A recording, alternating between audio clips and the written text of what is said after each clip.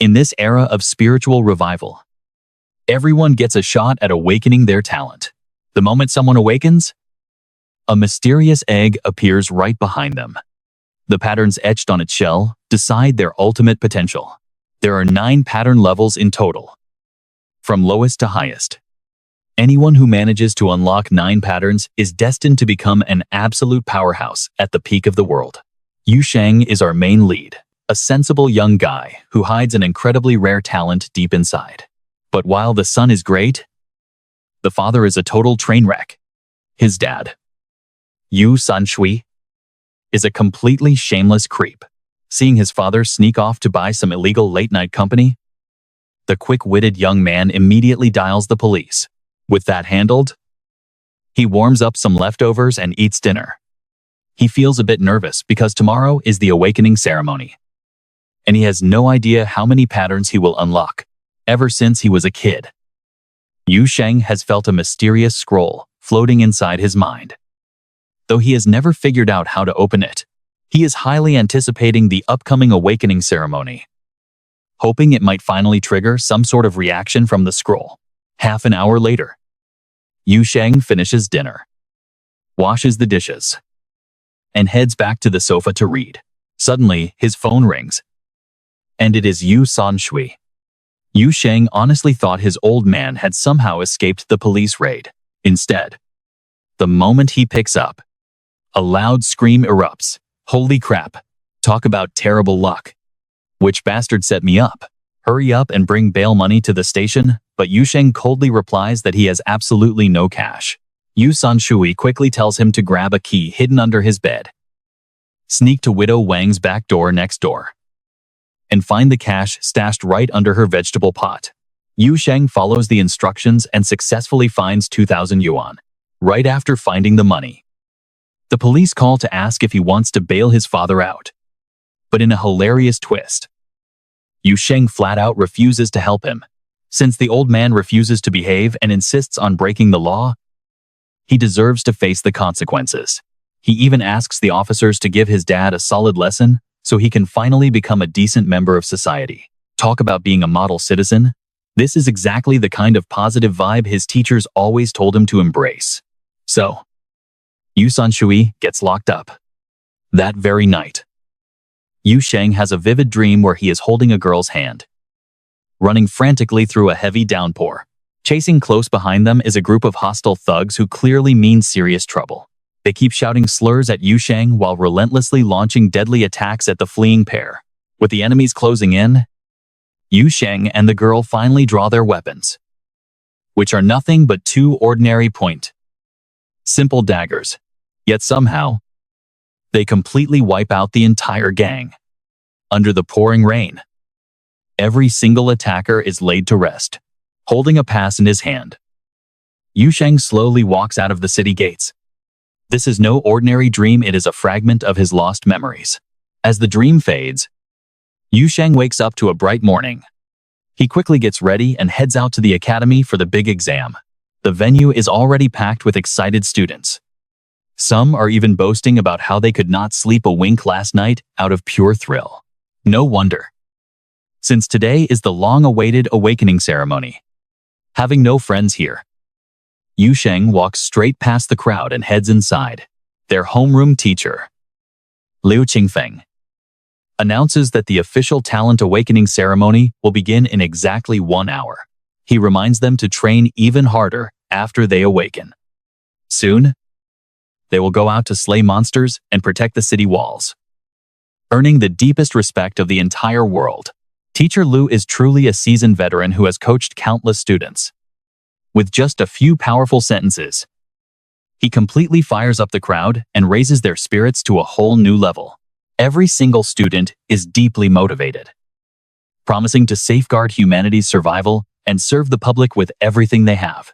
Only Yu Sheng remains completely silent, refusing to join in on the loud chanting.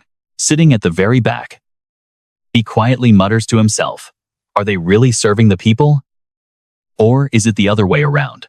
Liu Qingfeng clearly notices Yu Sheng's distant attitude, but decides not to make a fuss about it. Time flies by in the blink of an eye. An hour later, He leads the eager students toward the designated awakening ground. Teacher Liu keeps his eyes firmly fixed on Yu Sheng, quietly hoping to see what level of talent the boy will unlock. The students march onward with burning hype, each desperately praying to get as many patterns as possible.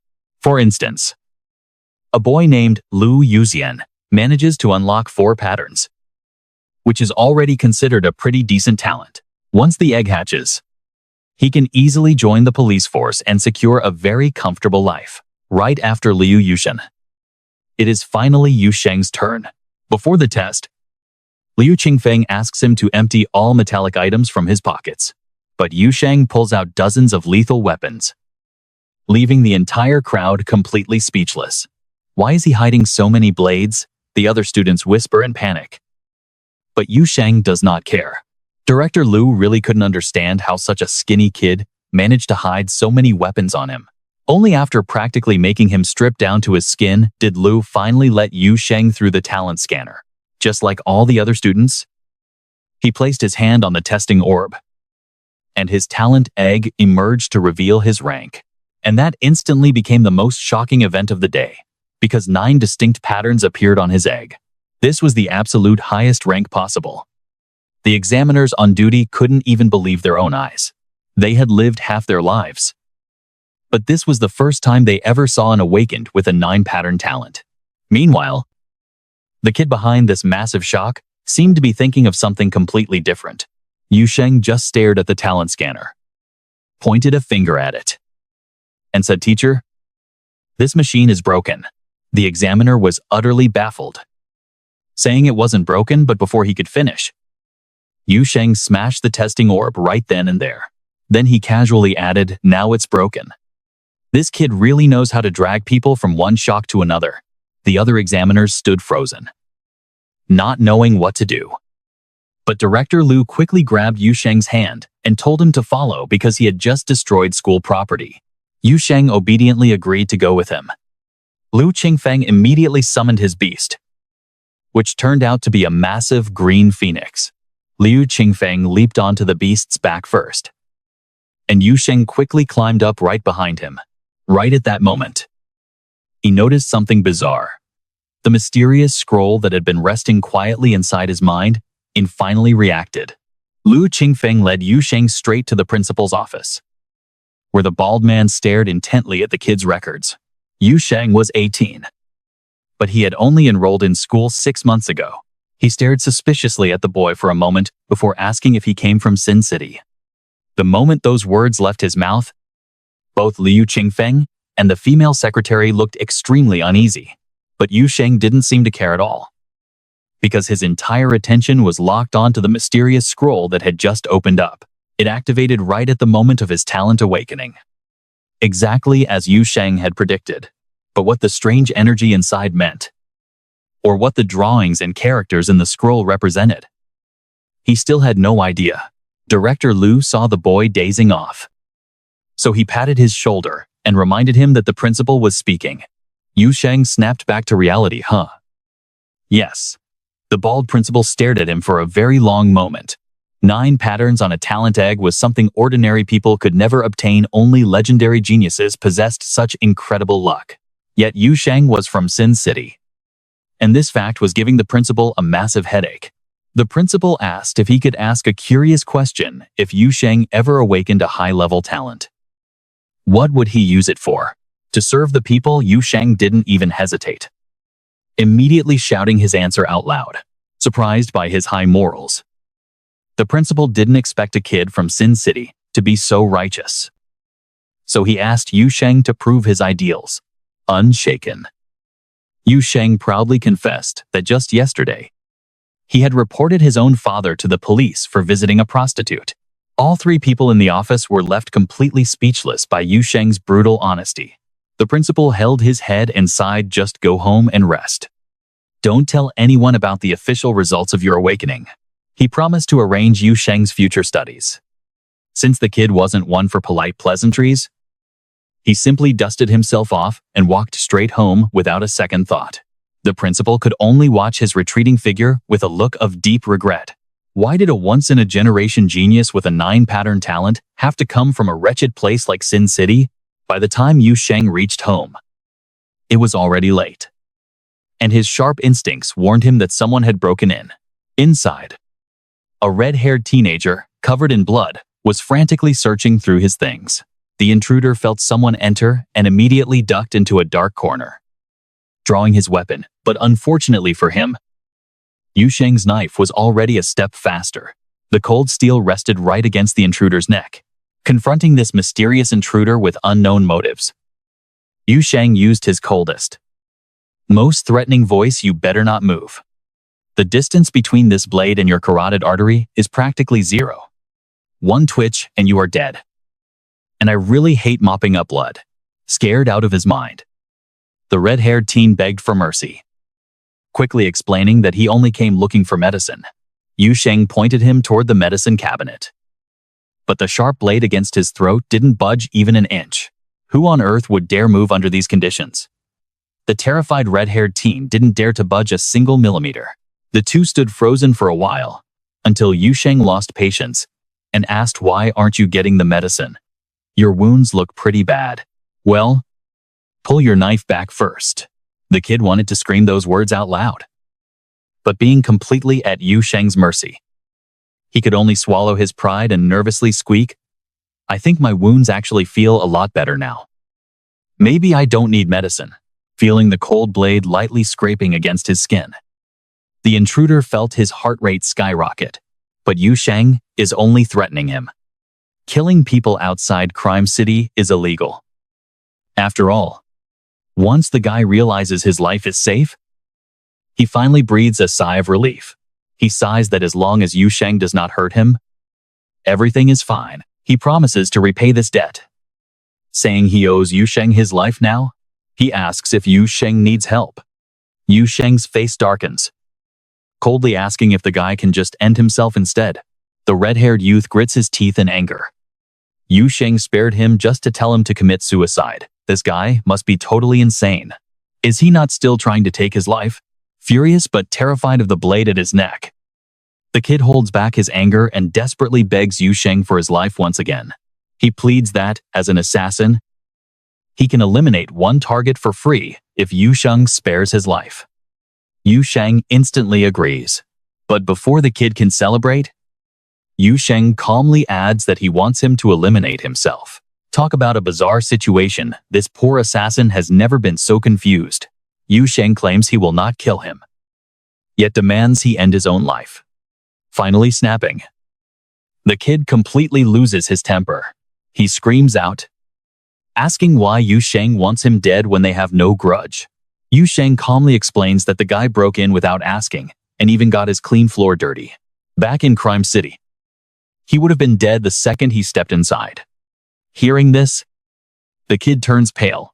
He stammers, asking if Yu Sheng is really from Crime City, since only one person escapes each year, and Yu Sheng is far too young. Completely ignoring his panic, Yu Sheng only finds the kid incredibly noisy and full of useless chatter.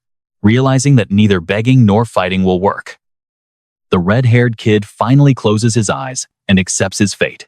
He just hopes Yu Sheng makes it quick, praying that in his next life he will still be an assassin, but the greatest one in the world. However, even with his eyes shut tightly, he waits and waits, but never feels the blade slice down. After a long pause, he slowly opens his eyes to find Yu Sheng standing completely still, making him ask why he hasn't struck. Because taking a life outside Crime City is illegal. Yu Sheng calmly repeats his exact same answer from before. The assassin is utterly speechless, convinced that this guy has a serious loose screw. He refuses to kill him, but won't let him leave either. What on earth does he actually want? Although his behavior is completely bizarre, his constant focus on legality makes the young assassin realize this crazy guy is totally and utterly obsessed with obeying the law. Spotting a potential weakness, the red-haired kid loudly yells that if Yu Sheng cares so much about the law, does he realize that detaining someone like this is also highly illegal? Surprisingly, this strategy actually works. According to the Mo Pavilion Penal Code, unlawful detention carries a 3-year prison sentence, which can increase from 5 to 8 years in severe cases.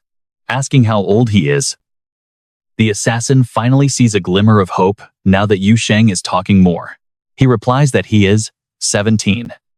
Yu Sheng pauses for a moment, realizing 17 means the kid has not even awakened yet. In the end, he pulls back his knife and lets him go. This sudden turn of events leaves the young assassin completely stunned, barely able to believe his own ears. He stammers, asking if he is truly free to leave now. Yu Sheng simply says a brief goodbye and turns toward the kitchen. The moment he realizes he is free, the kid runs as fast as he can, desperate to escape this absolute maniac's house.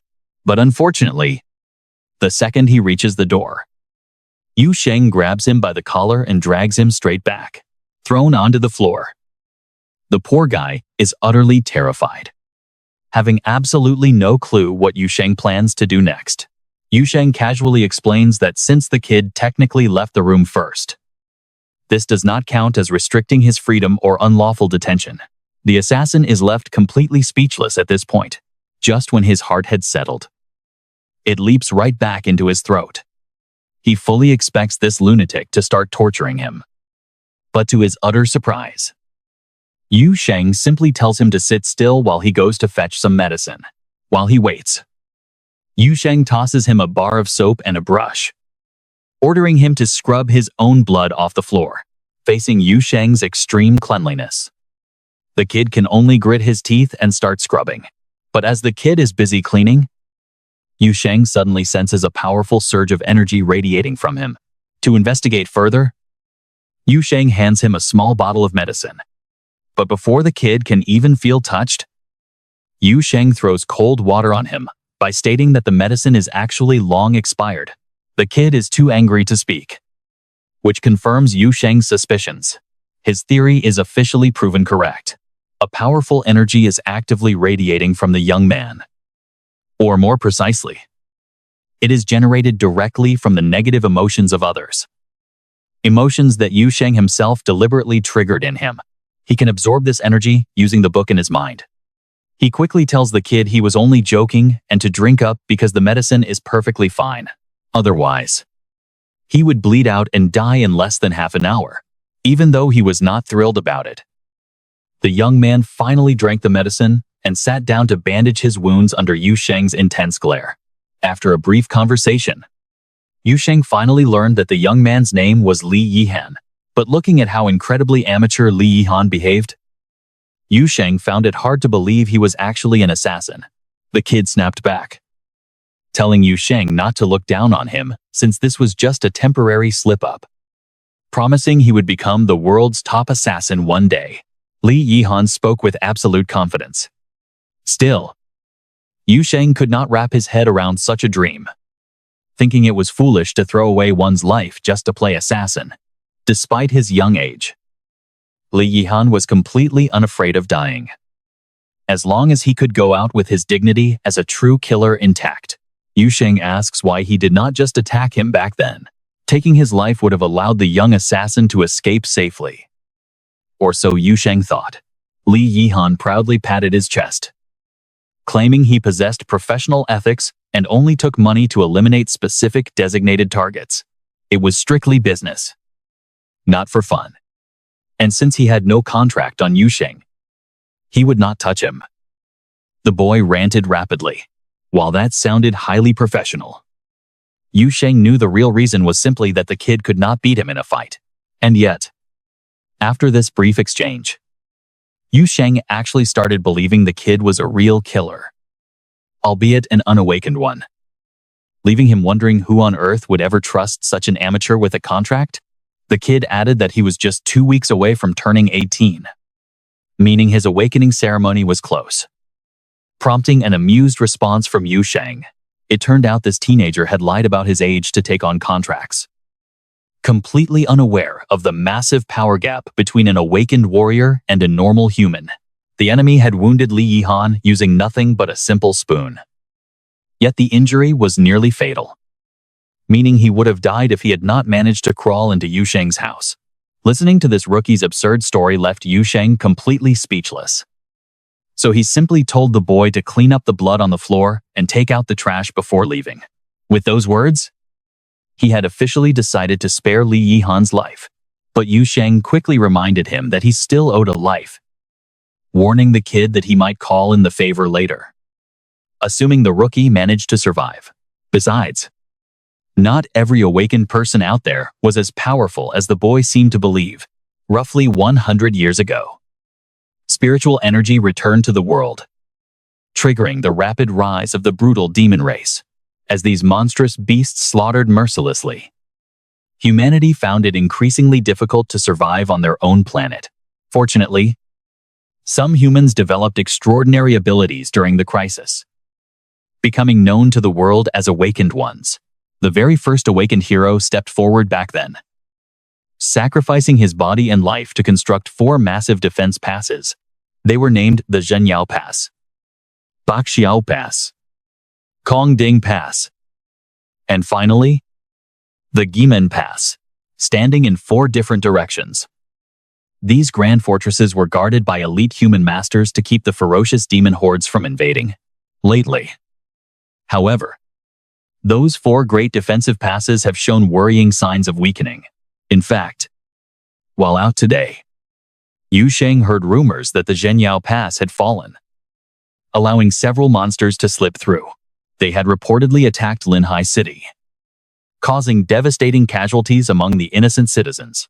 The internet was flooded with this terrifying news, leaving people questioning what the Exorcism Pavilion was even doing to protect them, while panic spread rapidly among the terrified crowds on the street, wondering what their future held.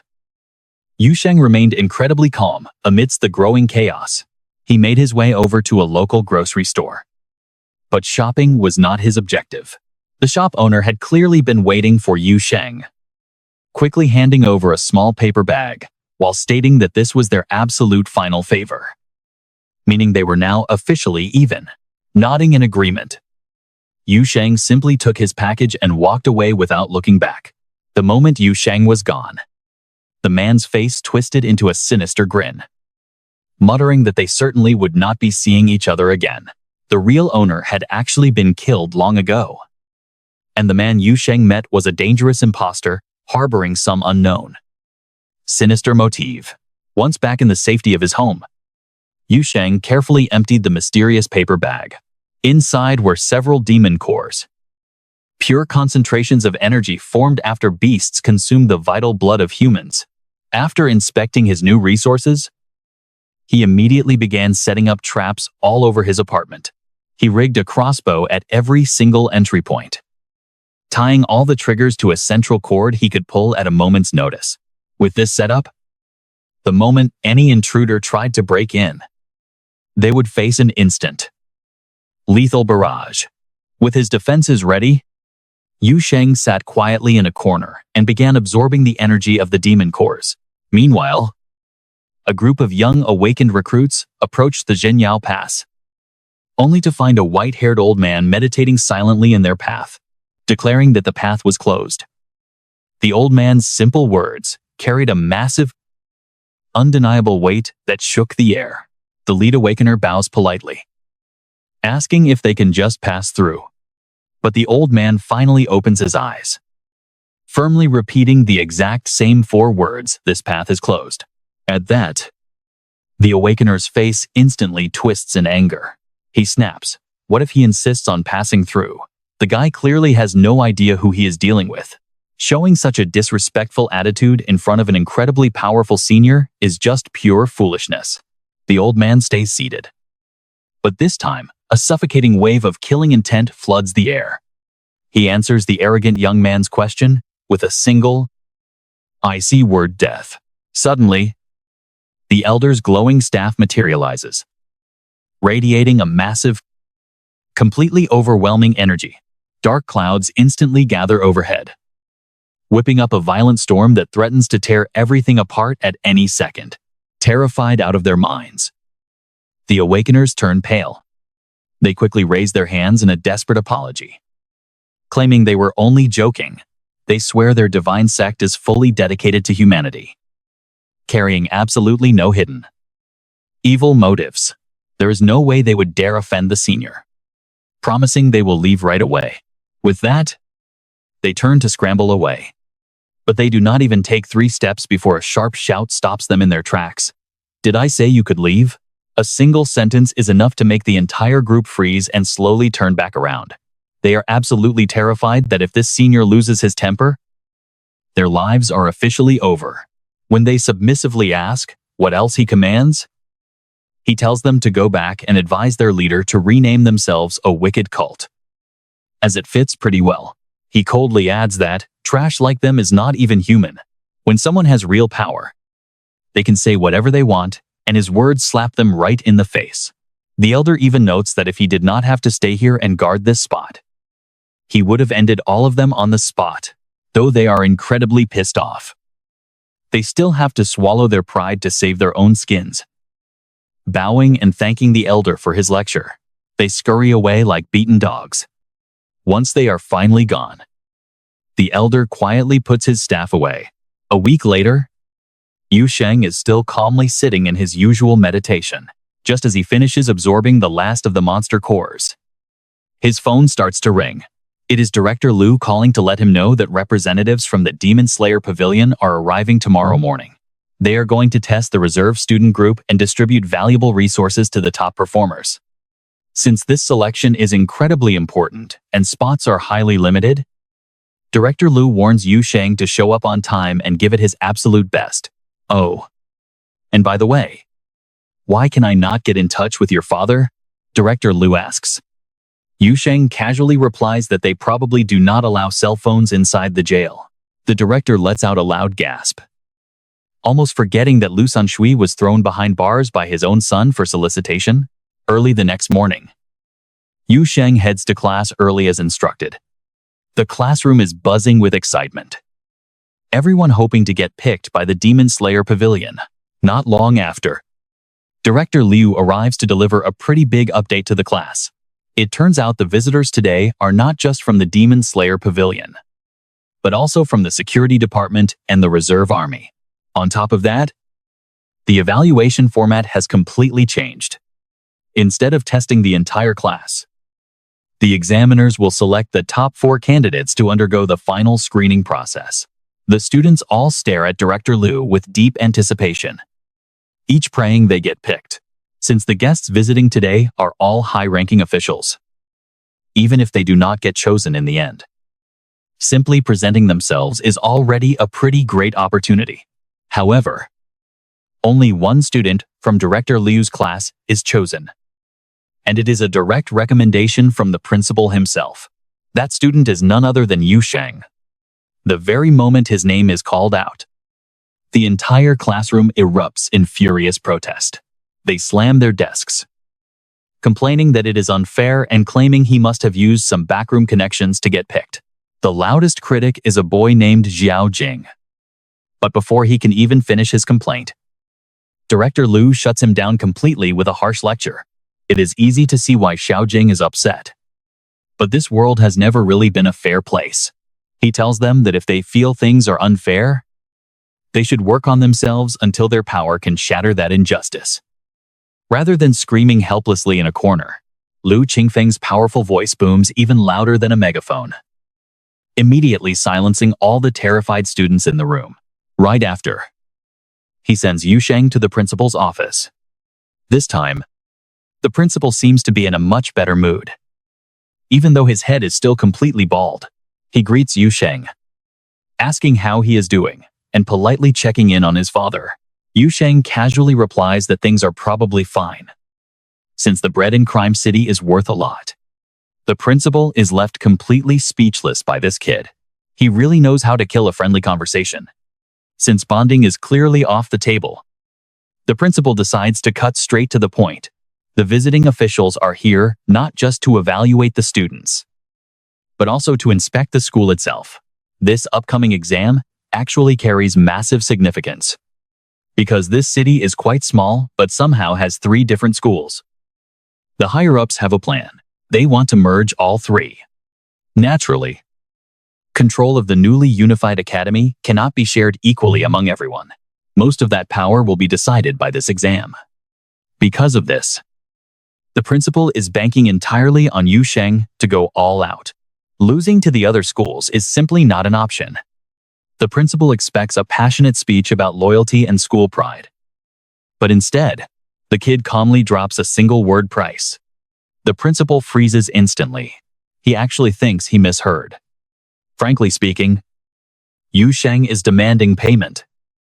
Since his old survival rules in Crime City dictate that nothing is free, you pay for labor, no cash, no work. Initially, Yu Sheng assumed this was just a standard, boring academic exam. But now that it directly impacts the personal interests of the school and the principal himself, a proper fee is absolutely mandatory. The principal has never met such an incredibly brazen kid, protesting that he already granted him a spot. Winning the tournament would be a double victory, benefiting both of them. But in Yu Sheng's logical view, if the school needs him to secure their future, then that tournament slot is merely an entry ticket. Naturally, the boss should cover the ticket. Actual labor costs extra back in Crime City. Rule breakers are always the first to die. Reasoning with Yu Sheng is a total nightmare. The kid constantly brings up those brutal laws of Crime City. It gives the old man a massive headache. He hates backing down to a teenager. But he wants that top principal job after the schools merge. So he grits his teeth, digs into his own pockets, and hands over 3 level 1 energy crystals. That offer sounds pretty good to him. Yu Sheng accepts on the spot. But before leaving, he asks a quick question. It absolutely terrifies everyone present. Wait. He asks, I do not need to kill anyone. Right? No. Absolutely do not kill. The principal leaps up, waving his hands frantically. He seriously feels like he is losing his remaining hair just talking to this kid. Well, that is fine. Taking lives outside Crime City is highly illegal. And 3 simple crystals definitely would not cover that kind of mess. The principal has lived a very long life, but he has honestly never encountered anyone quite like Yu Sheng. The kid practically walks all over him. Outside, the school shuttle is already waiting. The principal quickly escorts his young guest inside while desperately pleading with him one last time. Just ignore the other students, he begs. And absolutely do not kill anyone. Yu Sheng is the very first one to board the vehicle. Soon, 3 other students join him, including a blonde guy named Zhao Zicheng. The other 2 are Li Kai and Yang Ruoxin. To keep up basic appearances, Yu Sheng briefly shares his name. Zhao Zicheng immediately slides into the seat next to him, acting incredibly friendly. He leans in to share some valuable insider news. This trial is being run by the prestigious Mo Pavilion. However, their home of Mobay City is just a tiny, insignificant town. The High Table rarely pays attention to this place. But their elite elder son wants to scout out a few exceptionally talented locals. They plan to train these select prodigies into true masters. These young fighters will eventually take on the crucial role of guardians, replacing the aging veterans who protected this region for decades. This basically means the chosen candidates will secure a high-status position inside Mo Pavilion. It is a genuine shortcut to glory. Though the other 2 schools also have plenty of fierce competitors, Zhao Zicheng suggests they pick a single leader to focus on, while the rest play support. This would significantly increase their overall odds of passing and earning that coveted membership. Naturally, he puts on a totally fake, conflicted face, wondering who should actually lead. Right on cue, Yang Ruoxin instantly pipes up, insisting that Senior Zhao is the only logical choice. While Li Kai quickly chimes in with heavy praise of his own. He points out that Zhao Zicheng's father is the powerful chief of police in Mobay City. If he secures the prestigious slot, he can easily pull strings to bring the rest of them along. The trio plays this little game pretty well together. They call it cooperation. But they basically want Yu Sheng to act as a stepping stone, just to guarantee Zhao Zicheng's victory. He even promises Yu Sheng a highly lucrative and bright future under his wing. Yu Sheng asks if his father is really the police chief, which is apparently 100% true. Coincidentally, his own father is in prison right now. Before Yu Sheng can even finish his sentence, Zhao Zicheng assumes the kid wants to beg for a favor to get his father released. But that is not his goal at all. He actually wants Zhao Zicheng to tell his father to keep Yu Sanshui locked up even longer. Zhao Zicheng feels completely dumbfounded as the entire vehicle falls dead silent. He starts looking at Yu Sheng in a completely different light. This kid must hold a pretty dark grudge against his own blood to actively keep him behind bars. Yu Sheng easily reads the massive, awkward discomfort written all over the guy's face. Whatever Zhao Zicheng is thinking right now, it is definitely not anything positive. Unlike the hostile Li Yehan from before, Zhao Zicheng does not seem to emit any actual negative energy from his body. Yu Sheng begins to wonder again if making others feel negative is actually the key to activating that mysterious scroll. The car rolls smoothly along for a while before finally crossing over the city borders. Even though Zhao Zicheng has some inside information, he is still pretty surprised by this. He never expected the exam site to be outside the city. So he quickly asks the driver if they took a wrong turn. With the recent trouble on the outskirts of Linhai City, it should be unsafe. But the driver claims the higher-ups suddenly changed plans. The exact spot is an old factory in the suburbs, and it is not much further. The driver keeps reassuring Zhao Zicheng that with experts from the Mu Pavilion tagging along, there is no need to worry about danger. Reassured, Zhao Zicheng relaxes in his seat to get some sleep. Yet Yu Sheng cannot shake the feeling that something is off about this driver, especially with that highly suspicious smirk on his face. Before long, the four of them finally arrive at their destination. Seeing Liu Qingfeng there allows Yu Sheng to temporarily drop his guard against that strange driver. While Yu Sheng is busy looking around and surveying the terrain, Zhao Zicheng's gaze suddenly locks onto someone in the crowd. It is Du Shu, a rare genius who is highly renowned for awakening 6 powerful spirit cores. Looking incredibly serious, Zhao Zicheng quickly warns Yu Sheng to stay on guard and watch out for Du Shu, as he is a highly formidable opponent. Yu Sheng offers a casual nod of agreement but completely brushes off Zhao Zicheng's warning. A mere 6 spirit cores already scare them this much. If Zhao Zicheng knew that Yu Sheng had actually awakened 9, he would probably faint from pure shock. Ignoring the other 3 who are busy planning their team, Yu Sheng begins to quietly slip away from the crowd. Right then, that suspicious driver steps into view once again. To be more precise, he has actually been silently watching these students from the very beginning. Having seen enough, the driver puts out his cigarette and walks toward a private room nearby. Inside, another stranger is keeping a close eye on the students through a massive wall of security monitors. As the driver enters, the stranger asks how things look. The driver scoffs that they have terrible awareness, trust strangers too easily, and are too naive to care about.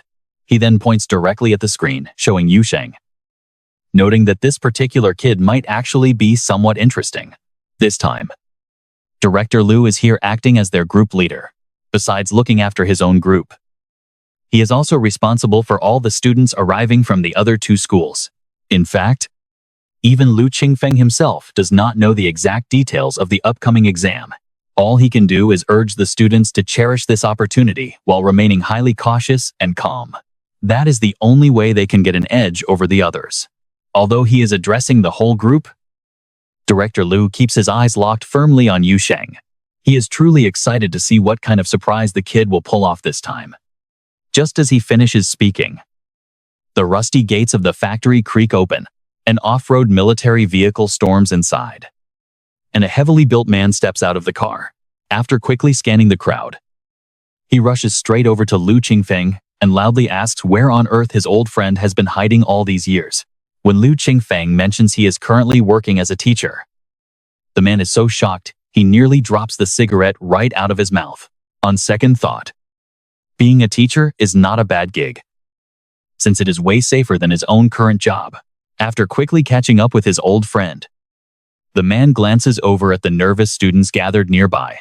and asks if they are the ones from his school. For some reason, this middle-aged man radiates an incredibly intimidating pressure. Just hearing his deep voice makes Zhao Zicheng's trio shake in their boots. Only Yu Sheng remains completely unfazed from start to finish, without even a hint of fear on his face. Amused by this reaction, the man walks straight up to him and asks the kid if he is not afraid. "Why should I be?" Yu Sheng calmly shoots back, instead of getting angry. The older man claps Yu Sheng on the shoulder and praises him as a highly interesting kid. He then introduces himself as Luo Tian, the formidable captain of Squad 3 at the Jiangbei Province Demon Slayer Pavilion, who also happens to be a 5th-generation awakened warrior. Luo Tian has countless achievements to his name, but he sees no point in bragging about them to a bunch of kids. He seems to be a highly unpredictable guy. In fact, he had not even decided on the exam content before arriving. After smoking half of his cigarette, Luo Tian suddenly comes up with an idea: a direct knockout tournament between all the students. Win and you move on. Lose and you are out. The students stare in absolute disbelief, shocked that such a highly anticipated exam is being decided so casually. Amidst the widespread panic and confusion, only Yu Sheng remains as calm and composed as ever. This makes Liu Qingfeng feel quite satisfied. Luo Tian doesn't say another word, immediately summoning his beast, a massive azure dragon. It circles once high up in the air, then carves a perfect circle on the ground. He uses this as their arena, sending up 2 fighters at a time. Surrender or get knocked out of the ring, and you lose. Even the matchup system itself is incredibly lazy. Luo Tian just points randomly at 2 boys to kick things off. The second they step inside, they start swinging wildly. Liu Qingfeng feels completely embarrassed because neither of these kids has even a single shred of martial discipline. But then again, it makes complete sense. These students all come from a tiny border town, like Mo Bay, having never once received any actual martial arts training. After a brutal scrap, a young guy named Xiao Zifeng manages to win, though he looks incredibly beat up himself. Luo Tian points out the next pair, and this time, it's Yu Sheng versus Du Shu.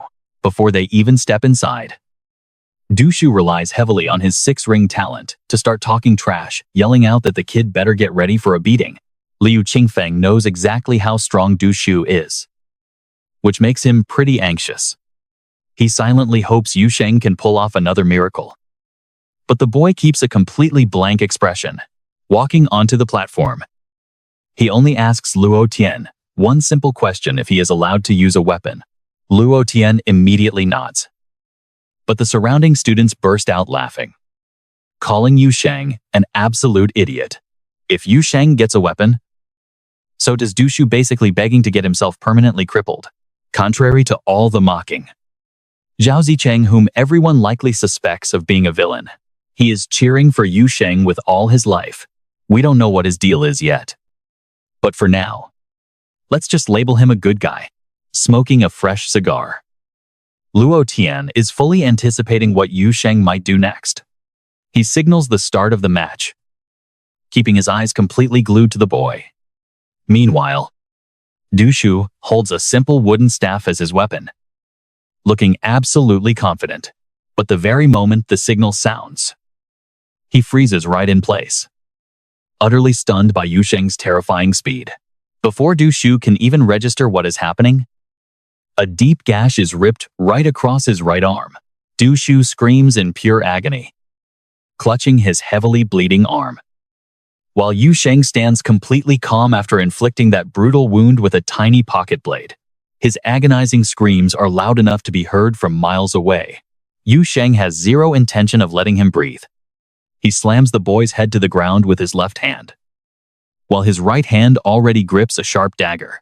Terrified out of his mind, Du Shu begs for mercy, crying out that this is just a sparring match.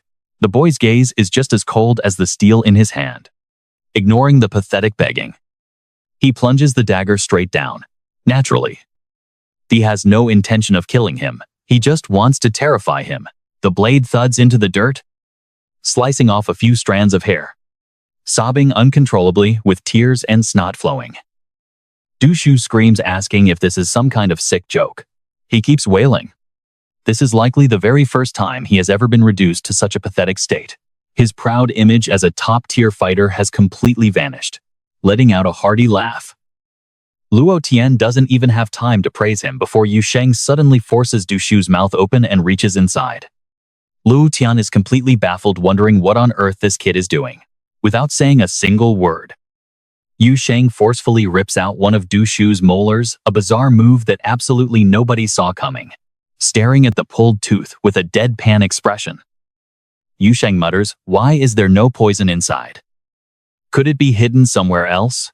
The veteran fighter has zero clue what the kid is planning. Out of nowhere, he yanks a guy's tooth, searching for poison.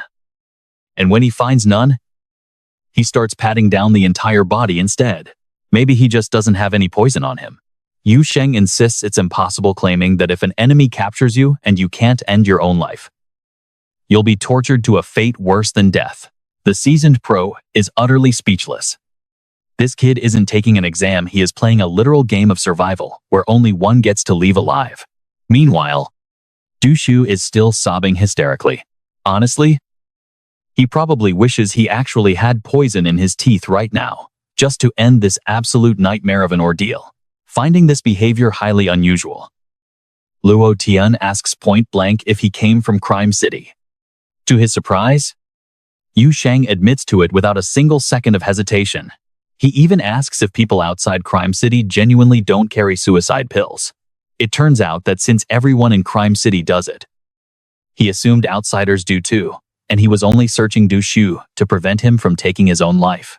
This bizarre routine leaves Luo Tian with a massive headache. Turning to ask Liu Qingfeng if he knew about the boy's dark background. Naturally, Director Liu is well aware, but beside coming from Crime City, Yu Sheng is also an awakened warrior, possessing an incredibly rare 9-ring talent, so he had to protect Yu Sheng to the very end. Where the boy came from had absolutely nothing to do with him being his student. According to the rules, no matter what terrible crimes someone committed in the past, once they leave Sin City, the slate is wiped clean, unless he commits murder again. Instructor Liu made it clear as long as Yu Sheng does not cross that line, he remains his student. Seeing his sheer determination, Luo Tian decided not to pry any further into the kid's background. Besides, none of this really mattered to Luo Tian anyway. His real enemies were demons, not humans. But finding out Yu Sheng came from Sin City completely ruined Luo Tian's mood to continue the assessment. He dismissed the students right then and there, telling them to prepare for tomorrow. Before heading out, Luo Tian tried to invite Liu Qingfeng out for a drink. They had not seen each other in years. But Instructor Liu turned him down because his duty to the students came first. This totally killed Luo Tian's buzz. The guy was always so stubborn. And honestly, it was pretty annoying. Still, that kid of his from Sin City, wait and see. He might actually turn out to be pretty decent. Since the assessment would continue tomorrow, the students had to camp out in this abandoned factory, which was filthy, run down, and a total mess. Most of them did not even want to sit down, let alone sleep. Liu Qingfeng found a corner to sit down. But before he could even get comfortable, Zhao Zicheng walked up to ask him a burning question. "Go ahead," he replied. Honestly, Zhao Zicheng was in a terrible mood because today's exam had completely shattered his worldview. He always believed that having a high talent and more rune lines meant a guaranteed, brilliant future. Yet, when Luo Tian showed up today, he did not seem to care about their natural talents at all. The examiner's playful, casual attitude made Zhao Zicheng seriously doubt how professional this entire assessment really was. Liu Qingfeng understood exactly what these teenagers were going through. It hurts when you have immense potential, but get treated like you do not even matter. Natural talent is indeed the most crucial factor for reaching the absolute peak.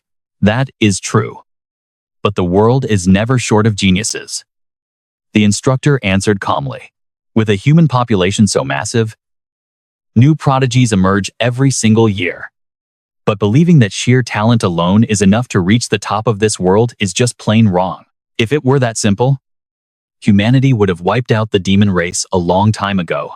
Liu Qingfeng explained that he had seen countless prodigies with sky-high potential, but only a tiny handful ever actually made it to the peak. He had watched numerous arrogant elites who bragged about their rare gifts fall flat on their faces and fail miserably in the end. He had even seen kids from elite academies. They were born privileged geniuses. Yet the moment they set foot on the demon-warding pass, they shook with fear and lost their heads before even landing a single blow. Geniuses are everywhere. You could grab any random group out there, and they would probably outshine you. But does that really matter? You kids have never even been to humanity's 4 great passes. Out there, human lives are like dust, worth less than a piece of bread or a single sip of water. The instructor knew they had never stood on the front lines or faced monsters themselves. He did not know how much they would truly understand. But he wanted them to realize that surviving takes more than just talent. It requires the right mindset and a whole lot of luck. If you have talent but lack the determination, if you can't charge forward bravely, keep a cool head under pressure, or stay sharp and alert, then all that talent just becomes one big joke. After speaking his mind, Liu Qingfeng was not sure if his students got the message. But he was honestly exhausted. He slowly sat back down, telling them to find a place to rest. But Zhao Zicheng was born with a silver spoon and hated this filthy, disgusting spot. That made Liu Qingfeng even more annoyed. Is this place already too dirty for you? He scoffed. Have you ever had to sleep next to a pile of severed limbs, knowing that you might never wake up again? Do you even know how that feels? Only now did a few students start to understand why the examiners had changed the location of this test. The higher-ups did not just want to test their raw talents, they wanted to see their mental fortitude too. Sit down. All of you, once you reach the 4 great passes, you will look back and realize how luxurious this place actually is. Liu Qingfeng shouted, forcing the students to sit immediately. He then pointed to Yu Sheng, who was meditating quietly in a corner, setting him as an example. After defeating Du Shu in his previous fight, Yu Sheng had shocked everyone. Yet, he remained completely humble, immediately finding a quiet corner to clear his mind. Every single eye turned to look at Yu Sheng just as he opened his eyes, making him jump a little under the sudden pressure. With a lazy sigh, Yu Sheng stood up. Where are you going? Zhao Zicheng called out. Just using the restroom. Yu Sheng replied bluntly. Day by day, Yu Sheng found young Master Zhao to be the most annoying chatterbox in the world. Darkness was already creeping over the factory outside when Yu Sheng quietly slipped out of his resting spot to scout the perimeter, stopping right at the main entrance. He carefully hid behind a massive wall, with a cautious, deeply thoughtful look on his face. Peeking around the corner a moment later, he spotted a sophisticated security camera positioned right above him, quietly tracking every single movement of anyone entering the facility. Frowning, Yu Sheng began to calculate this had to be the final camera. But what exactly was hidden inside this factory? From what he could tell, almost the entire place was covered in cameras, except for one isolated, neglected blind spot. After a moment of silence, he figured the answers he was searching for had to be waiting right there. Yu Sheng hesitated for exactly 3 seconds before quietly slipping back into the shadows to make his exit, blending into the darkness. He bypassed the lens and slipped into another room where the indoor camera happened to be pointing the other way. Seizing the moment, he moved swiftly through the shadows, perfectly navigating around every single blind spot. A moment later, he stopped outside a dusty door. The metal door was covered in rust, and just as he reached out to push it open, he froze. Muffled voices were talking on the other side, pressing his back to the wall. Yu Sheng quieted his breathing and listened as someone inside asked if they had checked Liu Qingfeng's file. No, the other voice replied, adding that judging from their previous chat with that idiot, he was likely from the demon-suppressing temple. He is just a certified teacher here. Basically a wasted talent in a place like this. The other man nodded, suggesting that they should recommend him for a provincial transfer since his teaching methods were actually highly effective. Deciding that this conversation was a complete waste of his time, Yu Sheng quietly slipped away. However, a security guard watching the monitors caught a glimpse of his retreating figure and chuckled, calling him an interesting little brat. Retracing his steps, Yu Sheng quickly made his way back to the lounge. He walked right in as if nothing had happened and calmly found a spot to sit down. But Lu Qingfeng immediately noticed his return, asking him out of nowhere if he was ready to be a lone wolf. Completely ignoring the older man's question, Yu Sheng just closed his eyes and rested. The room fell silent again. But suddenly, a strange shadow flickered outside the facility, followed by a faint, low growl. It was barely a whisper, but both Yu Sheng and Liu Qingfeng snapped their eyes open instantly, their brows deeply furrowed. Without a second thought, Yu Sheng drew his bow, ready for a fight, while Liu Qingfeng remained completely unfazed. The older man just sat there, shaking his head as if this was none of his business. Yu Sheng didn't care whether the man helped or not. He just brushed past him and headed out. Watching him go, Liu Qingfeng sighed, muttering that the path of a lone wolf always ends in tragedy. Meanwhile, just outside the gates, Luo Tian stood waiting with a massive, monstrous beast of a dog, flash of an evil grin. He looked toward the building, muttering that it was time to show those kids what awakeners really face, sleeping out in the wild without a care. They have got some nerve. With that, he unclipped the heavy iron chain and casually lit a cigarette, telling the kids to get ready for some absolute chaos. The instant it was unleashed, the rabid beast charged forward, sprinting straight toward the factory entrance. Within seconds, the monstrous hound had breached the factory perimeter. It didn't take long for the monitor room to spot the beast, their faces turning pale. Why on earth is there a monster here? And what is Luo Tian trying to pull? Is he seriously expecting these green students to fight off a demon beast? Panic-stricken, the two guards spun around to look at the man lounging lazily on the couch. They tried to shake him awake, but the guy did not show a single hint of panic. He just told them to sit down and stop panicking, sitting up slowly before asking what a tiny low-level beast could possibly do. In fact, he thought this was actually a good thing. Staring at textbooks all day teaches them nothing. It was about time these kids saw some real blood. Hearing this, one of the observers snapped, demanding to know if he had even considered what would happen if someone died. This is playing with human lives. But the driver just offered a cold smirk, saying that he was there to handle it. With that, he pulled off his outer coat, revealing a shining medal of merit pinned to his shirt sleeve. He makes it clear that whatever happens, his word is final. The moment the supervisor spots the man's badge, his anger completely vanishes, replaced by a deep look of respect as he nods in agreement. Meanwhile, the driver calmly lights a cigarette, saying some exercise is always good since he wants to see what these students are truly made of.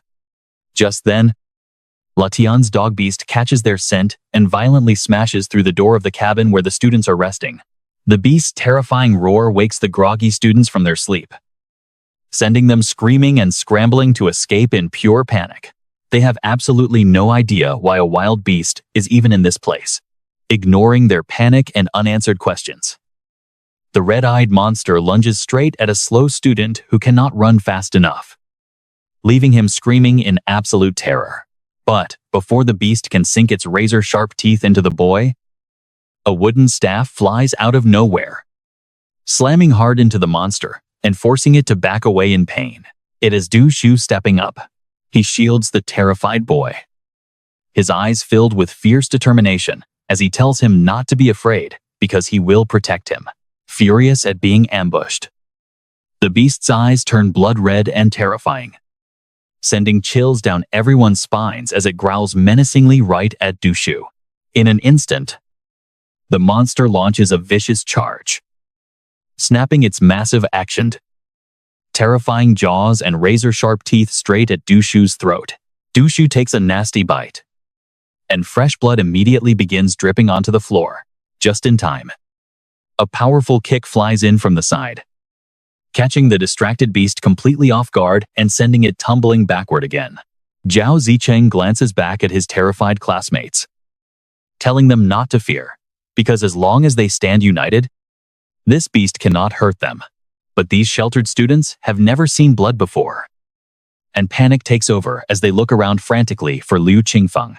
Sadly, he is nowhere in sight, and they start wailing about wanting to go home. Meanwhile, Liu Qingfeng slips outside during the chaos, leaning against the wall as his eyes narrow at a security camera right in front of him.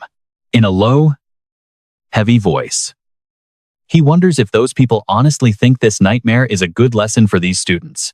Meanwhile, over in the surveillance room, the driver watches every single move made by both Du Shu and Zhao Zicheng. He chuckles softly, admitting they have some backbone, though they are also pretty stupid. The hardest part of a dog beast is its head, yet they still chose to hit it right there. Still, having that much energy is not a bad thing. He then scratches his head, complaining that Yu Sheng is the one who truly makes everyone feel uncomfortable. The monitor agrees, asking where exactly the kid could have gone. Right then, the driver suddenly walks over to the exit and grabs the handle to pull the door wide open. He sneers, saying there is no need to look for those two, because if they were any good at searching, they would not be stuck doing clerical work.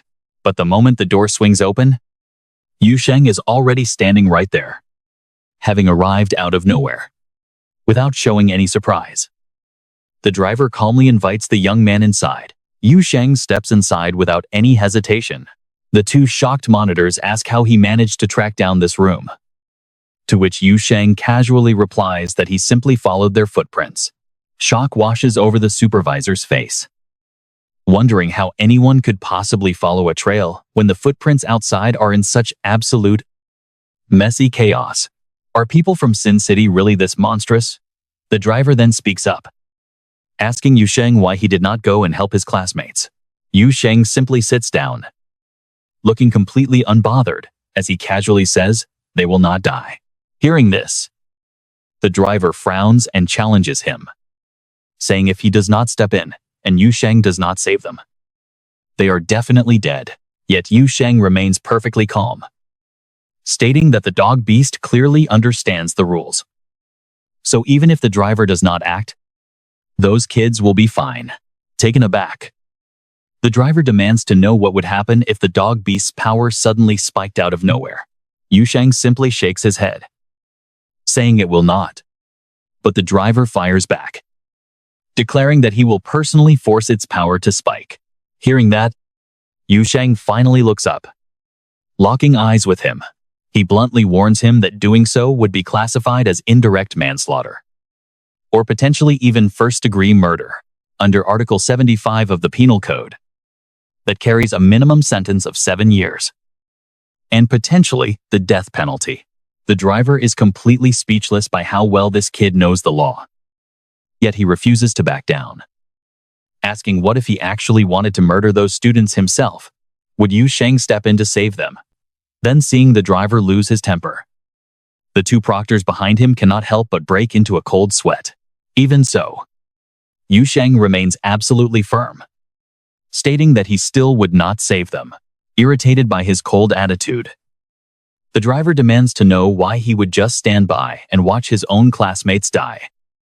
Wondering if the kid is truly that heartless, Yu Sheng does not care, calmly pointing out that if he is too weak to beat the enemy, jumping in to die alongside them makes no sense. It is far more practical to just report it to the authorities and collect the compensation. And he calmly starts educating the driver on the legal details. Under the latest policy, if apprentices die while on an official mission, their families receive 30,000 to 50,000 in compensation.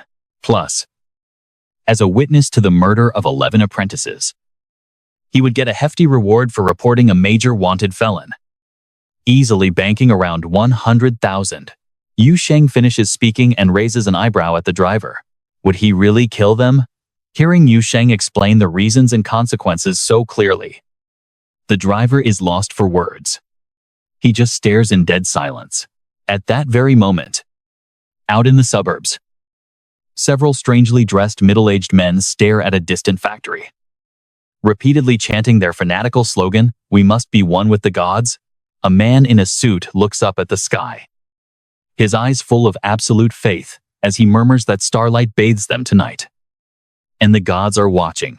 He throws his head back, shouting with intense passion that if this plan succeeds, they will finally have the chance to be elevated to divine servants. This is a truly massive blessing. But as he speaks, his expression suddenly twists into pure malice, and his eyes fill with cold, murderous intent. Tonight, every single one of the most gifted students from Mubei City will be completely wiped out. Hearing this, his two accomplices eagerly join in, chanting passionately over and over that they must die. A second later, the trio clasp their hands together, closing their eyes to pray that even if it costs their lives, the gods will save them. With the ritual complete, the suited man excitedly orders his men to stick to the plan and wait until midnight to make their move. Meanwhile, inside the office of the Vice Pavilion Master at the Beichuan City Mu Pavilion branch, a man is buried in paperwork. This is Pavilion Master Lin. As he focuses on his work, the sudden ring of the phone beside him catches him off guard. He stops his pen and slowly picks up the call. The caller cuts straight to the chase, demanding a deal. Pavilion Master Lin frowns slightly in confusion, his mind racing as he tries to figure out their game. After a brief silence, he coldly tells them to speak. The raspy voice on the other end calmly responds, explaining that they simply want to borrow a path. In 10 minutes, a convoy will enter from the north and exit through the south, so they need the guards to look the other way. Hearing this, Pavilion Master Lin asks, with an entirely straight face, if they are from the evil cult. The raspy voice quickly corrects him, claiming they are the Myriad Gods Sect. Placing the phone on speaker, Pavilion Master Lin keeps signing his documents while casually asking what they are paying. Upon hearing this, the caller speaks as if reciting a completely routine report, noting that the student assessment just began far from the city, and Mubei's results are still pending. He asks how the lives of 12 helpless students sound for this trade. Pavilion Master Lin falls completely silent for a few seconds before pointing out that a deal needs a guarantor, especially since their side always breaks their word. A soft chuckle comes through the phone, warning him that he has no right to negotiate. And if he wants to abandon those students, so be it. It is a blatant threat. Taking a deep breath, Pavilion Master Lin's gaze turns ice cold as he agrees, but warns that if Mubei City loses even a single student, he pauses for a moment before unleashing his full fury, warning that within the next 6 months, Jiangbei Province will launch a relentless purge against their cult. And he is a man of his word.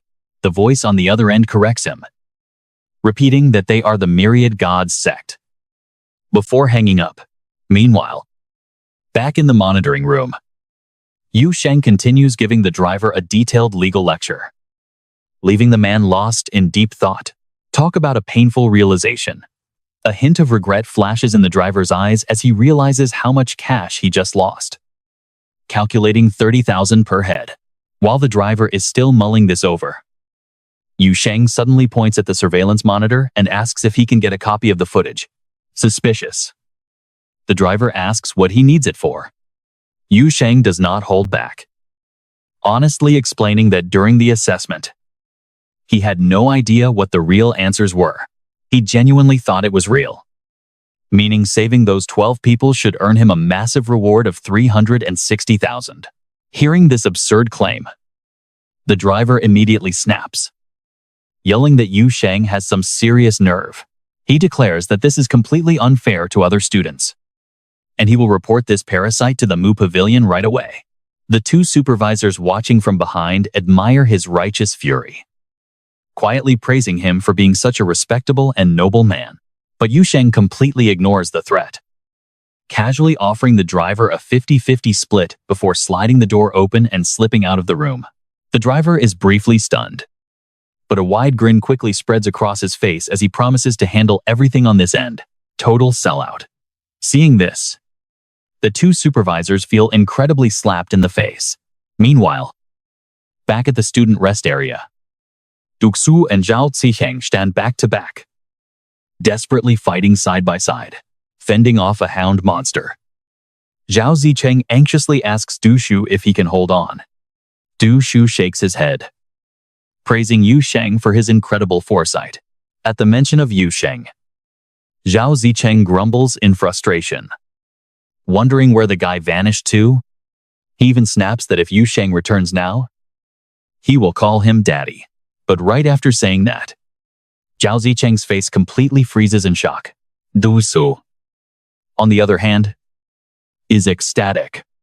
Right behind the hound monster, the savior they have been waiting for, Yu Sheng, has finally appeared.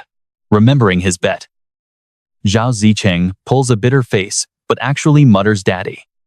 Hearing this, Yu Sheng looks back at him in complete shock, saying this really is not appropriate. Annoyed, Zhao Zicheng snaps that this is no time for jokes, demanding to know where he ran off to. Yu Sheng scratches his head, claiming he was just using the restroom. Obviously, Zhao Zicheng does not buy the lie, yelling that there is no way he missed such a massive commotion. Yu Sheng gets caught in his lie, honestly admitting he is absolutely terrible at deceiving anyone. Zhao Zicheng and Du Shu are completely caught off guard by his bluntness, left totally speechless and unsure of how to even respond, completely ignoring the snarling dog demon staring him down. Yu Sheng casually walks right past the beast as if it does not even exist. Watching this, a shocked Du Shu asks him how he can just walk on by without noticing the beast standing right there. Instead of answering, Yu Sheng just keeps walking straight toward the two of them, sensing that something is seriously wrong. Du Shu quickly retreats and whispers to Zhao Zicheng that for some strange reason, standing right next to that rabid dog demon feels way safer than being anywhere near this guy.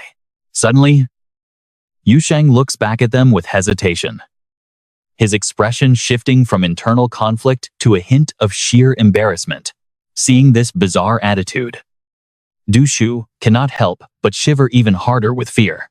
After a brief moment of awkward silence, Yu Sheng shyly and carefully asks the two of them if they could please look a bit more seriously injured.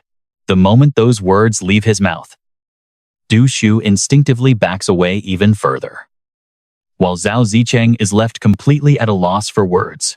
Zhao Zicheng stares intently at the boy across from him, hesitating for just a second before dropping straight to his knees, clutching his chest, and loudly groaning in fake, agonizing pain.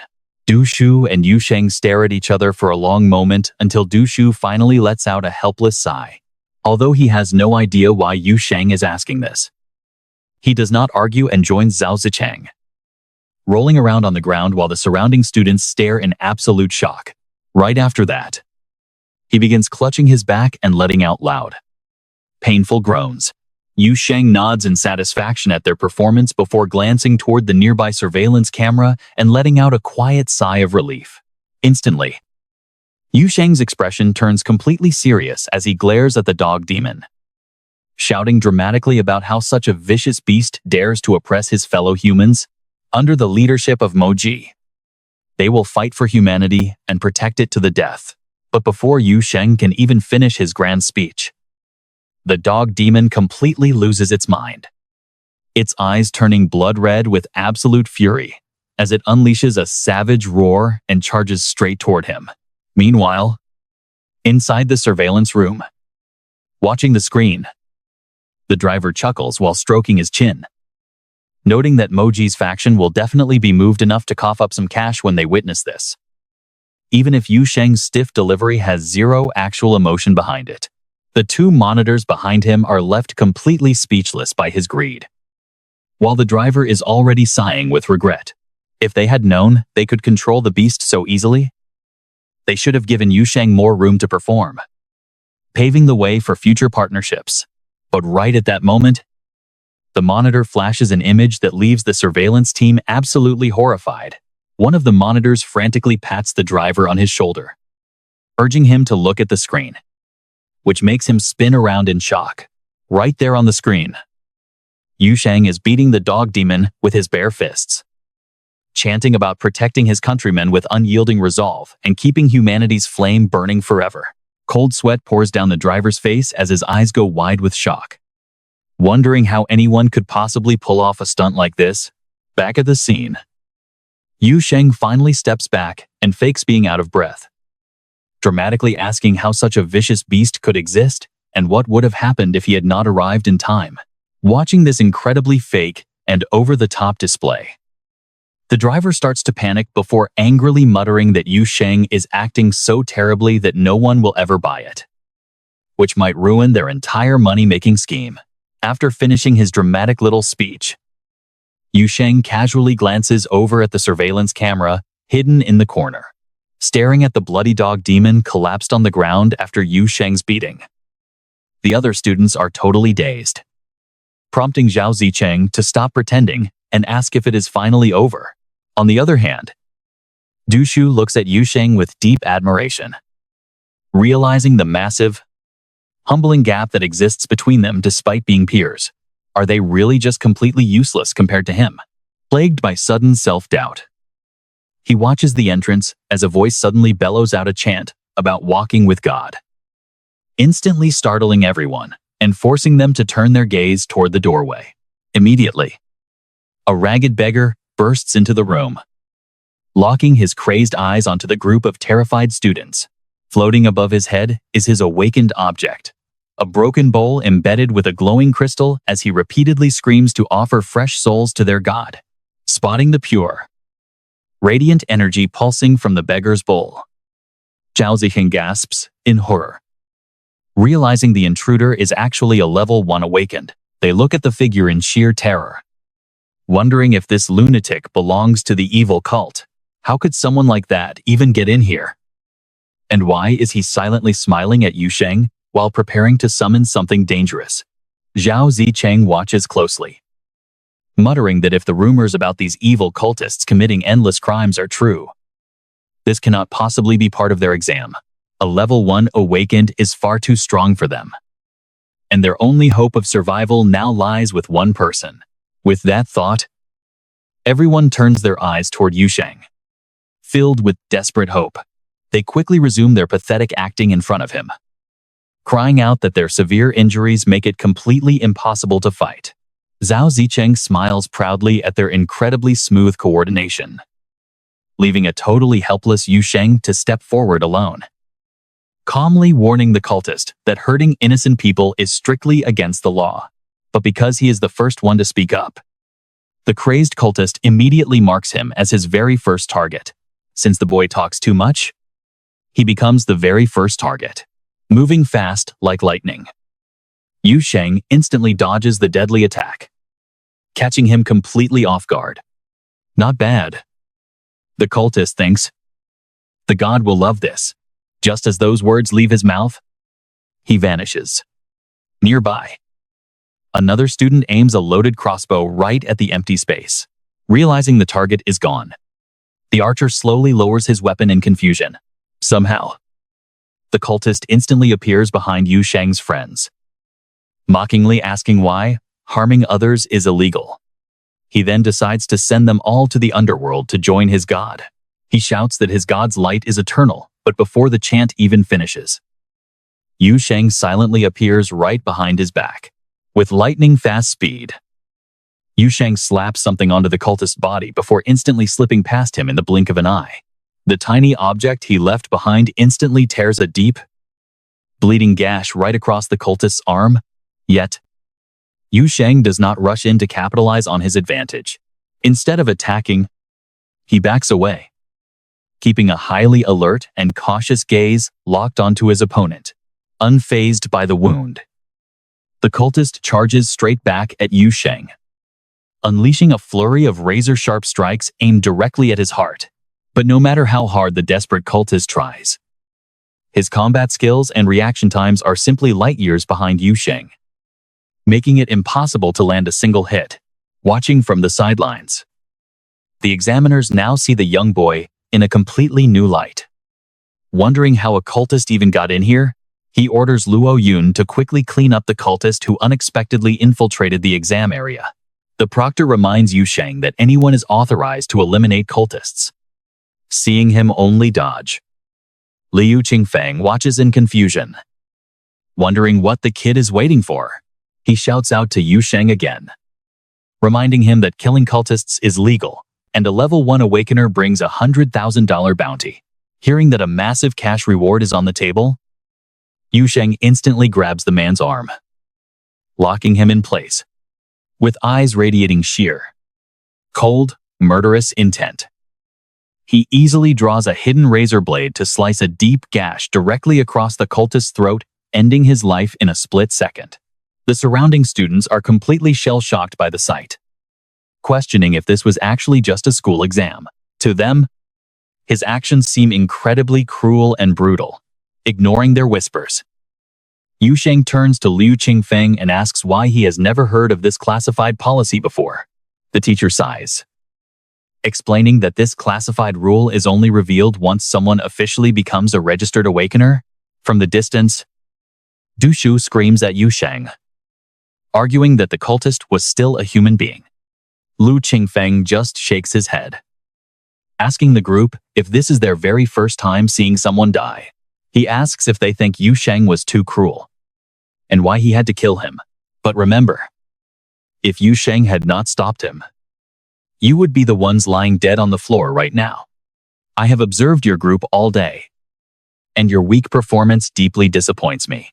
Now, every single one of you will sit right next to this corpse, stare at his wounds and look into his dead eyes until you completely conquer the fear deep inside your hearts. Zhao Zicheng proudly steps forward, yelling that he is not afraid. He boasts that his father is the chief of the security guards, and hearing this, the other shaking students gather their courage, shouting that if Zicheng is not afraid, neither are they. Liu Qingfeng looks over at the shouting teenagers, sighing that living a peaceful, normal life might actually be the best outcome for them. He orders them back to school tomorrow morning, before turning to Yu Sheng, telling the boy to follow him outside. Once they both step outside into the quiet night, Liu Qingfeng stares up at the bright, starry sky, asking if he has ever killed anyone before. He notes that Yu Sheng's execution was remarkably clean and experienced, pressing him to reveal when his very first time was. Yu Sheng thinks back, muttering that he was probably 5 or 6 years old and cannot even remember it clearly anymore. Hearing the boy talk about taking a life so casually, Liu Qingfeng can only sigh at how deeply troubled he is, breaking the heavy silence between them. Yu Sheng suddenly remembers something quite important. He eagerly asks his teacher if taking out wanted criminals is also legal, and Liu Qingfeng quickly shakes his head to confirm that it is. He honestly tells the boy that he is the most talented prodigy he has ever met, destined to soon unleash his full potential and lead this generation. He promises to put Yu Sheng's dark past behind them, but pleads as his teacher that he remains a good person in the future, never pointing his deadly weapons at their own people. Yu Sheng quietly stares back at him. He promises to try, but his vague answer leaves the teacher highly curious about what he means by that. Yu Sheng clarifies that since he performed a heroic deed today, the Mo Pavilion owes him a reward, and Liu Qingfeng nods in agreement. He promises that if the pavilion refuses to pay up, he will cover the reward himself. Hearing this, Yu Sheng quietly pulls out a knife. Wait, aren't demon beasts worth some good money? Yu Sheng wants to harvest and sell it, but Liu Qingfeng warns him. He says this newly mutated monster is worthless, and its meat is still extremely bitter. Hearing that, Yu Sheng immediately turns around and heads back. Right then, another man approaches Liu Qingfeng, saying everything is sorted. Liu Qingfeng glares at him seriously. Can you be a bit more reliable? The guy only offers a grin, He warns him not to delay this kid's evaluation reward, or he might get angry and think they're embezzling his stuff. Liu Qingfeng nods. Watching Yu Sheng's departing figure, he knows he must act fast. If this crazy, ruthless kid climbs up in a few years, he might genuinely skin him alive. Meanwhile, Yu Sheng finally returns safely to his room. Opening the door, he finds a guy already waiting inside. The visitor eagerly introduces himself as Wang Wenxian, asking to get acquainted with the young man. Their job today is fully finished, pointing out that Yu Sheng saved people twice. Wang Wenxian suggests editing the video to make double the cash, but Yu Sheng shakes his head, arguing their job was strictly to protect the clients. Trying to squeeze more money violates the rules. And in this place, rule breakers die fast. Wang Wenxian falls silent. He didn't expect the kid to actually be this honest. He smiles, knowing he cannot convince him. If you ever want to cooperate again, call me. I always have your back. He boasts about carving up anyone who blocks their road to riches. But Yu Sheng gives him a dead serious look. Doing that is highly illegal. Keep pushing me to kill, and I will report you.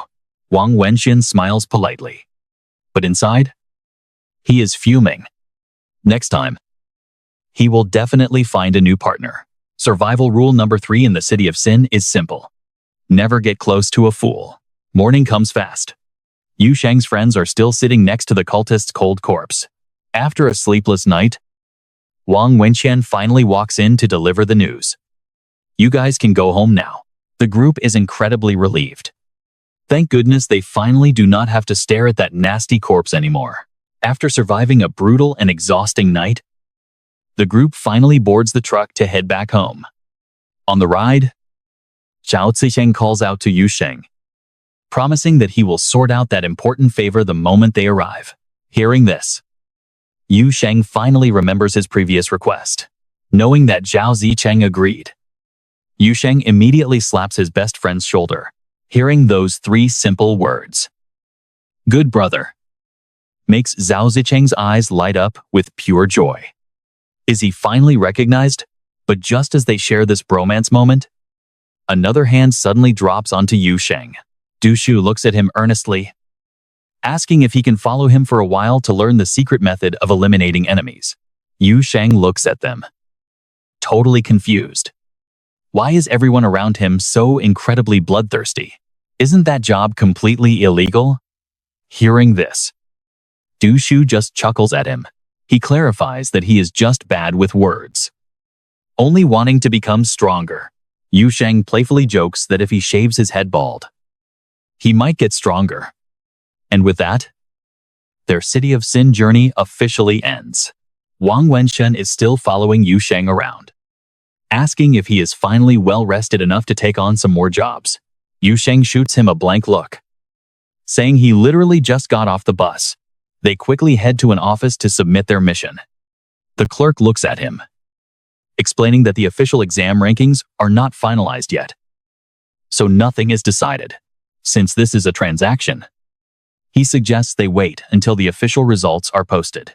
Yu Sheng turns to Wang Wenxian, asking what rank he thinks he will get. The agent confidently boasts that he will take first place. So Yu Sheng tells the receptionist that he is officially number 1 now. The stubborn clerk refuses to accept this, demanding to know how. Asking some random stranger on the street could possibly count as an official rank. He immediately points an accusing finger at Wang Wenxian, asking who this person is anyway. Before Yu Sheng can even open his mouth, the old man shoves right past him to shake the visitor's hand. It turns out he is actually a prominent leader from the province, and the old man immediately showers him with endless praise for being young and handsome. He complains that their tiny branch has no resources, causing many brilliant young geniuses to waste away in obscurity. He asks which department the leader belongs to, leaving Wang Wenxian feeling quite embarrassed under all the sudden flattery. The words "reserve force" on the badge hit the old man's eyes. Talk about an absolute facepalm moment. His attitude does a complete 180-degree flip as he snatches his hand back from Wang Wenxian. He turns around and walks back to his desk with an extremely cold, dismissive look, Since he is a reserve, the old man demands to know why he did not say so sooner. Yu Sheng completely ignores his attitude, focused only on asking for the reward he earned from completing the mission. The grumpy old man glares at him with clear annoyance, but ultimately hands over the exact item Yu Sheng needs. Clutching the items, Yu Sheng smiles. He knows this reward is exactly what he needs to grow much stronger. The two quickly slip out of the office. Just then, a sudden notification buzzes from inside Yu Sheng's pocket. Yu Sheng pulls out his phone to check the alert. It is actually a call from Zhao Zicheng. With a smirk, he says, "Brother Yu, your old man is seriously a massive pervert. I went to visit him in his cell today, but he was gone. Turns out he was busy reading a female officer's palm, which is honestly impressive." He hesitates slightly before boasting, "But thanks to my clever planning, your old man has officially been flagged as a public nuisance, meaning he will be locked up for at least another year." Hearing that his request has been carried out perfectly, Yu Sheng feels deeply satisfied with the result. He then heads over to the main lobby of the Moge headquarters alongside Wang Wenxian. Pointing forward, Wang Wenxian eagerly reminds him, "Look over there. That is the provincial branch of Moge. Looks absolutely massive. Does it not?" He asks if Yu Sheng wants to take a photo to remember the trip. But Yu Sheng is already distracted by the bustling crowd. Right then, a receptionist spots Wang Wenxian walking through the doors and immediately frowns, wondering why this guy is back again. With no other choice, she hurriedly grabs her phone to warn the others that annoying guy is here again. Everyone gather up now. Hearing the news, the other staff members descend into total chaos. This is an absolute emergency. Instantly, closed for service signs are hurriedly slammed onto every single counter. Confused, the other customers start protesting what is going on. Why are they suddenly shutting down everything mid-service? Hearing the uproar of the crowd, Wang Wenxian seems to put two and two together. Yu Sheng looks at the chatterbox beside him and sighs. Loudmouths are never reliable.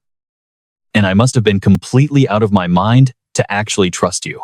Right then, and Sin suddenly rushes to the reception desk with tears streaming down her face, begging to process a transaction. Her team leader was severely injured on a mission, and she desperately needs their reward money to save his life. Seeing her distress, the receptionist quietly hides the closed sign and gently asks Sin to explain the situation first.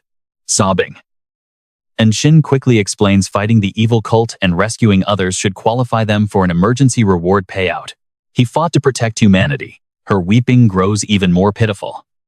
The staff member frowns slightly in sympathy, instructing Shin to wait a moment while she cross-references the official guild policy. She pulls out a massive, thick policy manual and quickly flips through the pages. Staring at the page, she mutters in confusion, "The rule actually exists. But who on earth has the time to record a battle while fighting?"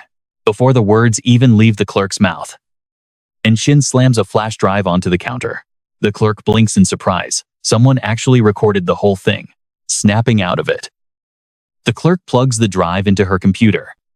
The monitor quickly displays clear, edited footage of the rescue team stepping in to save lives. The combat on screen is incredibly brutal, displaying skillful battle tactics amidst a heavy, tense atmosphere. The video ends with a shot of the heavily bandaged fighters walking away with resolute, solemn expressions, throwing all pride aside. And Jin starts weeping loudly, begging the clerk to process the claim immediately. If they delay any longer, her captain is seriously going to die. The clerk is torn. She simply does not have the clearance for this. But seeing the tears, she suddenly stands up. She runs to the back office, promising to consult her manager. Watching this dramatic scene unfold, Wang Wenxian can only stare with his eyes practically bulging out of his head. He cannot believe that actually worked. Thinking, Sin is a total genius. Meanwhile, Yu Sheng merely glances at her, turning back to the sighing Wang Wenxian. Yu Sheng notes that this is what a true professional looks like. Realizing he picked the wrong partner, Wang Wenxian suddenly grits his teeth in desperate determination to get the money. pride means absolutely nothing. He immediately ruffles his own hair to look like he just escaped a fierce battle, stumbling toward the counter. He bursts into loud, theatrical tears, crying out, "Sister, please save me. Our boss is half dead. My limbs are practically gone. And I am barely holding my own head up." Watching this ridiculous display from the back, Yu Sheng is left completely speechless, clinging to the counter. He dramatically yells that withholding this payout is equivalent to murdering the heroic reserve defense force of Baichun City. He even starts frantically winking back at Yu Sheng, gesturing for him to get over here and help back up the story. Yu Sheng just stands there in absolute silence, watching Wang Wenxuan put on a massive, dramatic performance without saying a single word. Right behind the sobbing Wang Wenxuan, a massive and incredibly towering figure suddenly looms out of nowhere. The newcomer's aura is downright terrifying. Spotting him, Yu Sheng cannot help but flash a look of pure pity. After a quiet beat, he casually points out that if he is not mistaken, the guy standing behind him is his boss. Instantly, Wang Wenxuan's face turns incredibly pale as a freezing cold chill suddenly shoots straight down his shivering spine. It feels as though some savage prehistoric beast is locking onto him like helpless prey, making him tremble uncontrollably as cold sweat pours down his forehead. Gulping down hard, he instantly wipes away the fake tears and shifts into full-blown praise. His boss is an absolute legend with insane courage who kills in 10 steps. So, how could he ever die? The receptionist glares at Wang Wenxuan like he is a total lunatic, snaps at him to go away, and quickly calls for the next person. But a highly amused voice rumbles from right behind him, asking if he did not just say his boss was barely surviving as a severed head. Wang Wenxuan's entire body freezes completely stiff. He slowly turns around to face the giant behind him, squeezing out a highly forced, awkward laugh to greet his boss. This towering man is Chen Yimo, the actual boss, who responds with nothing but a deeply bone-chilling smirk, knowing exactly what kind of pain is coming. Wang Wenxuan quickly grabs Chen Yimo's hand and begs him to listen to an explanation. Chen Yimo does not budge. With no other options left, Wang Wenxuan has to stand on his tiptoes and whisper directly into his ear. Chen Yimo looks shocked, asking if Yu Sheng is really that powerful, while Wang Wenxuan nods eagerly, calling him a grand sponsor. Hearing this, Chen Yimo shoves his subordinate aside and stares intensely at Yu Sheng with a wildly twisting expression on his face. Yu Sheng gets increasingly confused by the minute. Suddenly, Chen Yimo walks right up to introduce himself. Wang Wenxuan is genuinely stunned to learn his leader's real name, quietly noting how surprisingly elegant it sounds. Chen Yimo claps Yu Sheng on the shoulder, warmly promising that if anyone in Baichun City dares to mess with him, he will deploy his army. Yu Sheng stares at Chen Yimo's face, finding him quite creepy. He takes a step back, saying he prefers making money over fighting. Chen Yimo immediately beats his chest, swearing that if he cannot secure the funds today, he will take Yu Sheng's last name. But hearing this boast, Yu Sheng only feels things are getting weirder. With total confidence, Chen Yimo marches to the front counter, claiming there is absolutely nothing he cannot handle. Watching him, and Shin frowns deeply, praying this complete idiot does not ruin her chances of getting the deal done. Just then, the clerk finally returns, accompanied by a glasses-wearing superior named Pavilion Master Lin. Chen Yimo steps up, instantly pushing An Sin aside. He demands they serve him first, loudly asking if they missed the part where his soldier said he was practically a dying severed head.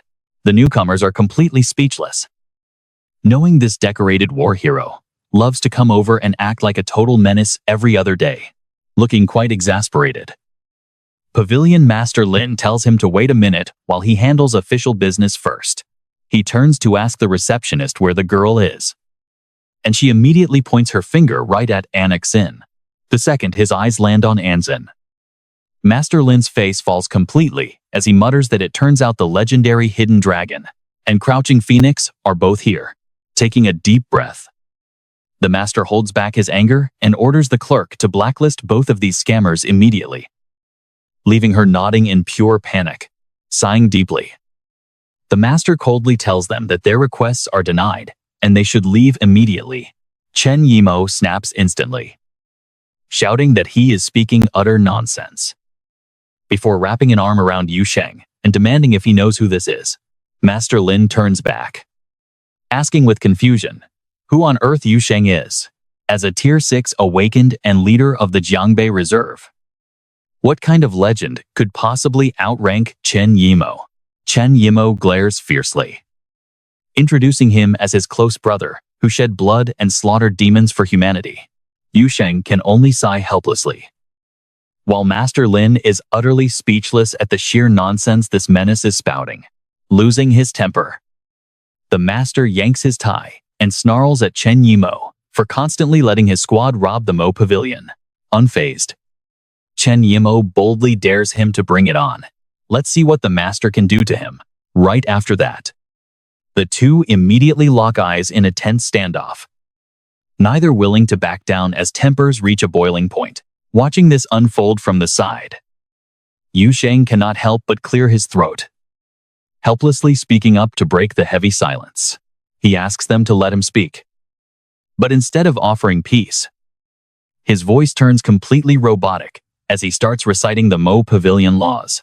Under Mo Pavilion Law, Chapter 9, for Awakeners, fighting without cause in the city brings 15 days of detention and a 10,000 yuan fine. Severe cases bring up to 10 years of detention and a 100,000 yuan fine. Hearing this, Chen Yimo instantly drops his tough act, his face turning pale as he mutters that 100,000 yuan would literally kill him. The tense air instantly goes dead silent. Satisfied with the reaction, Yu Sheng calmly shifts back to getting his official business sorted out. He mentions that if they delay his case without reason, he is fully prepared to defend his legal rights. With that settled, he sits down to begin the filing process with the staff member. Seeing this, Chen Yimo can't help but whisper to Wang Wenshen, asking if this guy is crazy, but his partner just shrugs in complete confusion. Yu Sheng quickly pulls out a flash drive and hands it over to the receptionist. The receptionist looks helplessly at Pavilion Master Lin in the back, feeling completely exhausted. He sighs, "Why on earth are you looking at me? Just process his request," he mutters, with a deep sigh. The receptionist starts carefully reviewing the video footage Yu Sheng has provided. The video plays, showing Yu Sheng fighting the cultists, no edits, no fancy commentary, just the raw and echoing sounds of a brutal battle. After watching, she looks up and points out that the video has been edited. Unfazed, Yu Sheng calmly admits he trimmed it, but suggests they can easily send an expert to analyze the actual battle scene instead. With such mismatched strength, the students were bound to lose, making his brave actions completely justified. He is just about to lecture the receptionist on legal details when someone interrupts.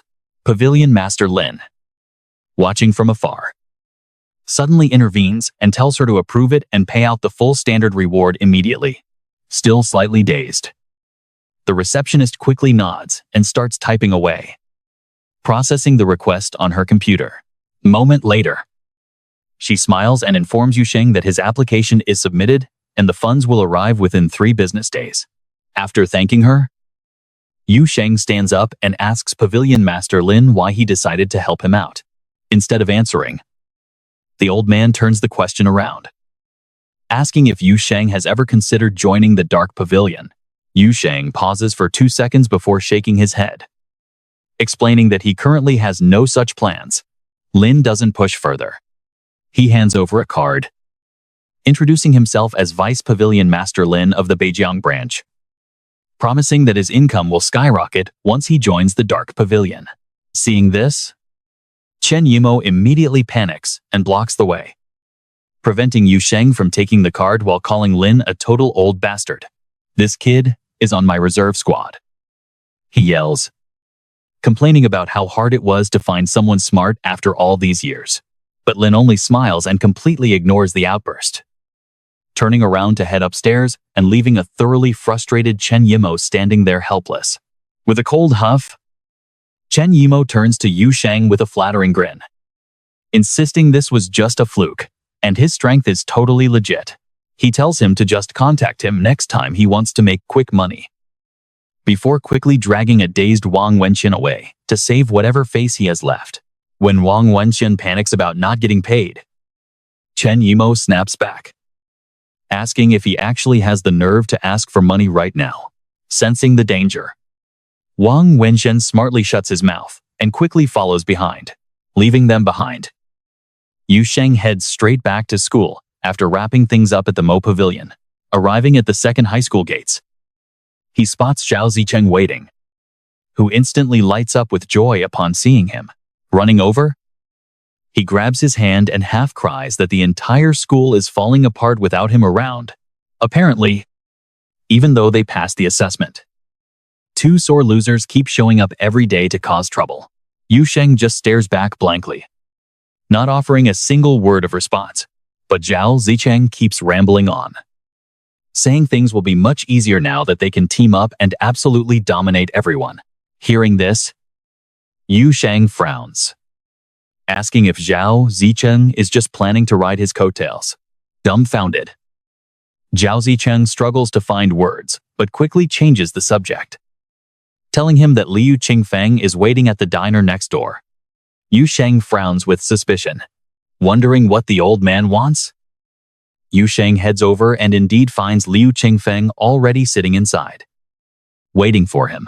When asked, Liu Qingfeng ignores the question entirely, pointing instead at an uncle carrying food and asking him if he has ever seen that man before.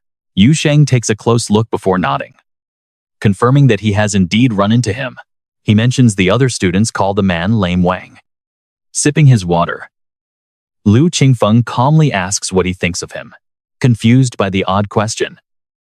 Yu Sheng simply points to his own face and deadpans that he sees him with his eyes. Liu Qingfeng smiles and shakes his head, admitting he really should not have asked him. Then Liu Qingfeng shifts his tone, quietly explaining that this man was once a reserve who trained for 2 years, but got sent to Daybreak Pass because his stats were not quite high enough. On his 3rd day, the demon race launched a night attack, shattering his leg and forcing him back here 2 years of training for less than 3 days of actual combat. Liu Qingfeng paused for a moment, glancing over at Yu Sheng, who has been listening in complete silence. He continues with his main point, trying to make the boy realize that humanity's situation is far more desperate than it looks. Liu Qingfeng looks straight at Yu Sheng and asks him a heavy question. If someone like Lame Wang was dying right in front of him, would he actually step in and save them? Yu Sheng falls silent for a long moment before quietly admitting that he does not know. After a long pause, the boy looks up with hollow eyes, explaining he has seen victims turn and stab their own saviors, and 3 lives completely lost over a single blood-stained bun. Because of that, any sense of mercy he once had was crushed a long time ago. Hearing this breaks Liu Qingfeng's heart a little, and he stands up with a heavy sigh, realizing he probably should not force these expectations on him. After all, this cruel world has never done anything to protect the boy. Liu Qingfeng approaches Yu Sheng with a bitter smile, asking how he could possibly expect him to save a world that failed him. Reaching out to pat the boy's head, but Liu Qingfeng instantly pulls his hand back in horror, because Yu Sheng reflexively dodges the gentle touch, his fingers already holding a razor-sharp hidden blade ready to strike at any moment. In that heavy silence, Liu Qingfeng feels a wave of mixed emotions, stepping back slightly to quickly steer the conversation in a different direction. He lets out a quiet breath, lighting up a cigarette as he casually asks the boy if he has any friends. Yu Sheng calms down and flatly replies that he does, but she is currently locked up in Sin City with 307 days left on her sentence. Liu Qingfeng nods slowly, then presses further, asking what he would do if that friend were to be hunted down by enemies, without a single shred of hesitation. Yu Sheng coldly replies that he would slaughter anyone who dares to hunt her down. Liu Qingfeng looks at him intently, asking what he would do if the entire world wanted her dead. Once again, Yu Sheng speaks with absolute conviction, stating he would wipe out the entire world to keep her safe. Liu Qingfeng frowns deeply at the response, turning his gaze toward Lame Wang, sitting nearby, pointing out that the old soldier did the exact same thing. But his mission was to protect the innocent masses. Yu Sheng falls into deep thought, wondering if that is what protecting someone truly means. Liu Qingfeng tosses his cigarette butt aside, suggesting that Yu Sheng follow him to a specific place. Yu Sheng silently follows without any complaints. And before long, the two of them arrive at the old soldiers' camp. The camp is filled with elderly veterans. Severely wounded veterans are everywhere, with some missing arms, some bound to wheelchairs, and others completely blind, slowly finding their way around with simple wooden walking sticks. Spotting Liu Qingfeng, an old veteran hobbles forward and grumbles, asking if he thinks this place is some kind of zoo, visiting every few days and bringing a stranger along. Liu Qingfeng calmly explains that Yu Sheng is his new student. Just then, something highly illegal slips slightly out of the old soldier's pocket, immediately catching Yu Sheng's sharp gaze and causing the young boy to frown in sudden surprise. The old veteran walks over to closely inspect Yu Sheng, sizing him up for a long moment before grunting in quiet approval, saying the kid actually looks pretty decent. Yu Sheng narrows his eyes at the older man, calmly rattling off some legal facts. According to civil law, illegally selling goods from the Mo Pavilion carries a penalty of 15 days in detention and a fine of 2,000 yuan. Shaken by the accusation, the veteran trembles and asks what the kid is getting at, but Yu Sheng stays silent, casually holding up 3 fingers to show his price. The veteran grows more and more confused, completely lost as to what the boy is actually implying, before turning a sharp, questioning gaze toward his teacher, Liu Qingfeng. He asks the teacher to wait outside so he can have a quiet word with the boy. With that, he pulls Yu Sheng into a secluded corner, staring at him with narrow, probing eyes while bringing up the number 300, hinting that such a heavy demand is basically threatening his life. But Yu Sheng remains completely unfazed, which only makes the older man even more irritated. The boy answers without a shred of emotion, coolly stating that the price might be right, or it might not. Yu Sheng's absolute calm only makes the veteran blow his top. The man snaps, complaining that the kid is being completely unreasonable, angrily pointing out that even if he sells both of those illegal discs, he will barely make that exact amount, making the whole deal incredibly unfair. Yet Yu Sheng does not show a single hint of worry or annoyance. Instead, he calmly breaks down the facts, pointing out that this exact type of disc can be bought easily over in East City, at a shop called CD and DVD Bro. Zhang Yushu is completely stunned by just how incredibly sharp Yu Sheng really is. Everything Yu Sheng said was completely accurate, making him feel quite uneasy, though he did his best not to show it on his face. Yu Sheng caught that slight hint of awkwardness, explaining further that the buying cost was only 1 yuan each, meaning Zhang Yushu stood to easily pocket 800 yuan from this deal. Hearing those words, Zhang Yushu felt his anger flare up even more intensely. He snapped back, arguing that 200 was absolutely the highest price he could offer. If Yu Sheng refused to agree, he threatened to report everything to Shaolu, willing to throw away his own reputation just to stick to his guns. But Yu Sheng stayed completely cool, letting the empty threat slide right off him, as he coldly pointed out that reporting it would shoot the total value up to 5,000 instead. That forced Zhang Yushu to hesitate, knowing full well that getting the authorities involved would make this situation a lot more complicated. So he quickly explained that dragging the law into their business was never a smart choice. And besides, he only wanted a little cash to cover his own future burial expenses. And without this cut, he would lose all his face. Right then, Yu Sheng casually pointed at Zhang Yushu's phone, letting him know the call was actually still active. Caught completely off guard, Zhang Yushu stared down at his screen, only to realize the line was indeed still wide open, right on cue. A very stern voice echoed from the speaker, asking point blank if the person on the other end was indeed Zhang Yushu. Sensing immediate danger, Zhang Yushu scrambled to save himself. Flatly denying his identity and claiming he was not that man, he hurriedly hung up the phone with a guilty grin, playing it off by claiming he was just having some harmless fun, turning his attention straight back to Yu Sheng. He reluctantly agreed that 300 was a fair deal after all. Still, he grumbled that he was only trying to bargain a bit, while Yu Sheng simply refused to negotiate at all, and just made the final call. As they spoke, Zhang Yushu could not help but brag about his glory days, proudly boasting that he had protected Zhenyao Pass for 30 long years, spilling his own blood for humanity and calling himself a true savior of the mortal world. With that, he roughly shoved the cash into Yu Sheng's hand, unable to hide his growing admiration for the boy's calm composure and sheer nerve. From afar, their teacher, Liu Qingfeng, quietly watched the exchange. Utterly surprised by the dynamic between the old man and his student, he could tell that Elder Zhang seemed to genuinely take a liking to Yu Sheng. The young man's sharp wit and practical wisdom clearly filled the teacher with pride and satisfaction.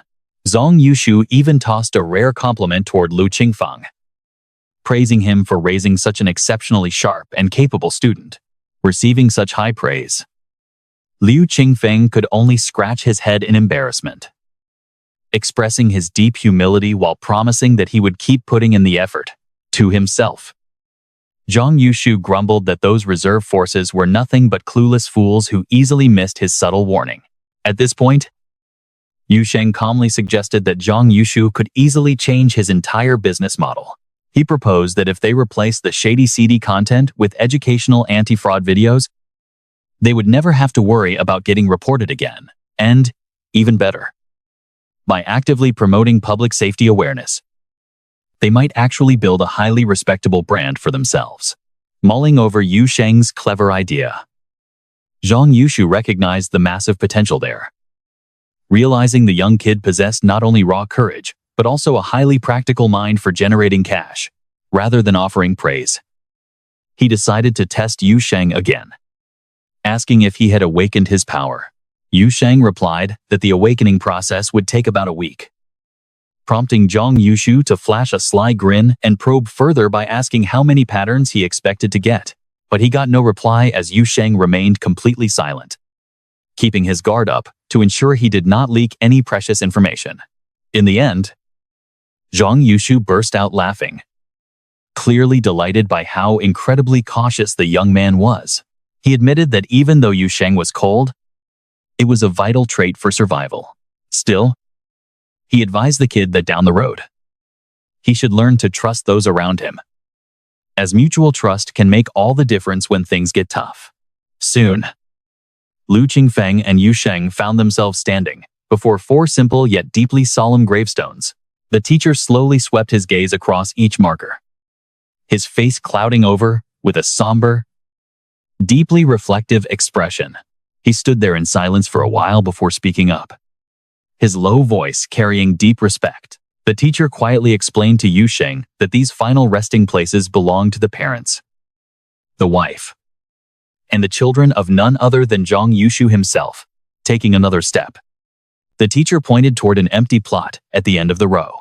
The open grave was still completely unfilled with dirt, almost as if it were patiently waiting for its eventual owner. He explained that this empty plot was carved out by Zhang Yushu for himself, a final end to a lonely life, having sacrificed everything to slay 2 powerful demon lords and protect the human race. Yu Sheng quietly looks toward where his teacher is pointing. That grave represents far more than just death. It holds all the heavy loneliness, pain, and sacrifice that Zhang Yushu had to carry throughout his entire life. The teacher speaks again, his voice gentle but carrying immense weight. He does not judge Yu Sheng's path, fully understanding that everyone has their own choice to make. Still, he cannot hide his deep worry for the future of humanity. In an encouraging tone, he stresses that humanity needs powerful cultivators, strong enough to shield them from outside forces. Yu Sheng stands beside him in silence, absorbing his teacher's words like a sacred passing of the torch from one generation to the next.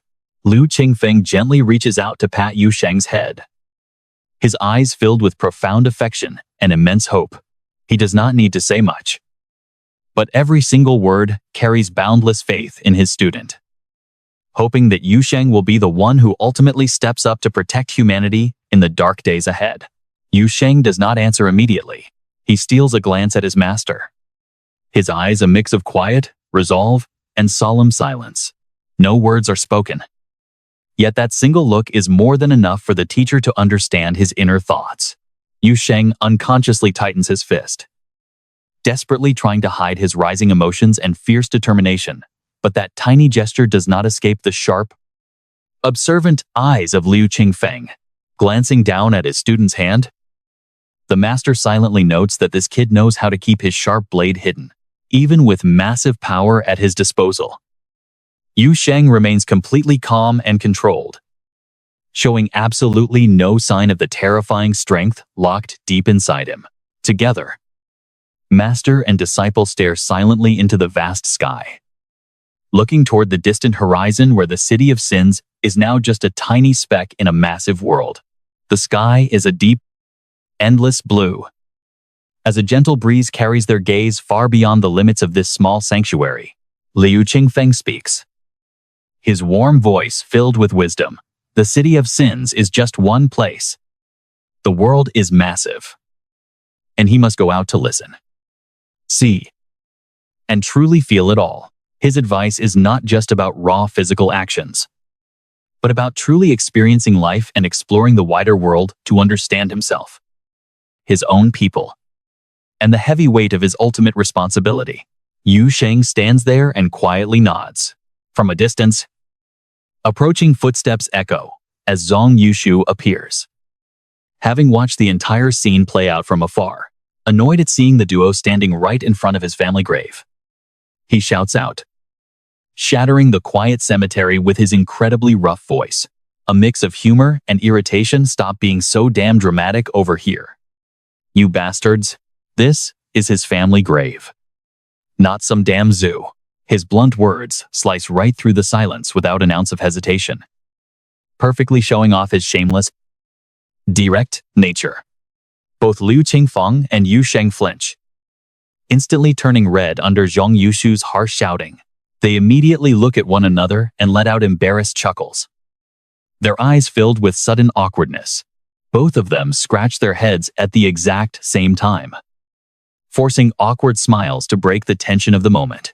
Inside a dim office, a single desk lamp casts a faint glow, wrapping the entire room in a heavy room. Ominous atmosphere. A mysterious man with his face completely hidden under a dark cowl sits quietly behind the desk, clutching a phone in his hand.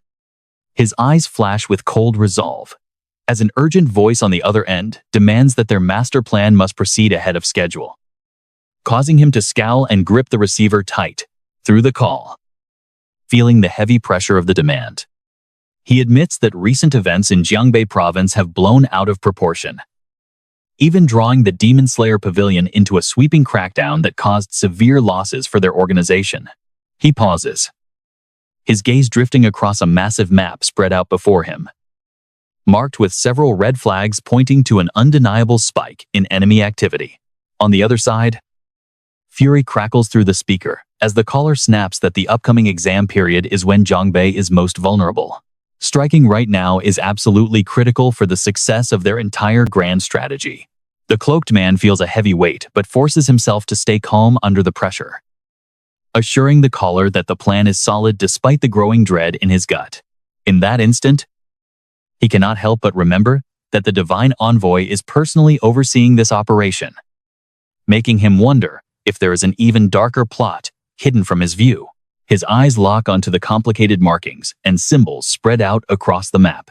He knows full well that his next move will not only decide his own fate, but also seal the ultimate destiny of everyone in the organization. Meanwhile, Absolute silence fills the principal's office, where Yu Sheng stands quietly right before the desk. His focused gaze locks onto the documents neatly arranged in front of him. He silently evaluates his own current power levels, noting that his awakened weapon is a staff, and his physical strength has now tripled, while his speed has completely doubled. Yu Sheng notices his overall combat power has shot up nearly tenfold, with only a few weak spots left to patch up. As he gets lost in his own thoughts, the principal snaps his fingers, startling Yu Sheng. Looking at the boy with a serious glare, the principal asks about his upcoming graduation exam results, wondering if he is absolutely sure of placing in the top 10 province-wide. Yu Sheng hesitates for a second before admitting he has no idea. This response catches the principal completely off guard, since he fully expected his usually overconfident student to immediately start haggling over the exact cash prize he would receive. Yu Sheng can clearly feel the high expectations in his mentor's eyes, but he remains cautious, knowing he should never show overconfidence before securing some solid intelligence. He plays it safe, patiently. The principal looks at Yu Sheng and reminds him of their past deal, where scoring 100 standard points always meant a sweet bonus. Clearing his throat with a soft cough, he announces the new terms. Every rank climbed adds another 100. And if Yu Sheng clinches first place, the grand prize jumps to 10,000. Hearing the principal's tiny offer, Yu Sheng does not even hesitate to turn around, flatly saying he is out of here. That sudden rejection instantly triggers the principal, who leaps up from his desk and rushes to block the exit, standing in the doorway with a serious face. He claims he will pull strings with the school board. He promises that if Second High lands in the provincial top 3, they will secure a massive reward to split 30-70 between them. Yu Sheng coldly shoots back. Ranking high and getting paid is fine, but he honestly cannot understand why his principal is leaving even bigger money on the table. This sudden question leaves the principal utterly baffled, letting out a gasp.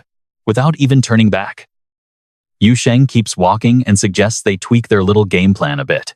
He proposes that 3 schools join forces to custom design their own uniforms, get official approval from the higher-ups, and sell ad space directly on the fabric, laying out his brilliant scheme. He explains that whenever top-ranking students get interviewed while wearing these uniforms, they will essentially become walking, highly visible billboards. Yu Sheng claims this guarantees free promotion while covering the uniform costs, making it a total win-win for the sponsors. The principal stands dumbfounded by his student's sheer sharpness, his mind already spinning with the sweet smell of profit. In the end, he confidently agrees this plan is solid, reassuring the boy that the head of the Mobe City Education Department is his old army buddy, so he will get things sorted. Curiously, Yu Sheng asks if the principal used to be in the military reserves. The old man confirms it, but wonders why the boy is even asking. Yu Sheng casually shrugs and says it is nothing, though secretly, he does not buy it at all, recalling Zhang Yushu's warning that reserve team members are usually just total idiots. Back in the principal's office, tension fills the air. Sitting behind his desk with a sharp gaze fixed on Yu Sheng, the old man starts questioning the profit-sharing split they discussed earlier. He makes sure to emphasize that he is being incredibly generous by offering a 60% cut, which should be more than enough to keep Yu Sheng happy. But Yu Sheng does not say a single word, merely staring back in silence. That quiet stare quickly gets under the principal's skin. Losing his patience, he snaps that Yu Sheng can take 70%. Along with the title of the school's most outstanding graduate. He complains that pulling this off cost him a fortune in bribes and connections, proving how much effort he had to put into it. Having easily manipulated the old man into a corner, Yu Sheng finally breaks his silence with a brief, casual confirmation. The principal's face lights up with sheer joy now that the deal is officially sealed. Excitedly, the principal promises to draft an official contract right away, ensuring every single term is written down clearly on paper to protect both parties in this transaction. But just as he is about to jump up and write it, Yu Sheng stops him. stating a contract is completely unnecessary. He simply flashes his phone, revealing he has already recorded their entire conversation, giving him all the solid evidence he could ever need. With that, he casually walks out, leaving the principal completely stunned, staring blankly with a mix of surprise and confusion. The principal stands frozen as a sudden wave of panic and anxiety washes over him. He cannot help but wonder if Yu Sheng would actually go ahead and use that recording to report him. Time flies by quickly, and an entire week has already passed since that memorable negotiation inside the principal's office. Yu Sheng is now holding up and checking out his brand new school uniform. The fabric features a bold design with bright colors, giving him a weird sense of excitement. But the moment he flips it over to check the back, his jaw immediately drops. Plastered across the fabric is a chaotic mess of printed advertisements, loudly shouting slogans like investment unlocking, master key unclogging, and professional lock services. They are arranged neatly on the board.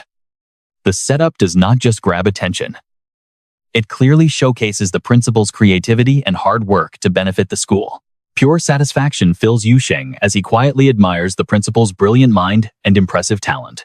With the exam approaching, inside the cramped training room, the heavy sound of punches colliding and the ragged breathing of two young men echo without pause.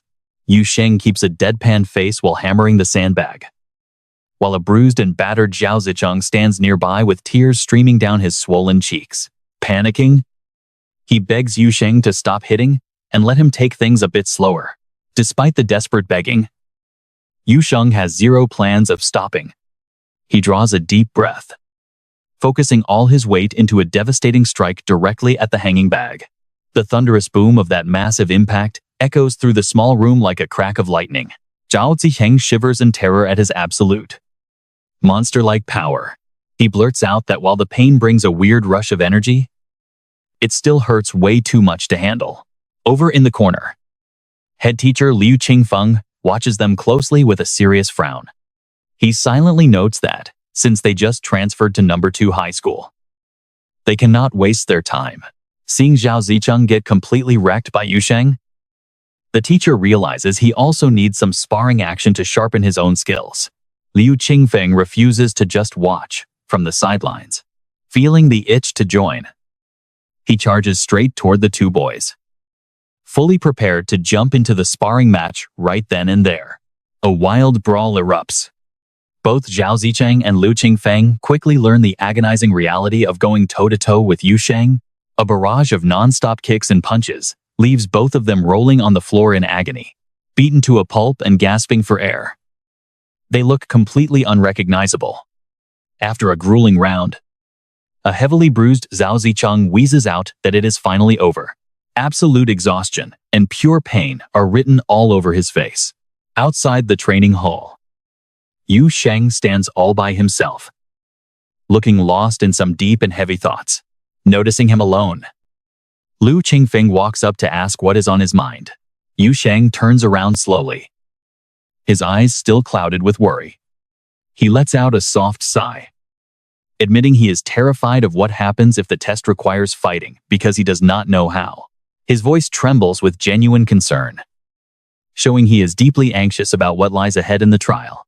He knows the upcoming challenges will be brutal. And let's be real, he feels entirely unprepared. Listening to his worries, Liu Qingfeng decides he needs to offer some guidance and support for the days ahead.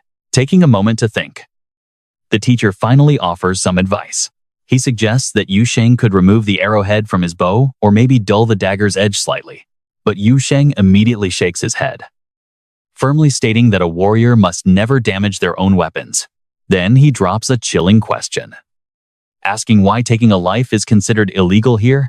Sensing the absolute gravity in the boy's tone, the teacher pats his shoulder with a small laugh, calling him a rascal. The kid leans against the wall with his hands stuffed in pockets, looking deeply lost in thought. Patting the kid's head with genuine warmth, Liu Qingfeng asks if he remembers the veteran from the shop this morning, and Yu Sheng nods.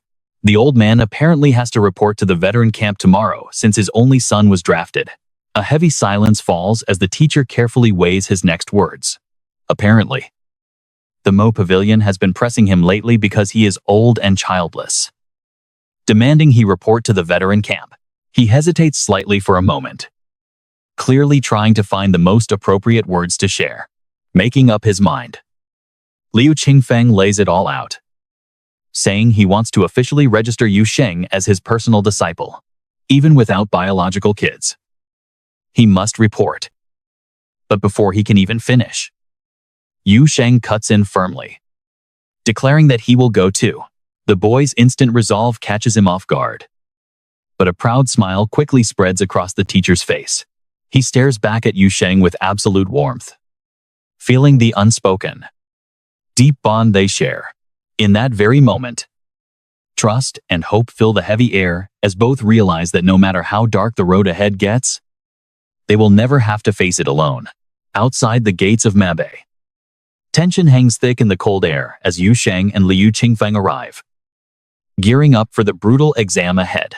Concern flickers deep in Liu Qingfeng's eyes, yet immense pride shines through as he looks down at his student. Turning to him, he softly advises Yu Sheng to be careful, adding that, with the boy's strong resolve, he will surely get through this. Those reassuring words act like a warm breeze, instilling fierce courage in the young warrior during this crucial turning point. Walking inside to register his information, Yu Sheng feels a little nervous. The examiner sits behind the desk with a stern gaze and starts asking the necessary questions. Yu Sheng takes a deep breath to steady his racing heart. He introduces himself with his name and age, stating he is Yu Sheng, 18 years old. He answers seriously as they ask about his identity card, his parents, and the person accompanying him, writing everything down. The examiner looks at Liu Qingfeng and asks Yu Sheng if the guardian with him is his father.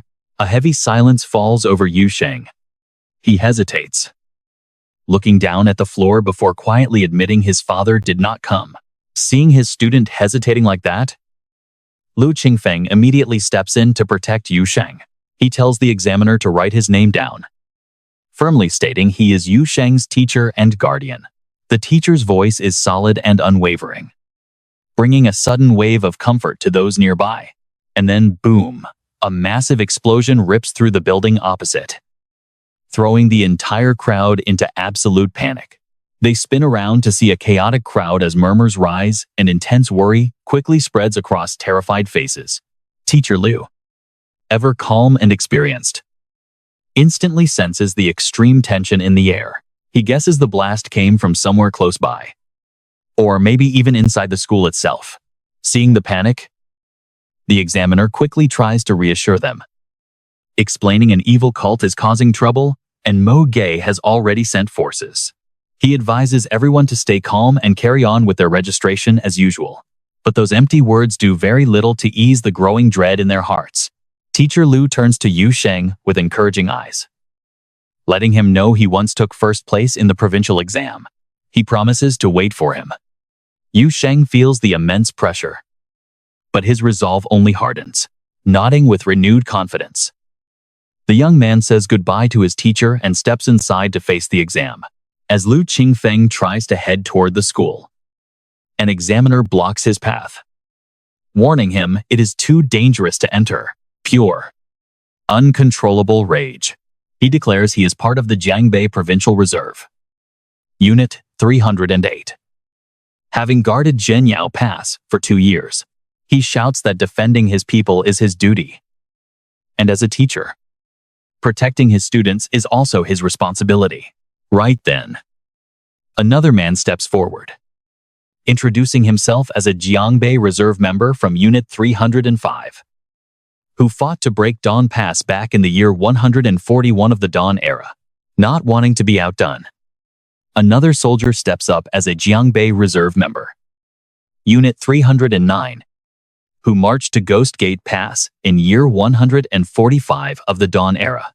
They raise their voices together, their unified cries filling the air with raw strength and an unbreakable fighting spirit. Defending humanity is our duty. The mood grows incredibly tense, yet burning with passion, as everyone realizes that unity and pure determination are the ultimate keys to survival. Eyes flicker between deep worry and unwavering resolve. Everyone stands ready to fight for what they believe, protecting each other in this dark hour, seeing the fire in their eyes. The examiner nods, and Teacher Lu warns them this mission will be tough, but he promises to wait right here for them. His words, offering quiet strength to those facing danger. Liu Qingfeng responds with a short but powerful cry, return in absolute victory. It is a sacred vow that they will fight for the ultimate cause and never back down until they win. Watching them, the examiner quietly realizes that this relentless resilience and grit from men like Liu Qingfeng are exactly why humanity still stands tall. Despite the constant threat of the demons, a deep pride wells up within him for these brave warriors, fighting not for themselves, but for the survival of mankind. Back at the school, tension is stretched tight, fear and panic heavy in the air. Wang Wenxian, his face flushed with boiling rage, cannot hold back his anger and shouts that the cultists have some nerve attacking a school. His fierce outcry does not just show anger. It shows the crushing weight of responsibility he carries right now. Amidst the chaos, two nearby girls with blazing eyes and fierce determination speak up with intense passion. A fair-skinned girl with long flowing hair suggests they need to end this quickly and fight with maximum efficiency. Another girl, her voice dripping with absolute confidence, quickly agrees with this plan, claiming they must risk everything to achieve their goal as fast as possible. These bold words spark a sudden wave of courage, instantly reigniting the crowd's long-lost fighting spirit. Facing the surging, fanatical cult crowd, Wang Wenxian does not show even a shred of fear, proudly shouting out the names of divine servants from various cities as a direct, aggressive challenge to the enemy. Wang Wenxian loudly declares that he is the divine servant of the Mobei City Pantheon cult, standing proud alongside the divine servants from both Xinhai City and Shangchun City. The youth stresses that even though the Mo Pavilion is absent, their reserves will lead this battle, ordering the battle to start immediately. He demands that within 5 minutes, regardless of life or death, anyone disobeying will be executed on the spot. Wait for it. A mocking voice suddenly cuts through the chaos, asking if these new reserve forces are actually this cowardly. The man speaking is none other than Liu Qingfeng. He steps forward with total confidence, his eyes burning like fire, completely unfazed by the terrifying situation unfolding all around them. Standing proud with complete assurance, he looks ready to tip the scales of battle. Beside Liu Qingfeng, an ally wears a slight smirk. Thinking back to the old days, they chuckle, recalling how Liu Qingfeng used to cry every single day after taking beatings as a rookie, though he has clearly grown much stronger now. Hearing this, Wang Wenxian can only scratch his head with an awkward smile, feeling a sudden wave of nostalgia. With a stern expression and absolute authority, Liu Qingfeng demands that Wang Wenxian immediately withdraw his previous command order. He makes it clear that they are old, not dead, insisting that it remains their duty to protect the school instead of sending kids out. His firm words are more than a command, they are a harsh lesson in humility, reminding everyone that war is no game and human lives must never be thrown away so lightly. While the tension hangs heavy, a cultist suddenly lunges forward, kicking Wang Wenxian flat onto his back. This sudden attack throws the defensive line into disarray, catching everyone completely off guard. Liu Qingfeng cannot watch this silently, noting how easily the young man lost focus. He barks out a harsh reprimand, calling him a useless fool for getting distracted mid-fight. He immediately draws his sword, the cold light reflecting off the sharp steel, mirroring his fierce determination, declaring that he is taking over the battlefield. He orders the others to seal the city gates to prevent massive casualties while he leads a squad to protect the school. With those words, he charges forward at the head of the crowd, diving headfirst into the cultists. Heavy slashes and desperate screams fill the air, creating a truly chaotic battlefield. Young and inexperienced, absolutely none of them back down. They all know this battle is not just about defeating a cult, but protecting the terrified students trapped inside the school. Elsewhere, a peaceful lake breeze surrounds Zhang Yushu as he fishes in total quiet. Until Pavilion Master Lin suddenly rushes in. Completely panicked and out of breath, he shouts out Zhang Yushu's name with absolute urgency. Annoyed by the sudden noise, Zhang Yushu turns around, showing his deep irritation as he demands to know why the Pavilion Master is barging in like this. The old man mutters that with his failing health, even a slight breeze feels strong enough to blow him away. As he complains about his fragile body, Lin Feng solemnly explains the situation, noting how everything changed since the spiritual energy revived. Almost all the first and second generation ancestors have perished on the battlefield, leaving no one strong enough to hold the front lines anymore. Since only the third generation survivors remain out there, Lin Feng desperately begs Elder Zhang to stand guard at the demon-suppressing pass to protect them. Yet, the old master remains completely unmoved, refusing the request. Reaching into his robes, Lin Feng pulls out an ancient, small box containing a priceless pill, offering it to the elder while pleading for him to return to the world. Examining the pill in his hands, Elder Zhang notes that swallowing this would instantly restore his body to its absolute prime, feeling like his youthful self again. He sighs, realizing how much effort they put into finding it. Lin Feng continues to plead desperately, arguing that Mobei City is now facing utter chaos from both inside and out. And without the elder's intervention, everyone will face a brutal end. In a low, heavy voice, the elder asks if Lin Feng is using the lives of innocent citizens to threaten him, asking if he is being forced to join this bloody conflict. Trembling violently, Lin Feng can barely keep his legs from collapsing, but the Pavilion Master stubbornly presses on, stating there is simply no other way left. Standing up to contemplate for a long moment, the elder finally accepts the pill, deciding to fight one last time. Suddenly, a freezing voice echoes from the distance, asking if the backbone of humanity is finally prepared to march out one last time. The sound reverberates through the entire area. These intruders are the messengers of the Yu Sheng sect, led by Wei Luo, headed by a mysterious figure completely shrouded in a dark cloak. Lin Feng turns his gaze toward them, skeptically questioning if this cult bringing only 2 people is actually enough to deal with Elder Zhang. With a highly provocative sneer, the cloaked leader chuckles and coldly states that if Elder Zhang swallows this pill, the demon race will launch a massive war against the demon-suppressing pass in 3 days. Elder Zhang hears this but does not pay the slightest attention to their empty threats, dismissing them as nothing but meaningless intimidation as he calmly takes the pill. A powerful aura violently erupts through the air as he puts the pill in his mouth and swallows it, creating a truly magnificent scene. Behind Elder Zhang, a massive spear immediately manifests in the air, embedded with 8 brilliant gems that radiate a powerful and mystical glow. The cult leader cannot hide his absolute panic upon witnessing the manifestation of the 8-pointed form. He believed that simply recovering from his wounds should have only brought Elder Zhang back to the 7-pointed state. The messenger recoils in shock. He is unable to understand how Elder Zhang anticipated his scheme, his eyes filling with doubt.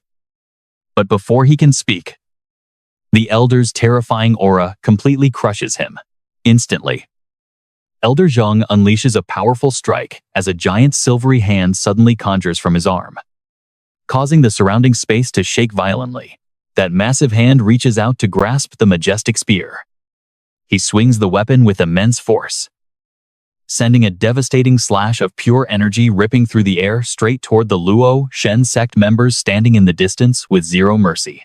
In an instant, they suffer a fatal blow, their bodies snapped in half like chocolate bars in the blink of an eye, leaving them with absolutely no way to resist. The leading messenger takes the brunt of the attack, spitting out blood as he collapses, trembling before a power far exceeding his wild expectations.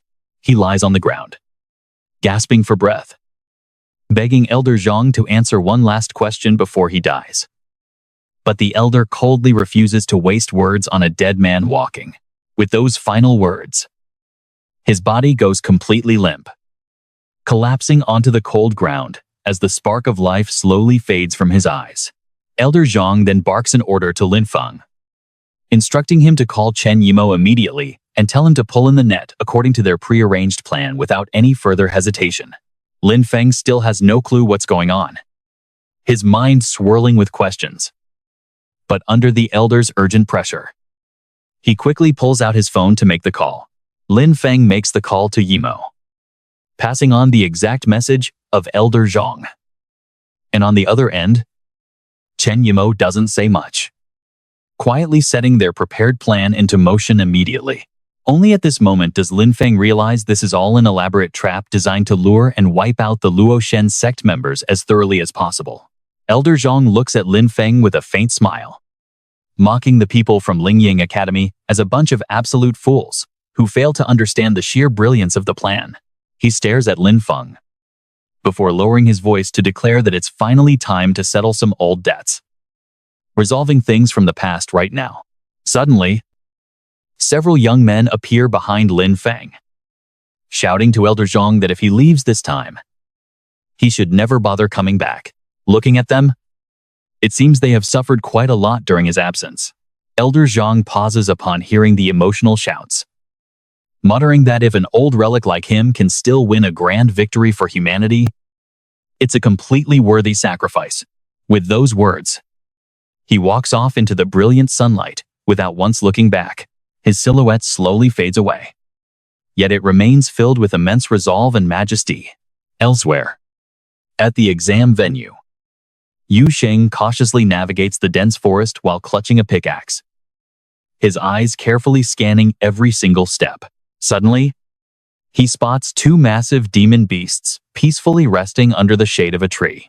Their steady breathing indicates they are completely relaxed. Yu Sheng quickly realizes that ordinary bows won't pierce their powerful defenses fast enough to take them down, meaning he absolutely needs a different strategy. He quickly summons his unique weapon. The staff glows with a brilliant gem embedded in it, leaving him to wonder if he has somehow managed to awaken his hidden powers once again.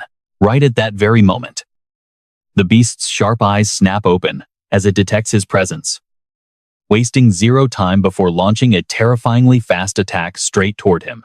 Yu Sheng's staff unleashes a powerful stun skill, instantly enveloping his entire body in a majestic, glowing purple aura. The move immediately hits the oncoming beast as it charges forward at a dizzying speed. The aggressively lunging beast gets instantly stunned by the shockwave, its entire body freezing solid on the spot. Yu Sheng never wastes a golden opportunity like this, instantly drawing his sword to decisively charge forward and strike. With one lightning-fast, incredibly precise thrust, he completely ends the vicious creature in a heartbeat. Vile beast blood sprays in every direction, completely painting the forest floor crimson. Yu Sheng silently notes that his staff's stun ability is proving to be incredibly useful in these tight spots. It effortlessly paralyzes his targets in an instant, offering the perfect opening for a fatal blow. At that exact moment, the remaining horde closing in on Yu Sheng also catches the residual shockwave, leaving them staggered and completely disoriented. Without a moment's hesitation, Yu Sheng leaps into the air and unleashes a ferocious flurry of slashes, carving straight through the disoriented pack and dropping them like flies. In a matter of moments, the entire aggressive pack from earlier is wiped out, leaving not a single monster standing on the bloody battlefield. As Yu Sheng stands proudly among the heaps of rotting flesh, a massive bird-like beast suddenly swoops down from the sky at terrifying speed. It lets out a piercing, commanding shriek, seemingly directing the other monsters to coordinate their next attack.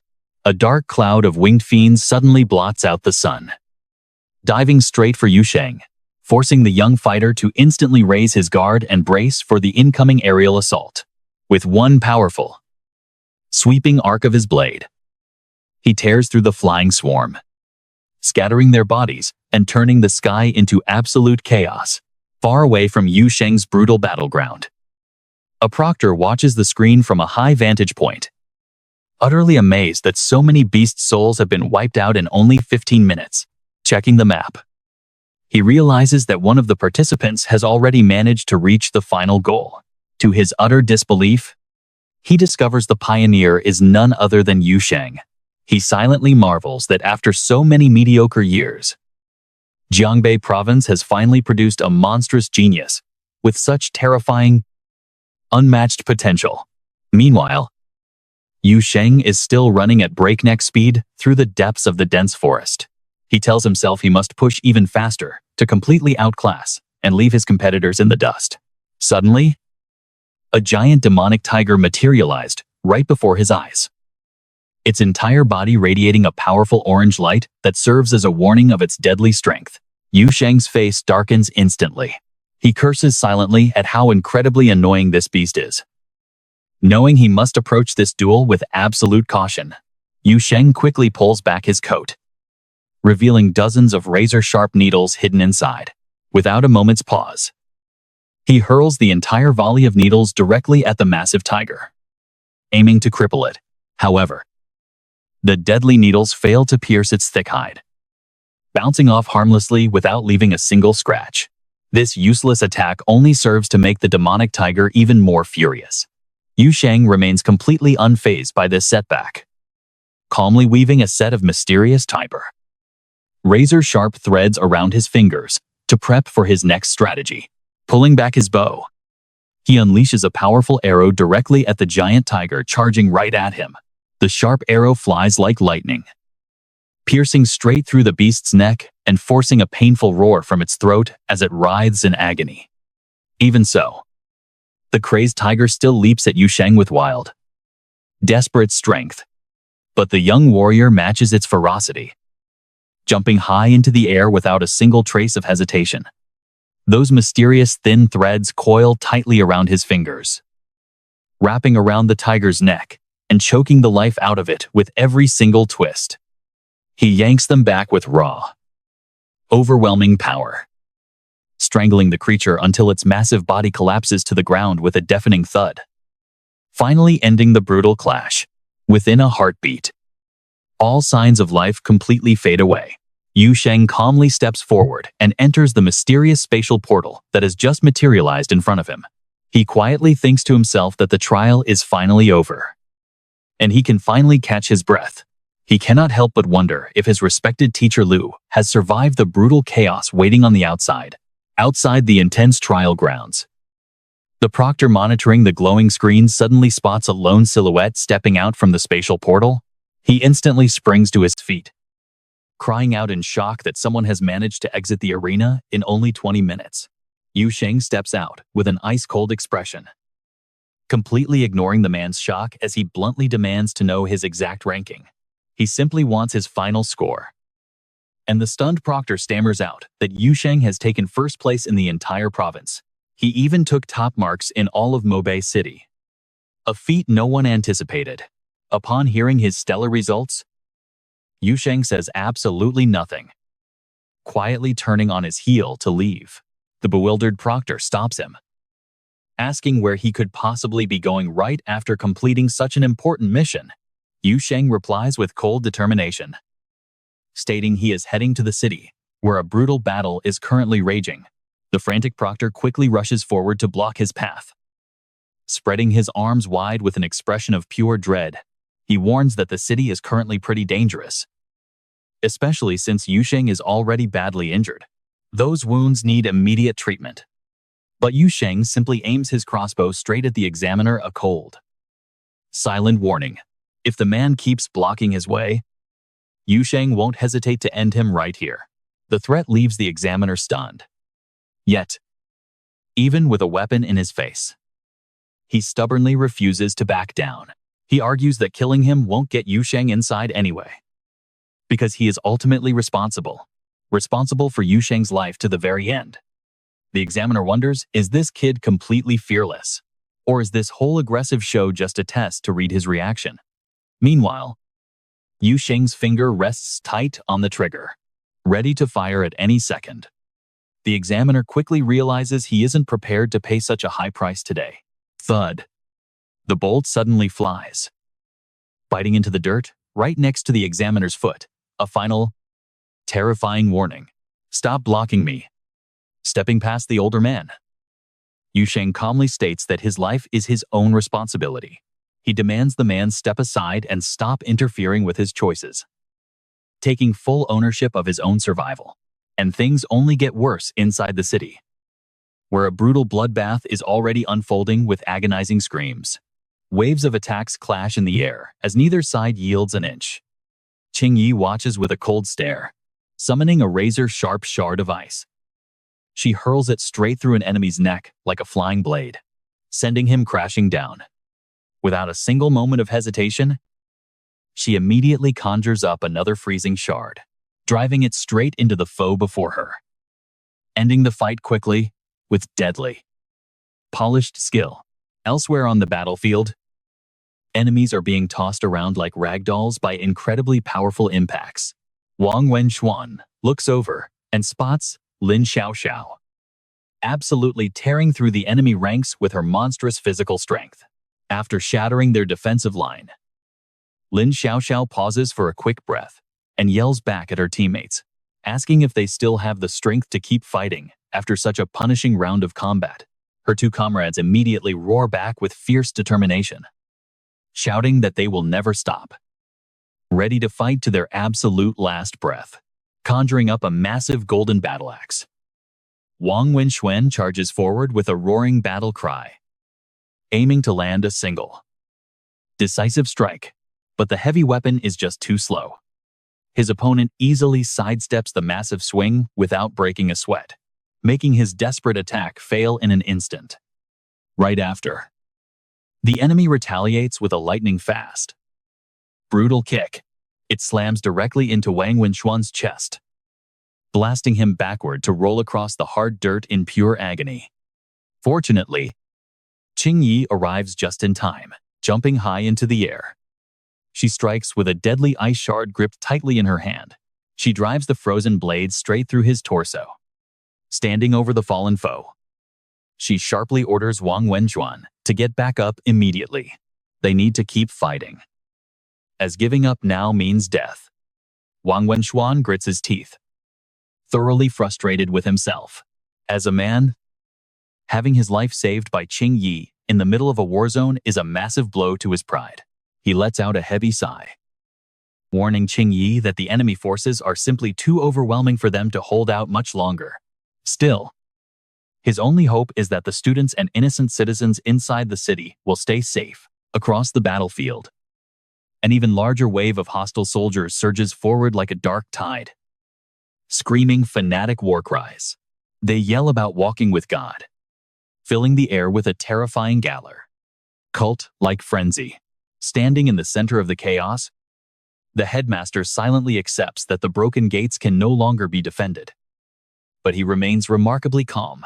Lu Qingfang stands beside him, fully prepared to hold the line no matter what, waiting for reinforcements to arrive before the invaders can destroy anything else. Multiple enemies charge directly at Lu Qingfeng, but he does not flinch. Gripping his heavy greatsword, he instantly cuts them down with a series of clean, decisive strikes. Meanwhile, groups of students hide inside a nearby building, watching the brutal violence unfold through the windows with terrified eyes, wondering if they will even survive this bloodbath. The headmaster glances back at them, telling them in a firm, steady voice that today they will learn a true lesson about courage. Anyone who dares harm humanity will be hunted down and destroyed. With those words, a blazing red sword erupts behind his back like a pillar of fire.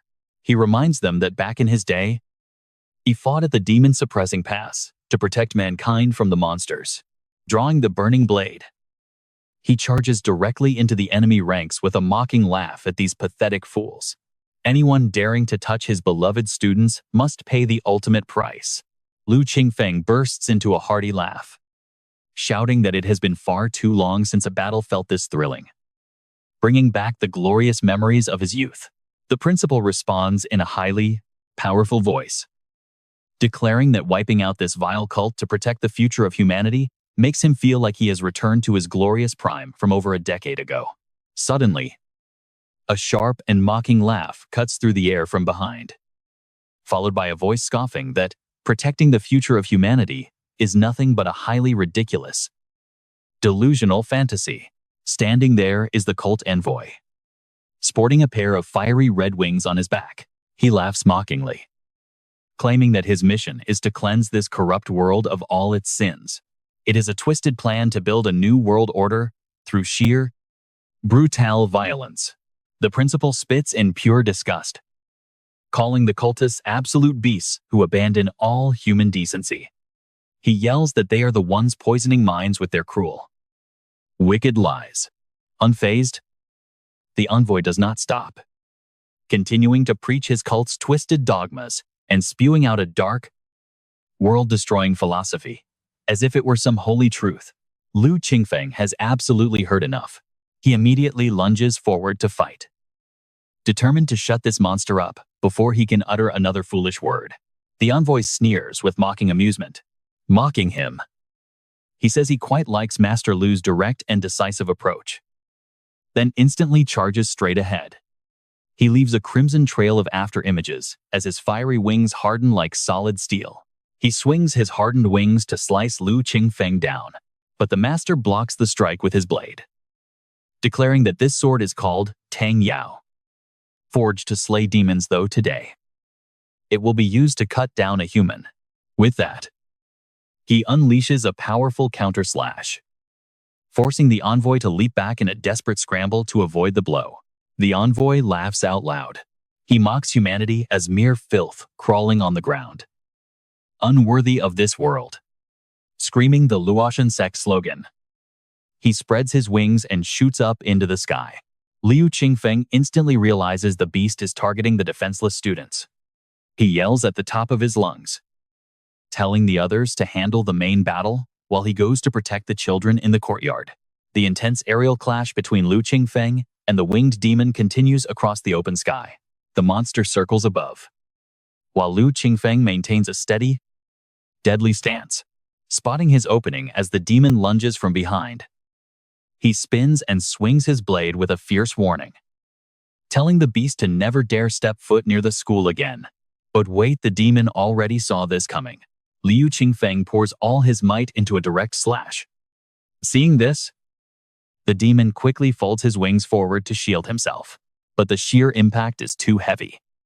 The demon is hurled violently to the ground, shattering the stone pavement below into countless pieces, knocked completely on his back. The demon is left reeling, his pride deeply wounded.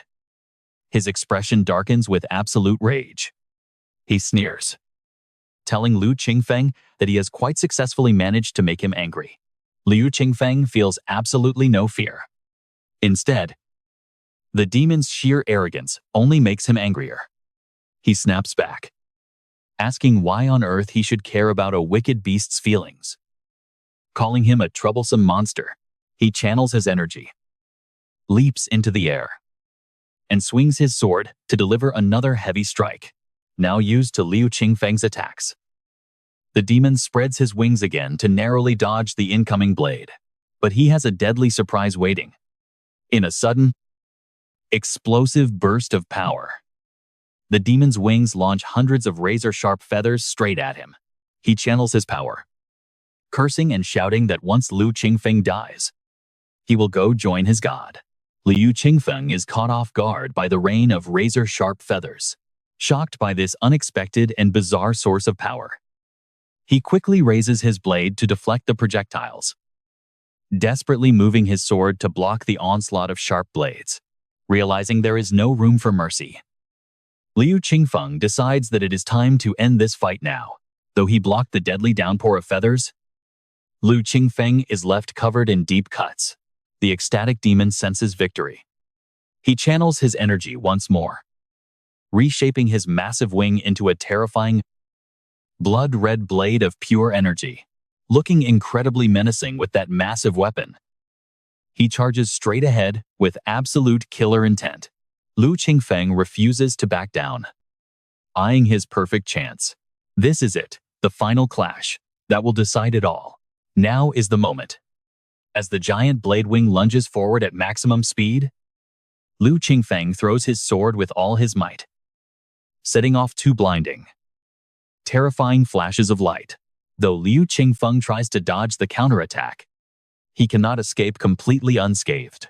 But his thrown sword flies true, piercing straight through the demon's chest in a fatal strike.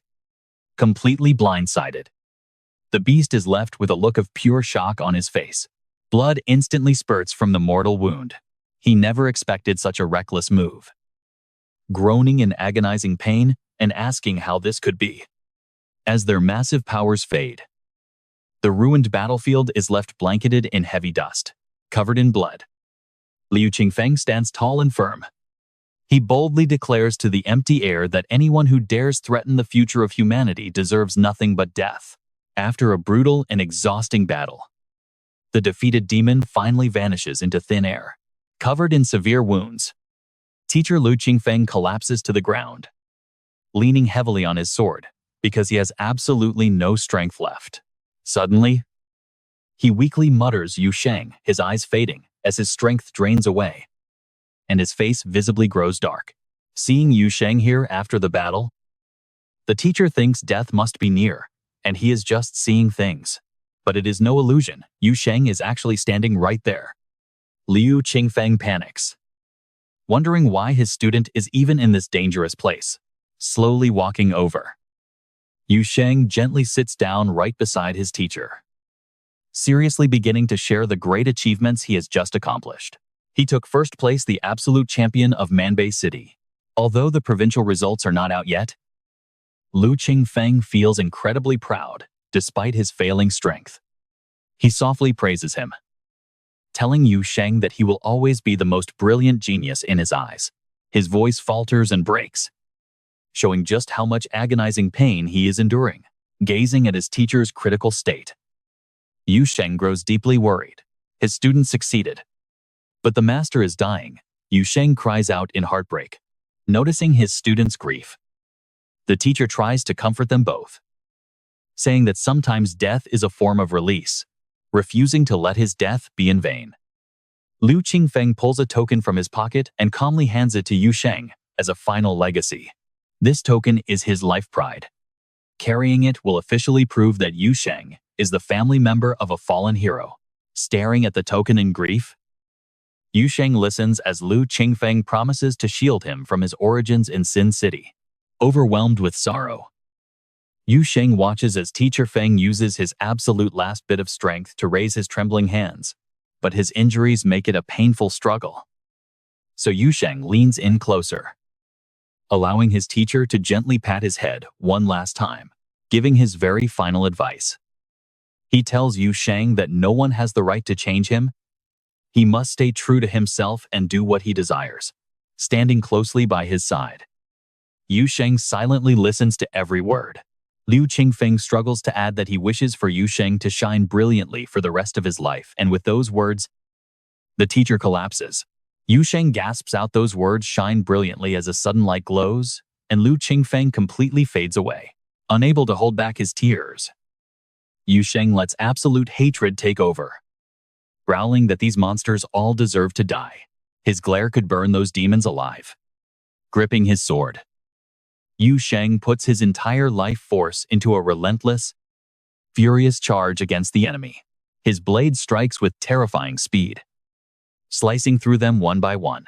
With a fiery gaze locking onto every target, he delivers precise, deadly thrusts, risking his own life with every strike. Just then, the others rush to the scene in absolute shock, unable to comprehend Yu Sheng's sudden, brutal onslaught. Wang Wenxian quickly calls out, asking what on earth is happening to him. Realizing the truth, they turn their heads toward Liu Qingfeng, who sits completely motionless right in the middle of the demon horde. Seeing this, Zhang Yushu immediately explodes with absolute fury, channeling his immense rage directly into his weapon. He fiercely curses the vile, filthy beasts before him, slamming his spear into the ground. The old man unleashes an explosive shockwave, with eyes burning with pure hatred. He roars that he will avenge old Liu today. In an instant, Zhang Yushu swings his spear with incredible force, releasing a massive wave of energy. The blast blows the nearby demons away, painting the entire sky in a bright purple glow. Sensing trouble, the white snake finally reveals himself as the mastermind behind this disaster. His glowing red eyes match his evil heart as he taunts Zhang Yushu. He mocks that he never expected to see this old geezer, flaunting his massive power. The white snake bursts from the forest with a deafening roar, making both the old man and Wang Wenxian look completely tiny below, showing zero fear. His mind completely consumed by rage. Wang Wenxian steps forward and begins exposing the enemy's vile plot. It turns out they deliberately sent the cultists first to drain their fighting power, with the Demon King pulling the strings from behind. What a dirty trick to reap easy benefits. But Zhang Yushu is not intimidated at all. Standing tall and directly challenging the white snake, a 6-star Demon King is the perfect welcoming gift for his return. So it is actually a great deal. His face curls into a mocking sneer at the beasts. Taking the bait, the furious white snake conjures a violent storm against Zhang Yushu. Just because you managed to slay a Demon King years ago, old man, does not mean you can kill me now. The old man stays calm, treating it like a complete joke, telling the white snake to cut the talk, because anyone who hurts humanity must pay back 100 times in blood, wasting absolutely no time. Zhang Yushu leaps high into the air, aiming his sharp spear straight at the white snake as he charges the massive beast head-on. Bye. She glares with icy eyes, mockingly praising his strength and recklessness, asking if after all these years, Zhang Yushu only has this tiny bit of skill left. As the monster starts retaliating, the old man quickly seizes the opportunity to dodge away, barely landing safely. The old man sees Bai, she already charging straight toward him, but he is ready to strike back, gripping his spear tightly as he charges forward, shouting for the beast to go join the long-defeated Demon King. With those words, he soars upward, wielding a spear surging with terrifying and violent energy, moving at blinding speed. Zhang Yushu easily evades Bai Shi, who is too massive to react, vaulting over the beast. The old man finds the perfect angle and drives his spear straight down. The seasoned warrior strikes with lightning speed, plunging the blade deep into Bai Shi's belly, making the monster shriek in agony as its giant body collapses to the ground. After this strike, Zhang Yushu declares that only by wiping out the entire demon race can they honor the tens of thousands of heroic souls lost here. Meanwhile, Yu Sheng lets his hatred fuel a relentless slaughter of the cultists, standing amidst a mountain of bodies with a murderous gaze that could pierce through anyone. Zhang Yushu approaches the exhausted boy, gently telling him that everything is finally over now. Yu Sheng turns back as the old man silently mourns the loss of his dear friend, staying strong for the grieving youth. The old man reassures Yu Sheng that his teacher's spirit in heaven will surely find peace today. His gaze is filled with deep regret, refusing to listen any further. Yu Sheng walks right past Zhang Yushu, gently picking up the lifeless body of teacher Lu Qingfeng to carry him away. Looking back, Yu Sheng coldly reminds Zhang Yushu that he killed 23 cultists and expects his school tuition to be fully paid. With that, he leaves as the sky turns dark and a heavy rain begins to pour down on them. Zhang Yushu looks up into the rain to wash away his grief, still struggling to accept the harsh reality of this battle. Through a pair of binoculars, someone watches Yu Sheng carrying his teacher away while Zhang Yushu remains behind, furious. The mysterious observer smashes the binoculars onto the ground, standing on a bridge railing. The man curses, realizing the target was actually Zhang Yushu and feeling like he was used as bait. He scoffs at the cultists, calling them fools for ever dreaming they could defeat someone like Zhang Yushu. He leaves shortly after, knowing he must continue his stakeout for another 3 days. On a bright, sunny day under a clear blue sky, teacher Lu Qingfeng is finally laid to rest in peace. A single flower is gently placed before the new grave. Yu Sheng bows deeply, visiting to share his latest achievements with his mentor. Just like the old days, he got first place in the entire province, proving he is still the genius student. While staring silently at his teacher's final keepsake, holding it tightly, he pins the token onto his shirt to keep those precious memories close. Bowing one last time, he turns away and begins his long journey toward the big city. Zhang Yushu is already waiting, asking about the funeral. But Yu Sheng silently walks right past him, staring after the silent youth. Zhang Yushu can't help but ask if the boy blames him for this. Yu Sheng stops and asks why he would ever blame him, prompting Zhang Yushu to explain himself. The old man points out that the cult was targeting him, not Lu Qingfeng.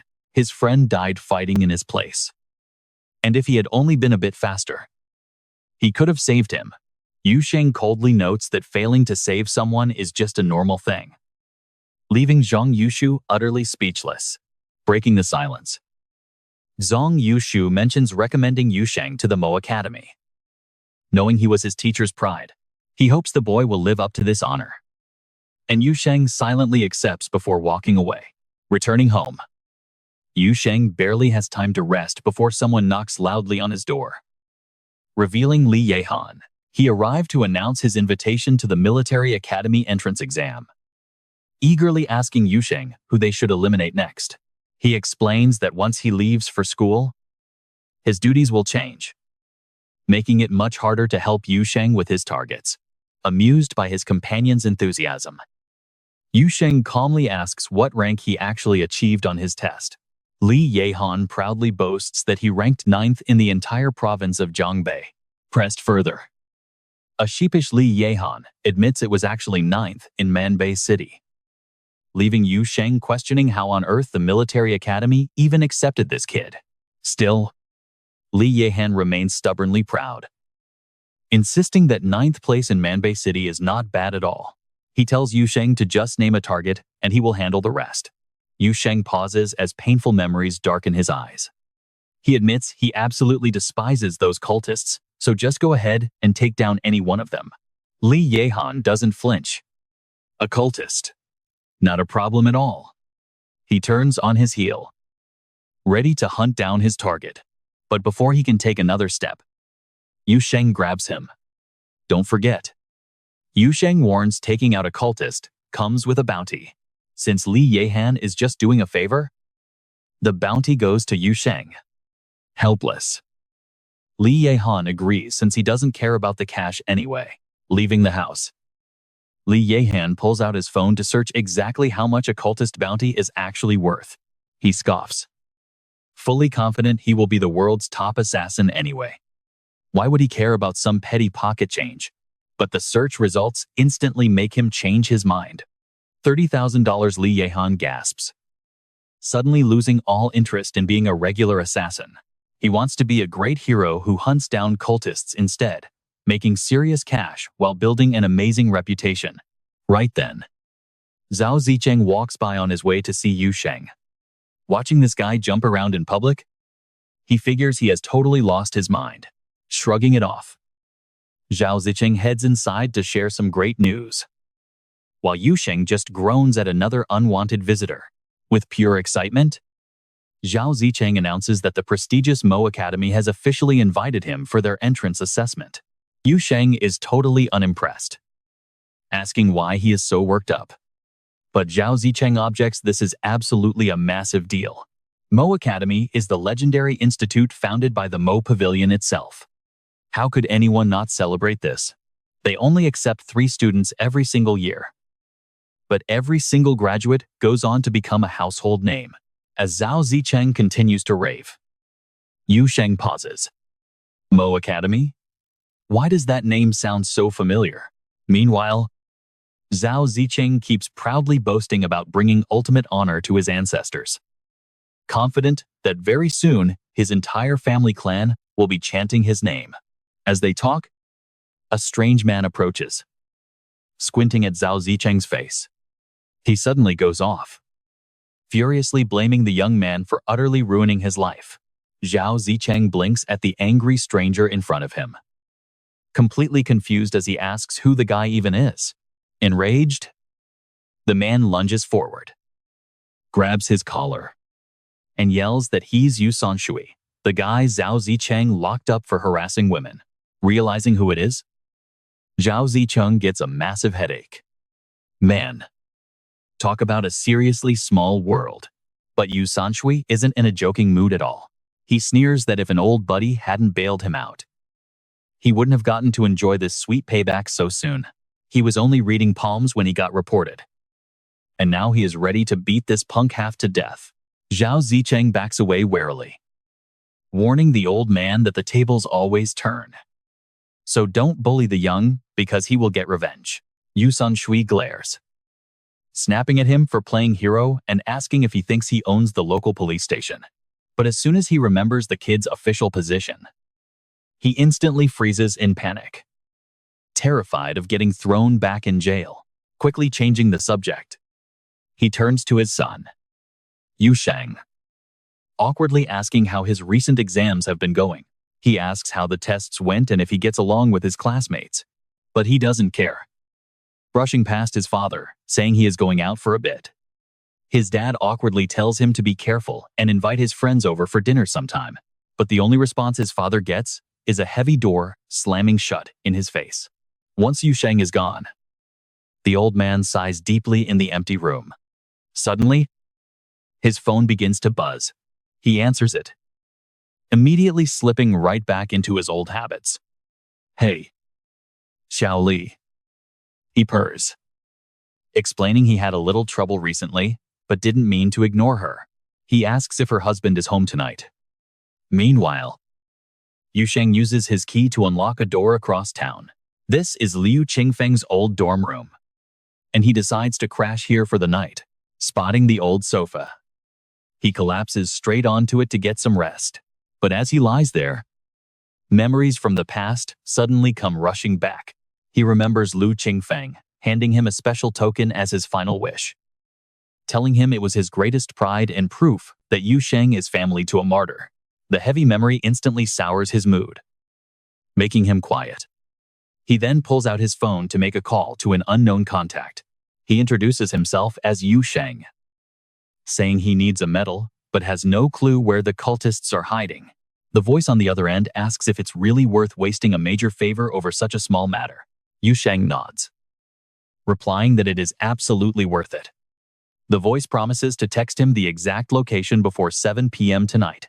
They warn him they can't uncover much, but it should be enough to secure that medal. Hearing this, Yu Sheng seems pretty satisfied and agrees to the deal. He gently touches the badge Liu Qingfeng left behind, a faint smile creeping onto his face. A lifetime's pride. Then he'll just have to collect a few more. Standing at the podium, the principal speaks with pride, declaring that one day they will become towering trees to support the sky of humanity. The students below look up at him with sheer admiration.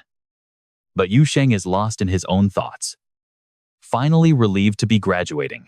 Seeing his friend look so distracted, Zhao Zicheng asks from behind, calling him boss and wondering why he seems so different today. He says he cannot put his finger on it, but the vibe is completely off. Then, remembering something important, Zhao Zicheng asks his boss if he also received that official invitation from Mo Academy. He asks when they are leaving so he can book their tickets. Yu Sheng stops him, saying they will drive instead, since Mo Academy is in Jiangcheng and the roads are filled with cultist hideouts. He has already mapped out a specific route for them. Zhao Zicheng nods in realization, asking if his boss wants to wipe out those cultists to avenge Teacher Liu, telling Yu Sheng to leave it to him. He immediately prepares an incredibly luxurious car. It turns out this guy swiped his own father's expensive ride, planning a stealthy midnight getaway with his leader, smiling excitedly at his friend. Zhao Zicheng urges him to hurry up because his father refused to let him attend Mo Academy. So they must escape now. He uses the stolen keys to unlock the vehicle, prompting a highly skeptical Yu Sheng to look at him and ask if he even knows how to drive.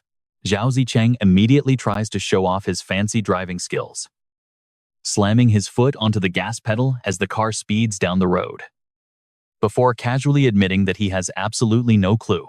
Young and bold, with their weapons ready, They are eager to carve their path into the wild world. Those vile cultists are about to get a painful lesson they will never forget. Looking down at the badge in his hand, Yu Sheng wonders if chasing a grand goal is the true meaning of life. While over at the Shadow Pavilion, others gather to bid farewell to Qingyi and Pavilion Master Lin. Pavilion Master Lin looks at her, asking if she truly must go to Jiangcheng. He notes she could easily stay at the Shadow Pavilion. But Qingyi shakes her head, stating she is not afraid to sacrifice for her people and needs the training. They walk together to a secluded area, where a confused Qingyi suddenly asks where they are heading. Looking at her, the master responds with a calm yet cautious tone, telling her not to worry, as he is only being summoned by Elder Zhang to Demon Pass. Meanwhile, on a rooftop, Luo Tian is chatting with a girl, asking if she really has to return to school. Smiling, she replies that the academy has assigned her a brand new assessment task, located in Jiangcheng. Hearing this, Luo Tian frowns and repeats the name Jiangcheng. He admits that a genius like her should not remain stuck in such a small town, advising her to go because she has a long journey ahead, somewhere else. A cold voice issues an order to eliminate 2 Mo Academy students in Jiangcheng in exchange for a promotion to Divine Attendant. After delivering the orders, she quickly hangs up, leaving the target to figure out a viable plan to accomplish the dangerous task. He knows those Academy students are total monsters, and a level 4 awakener like him would basically be marching straight to his death. It seems his only option is to target the weak freshman instead. While back on the road, Yu Sheng and Zhao Zicheng continue their journey to the academy, feeling that their vehicle can no longer take the strain. Zhao Zicheng yells in frustration that this piece of junk broke down after only a few kilometers. While they are stranded, Yu Sheng suggests an idea that instantly makes his friend's eyes light up. His simple solution is to report his friend to the police for driving without a license, which will earn him enough reward money to buy train tickets to Jiangcheng. Hearing this plan, Zhao Zicheng panics and asks what he is supposed to do, begging his boss not to make the call and pleading that he still has another option. Just then, Yu Sheng receives a phone call from someone asking if the information was already sent to him. Hearing his boss talking to someone else, Zhao Zicheng breathes a sigh of relief. Glad that he is not actually being turned in, Yu Sheng quickly gets straight to the point, demanding a new vehicle immediately. In exchange, he offers to reveal the identity of the person who escaped from Sin City, offering this intelligence to seal the bargain. The contact on the line angrily asks if he is a fool. He claims everyone already knows that escapee is just the girl who used to follow Yu Sheng. Yu Sheng casually replies that he will just have to report the contact for black market trading and use the reward to buy a car. Still, the merchant remains stubborn, asking if he really thinks people like him fear empty threats, and daring the boy to try. Realizing the negotiation has reached a dead end, Yu Sheng calmly admits that the trade failed and abruptly hangs up the phone, completely catching Zhao Zicheng off guard. The phone instantly rings again, but Yu Sheng stubbornly refuses to answer and keeps rejecting the calls. Yu Sheng looks at Zhao Zicheng, reminding him of Sin City's rule: a deal must satisfy both parties. He simply did not have the leverage to bargain with a man like that. Yet, on the third attempt, the phone continued to ring, and the caller's voice sounded incredibly panicked, begging him not to hang up or report anything. He offered the car completely for free. All he wanted in return was a heads up whenever he asked, as long as it didn't hurt their interests. With that, the deal was struck instantly, and a car was quickly delivered to their exact location. The old man stepped outside to look around, but he found absolutely nobody. He stood there waiting in vain because how could he find them when they were already hiding nearby? Yu Sheng really wanted to avoid the old man, since he had just eliminated his wife. Once the guy left, they immediately ran out to claim the car. Checking the map, Yu Sheng pointed directly toward the factory ahead, telling his companion to drive straight inside. But the heavy gates were tightly locked, making it look like they were completely shut out. Yu Sheng took the brutal route, simply telling him to ram straight through. Zhao Zicheng winced at the thought of wrecking the car, but he had no choice but to follow his boss's orders. Inside, the cultists instantly went on high alert, surrounding the intruders the moment they crashed through. Zhao Zicheng panicked over the sheer numbers of enemies, while the cultists recognized Yu Sheng's face and instantly roared in anger, asking how on earth the kid had managed to track them down. Grab him for questioning. Their leader barked, but watch closely, because before he could even finish, his head was clean off his body. Yu Sheng materialized right behind them with cold, merciless eyes, declaring that he would eliminate this wicked cult and dish out true justice today. Another cultist spotted an opening and lunged, but Yu Sheng dodged the strike with effortless precision, not wasting a single movement. In a flash, a razor-sharp blade suddenly shot out from inside his sleeve, piercing straight through the attacker's chin and ending his miserable life right on the spot. Meanwhile, Zhao Zicheng sat comfortably inside the car, filming everything while hyping up his classmate Yu Sheng for putting up an amazing fight against the evil cult. Once the floor was cleared, Yu Sheng turned and asked if he got everything on camera. Zhao Zicheng nodded excitedly, confirming everything was recorded on his phone and praising his boss for looking absolutely cool during the fight. Then he begged to leave at least one guy next time so he could show off and become a famous hero too. Yu Sheng actually agreed with the idea, noting that his companion definitely needed some real combat practice. So he led a whole mob of armed cultists chase Zhao Zicheng, sending the poor guy running for his absolute life.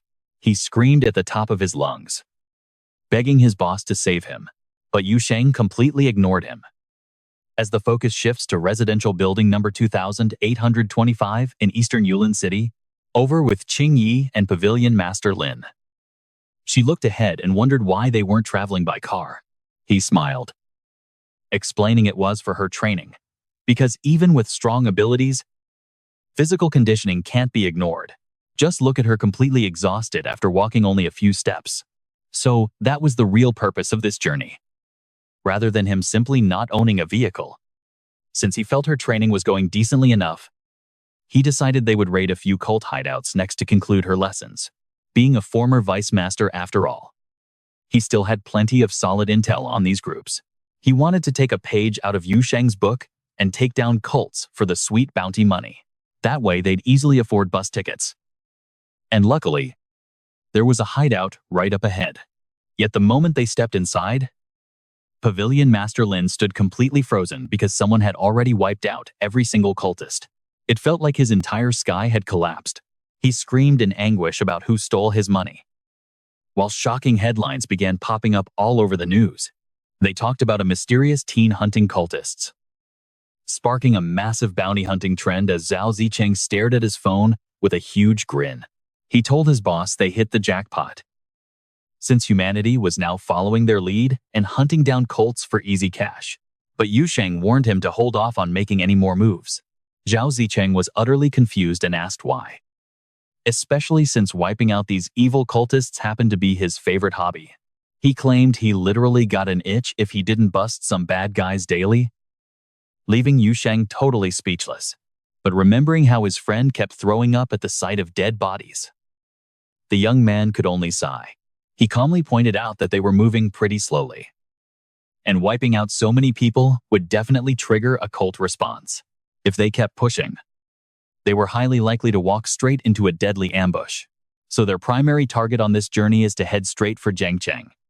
Meanwhile, over at the local cult's hideout, the cultists gather in a frenzy, discussing how Yu Sheng had the absolute nerve to declare online that he would completely wipe them out.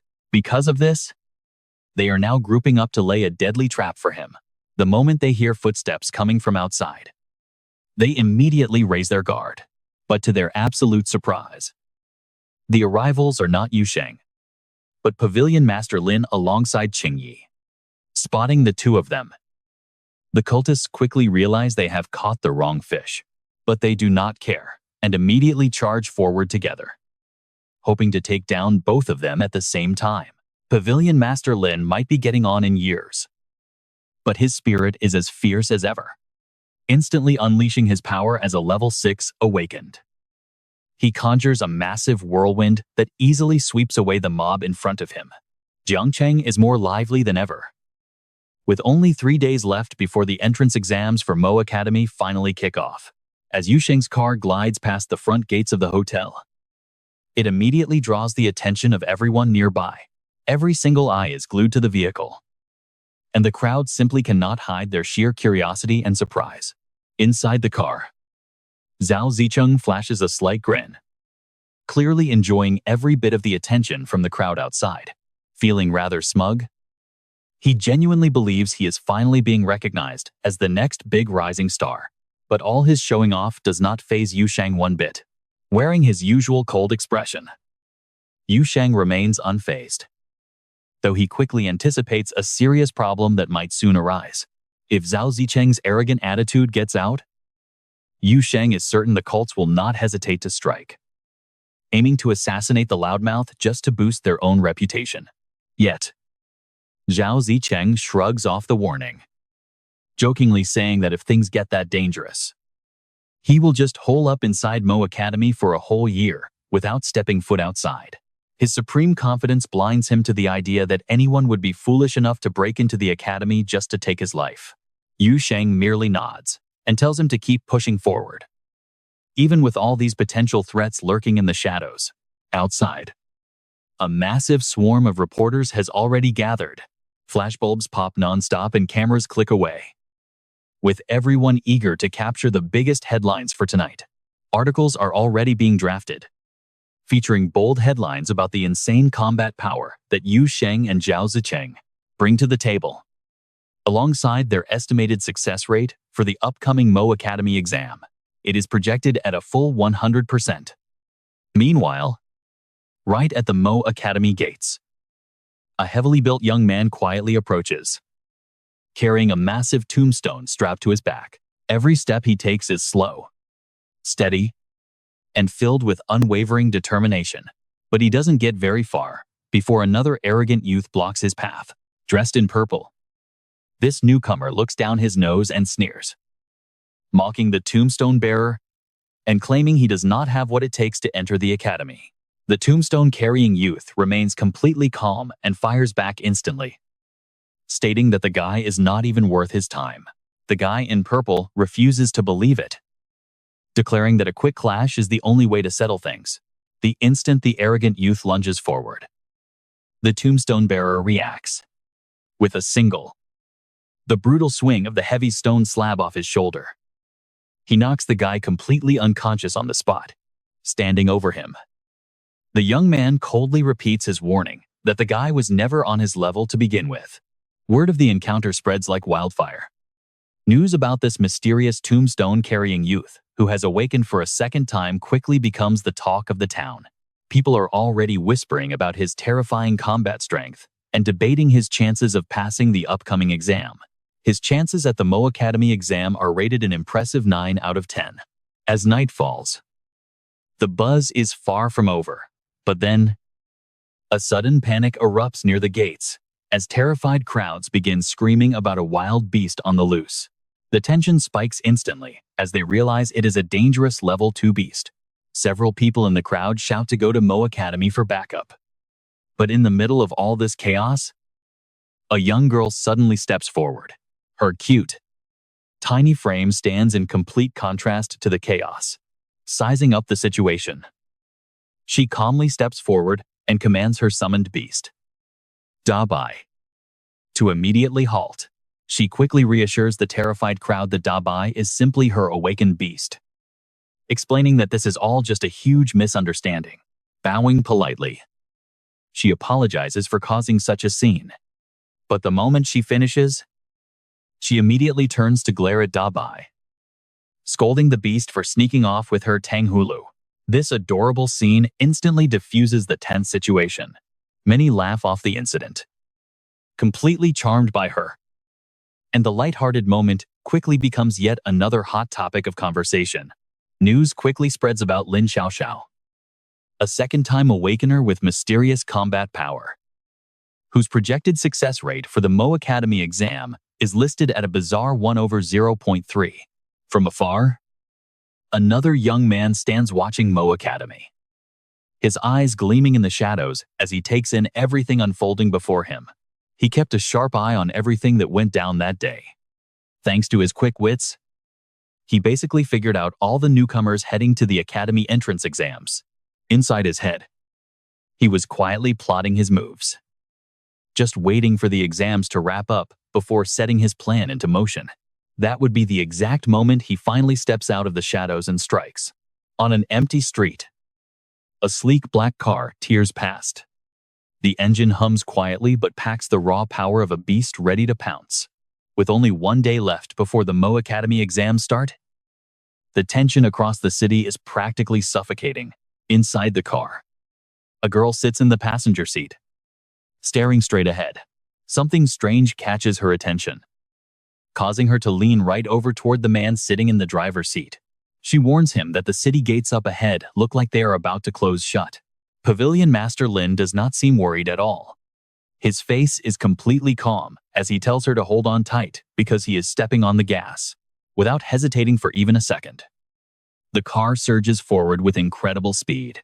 The scenery outside blurs into streaks of light, making it feel like they are tearing the sky wide open. But as they approach the gate, Pavilion Master Lin slams on the brakes, sending a screeching halt echoing through the quiet air. Both of them get out to check the situation. The air feels heavy as they take in the scene. A crowd has gathered right outside the gates, looking determined but also pretty damn nervous. The girl looks around with a highly curious expression, then turns and asks Pavilion Master Lin why he suddenly came to such a sharp stop. Pavilion Master Lin frowns, his eyes narrowing as he answers in a much colder tone. He wonders who has the absolute nerve to lock the gate without warning, muttering that whoever is responsible will pay a heavy price. Up on the high wall above the gate, a young man sits quietly, looking incredibly arrogant and totally unbothered. He looks down at the chaotic scene below with a smug smirk. He mocks the crowd below as fools, pointing out that the Mo Academy exams have not even officially started, and that they are only handing out invitations right now. Someone in the crowd yells out in sheer frustration, demanding to know why the academy summoned them here only to lock them outside the gates. The guy on the wall does not even flinch, coldly stating that whatever the Mo Academy says goes. And that is that. Since the gates are shut, no one else is getting in, so they might as well just turn around and go home. Those arrogant words only make a green-haired guy standing in the crowd lose his temper completely.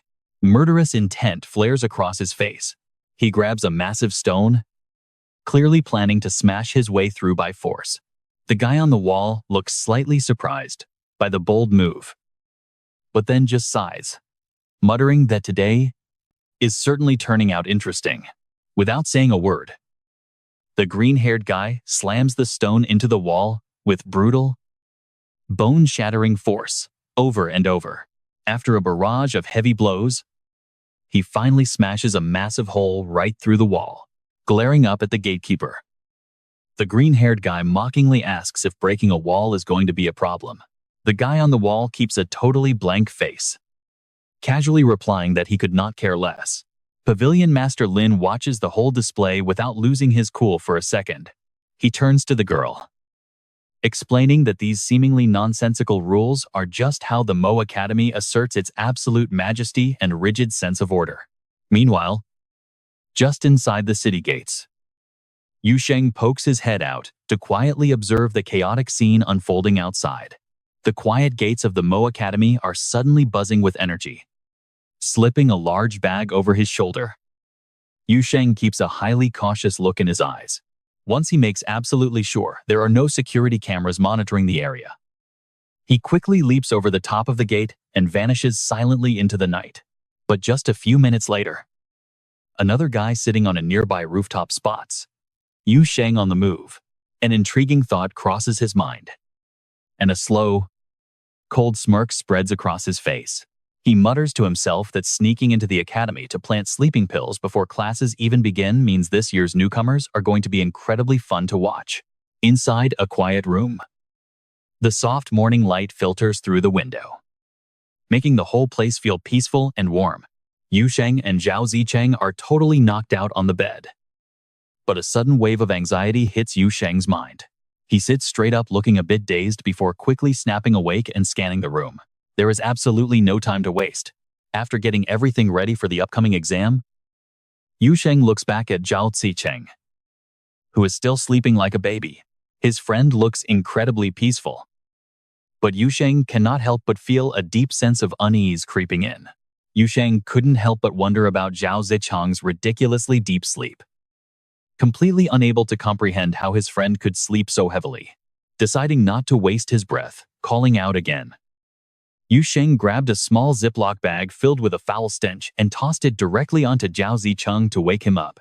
After that, Yu Sheng immediately turned and walked out of the room, not wanting to stick around to witness his friend's reaction.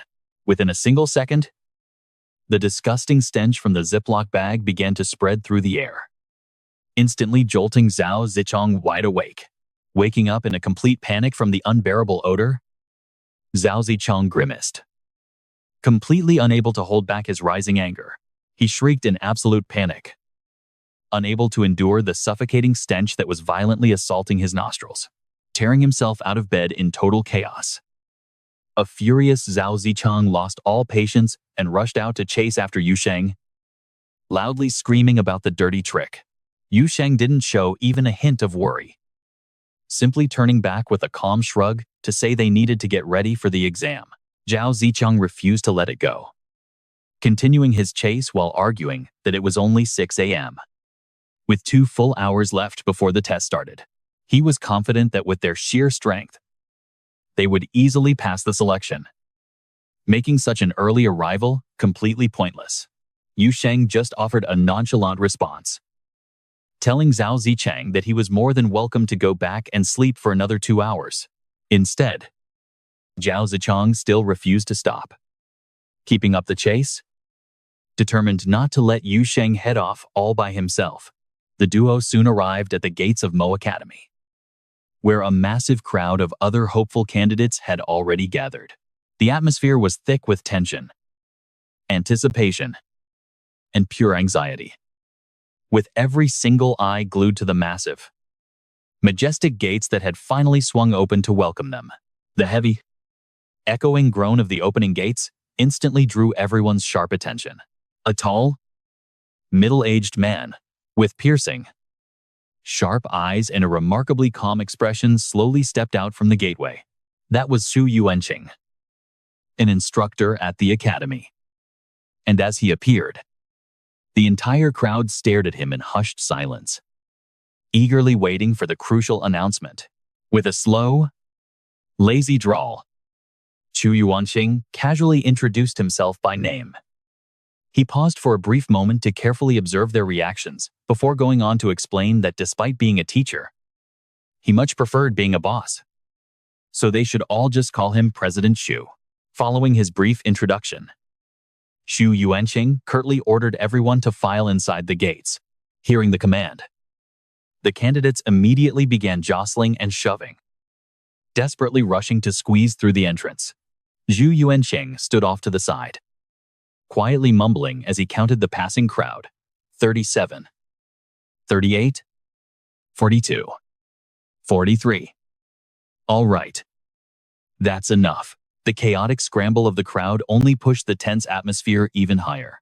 But just as the next group of candidates was about to step inside, Xu Yuanqing suddenly raised his hand, cold-bloodedly declaring them all disqualified. An instant wave of shocked whispers and absolute outrage erupted from the crowd. And one hot-headed youth, completely losing his temper, angrily shouted at Xu Yuanqing to give them a valid reason. Things got even more heated when another candidate stepped up, boldly demanding to know why they were being disqualified without any clear justification. Right then, a confident young man stepped forward, flashing a sleek black card and smoothly explaining that it held his allowance of 500,000 for the month. Xu Yuanqing's eyes instantly gleamed with interest, and the youth quickly followed up, offering to forego any commissions and invest it entirely in President Xu's company for free. Hearing that massive sum, Xu Yuanqing was utterly tempted and immediately asked for the card's PIN code. Prompting a smug smirk from the young man, he revealed that the first three numbers were 1, 4, 7, while the remaining digits would only be shared once he passed the exam.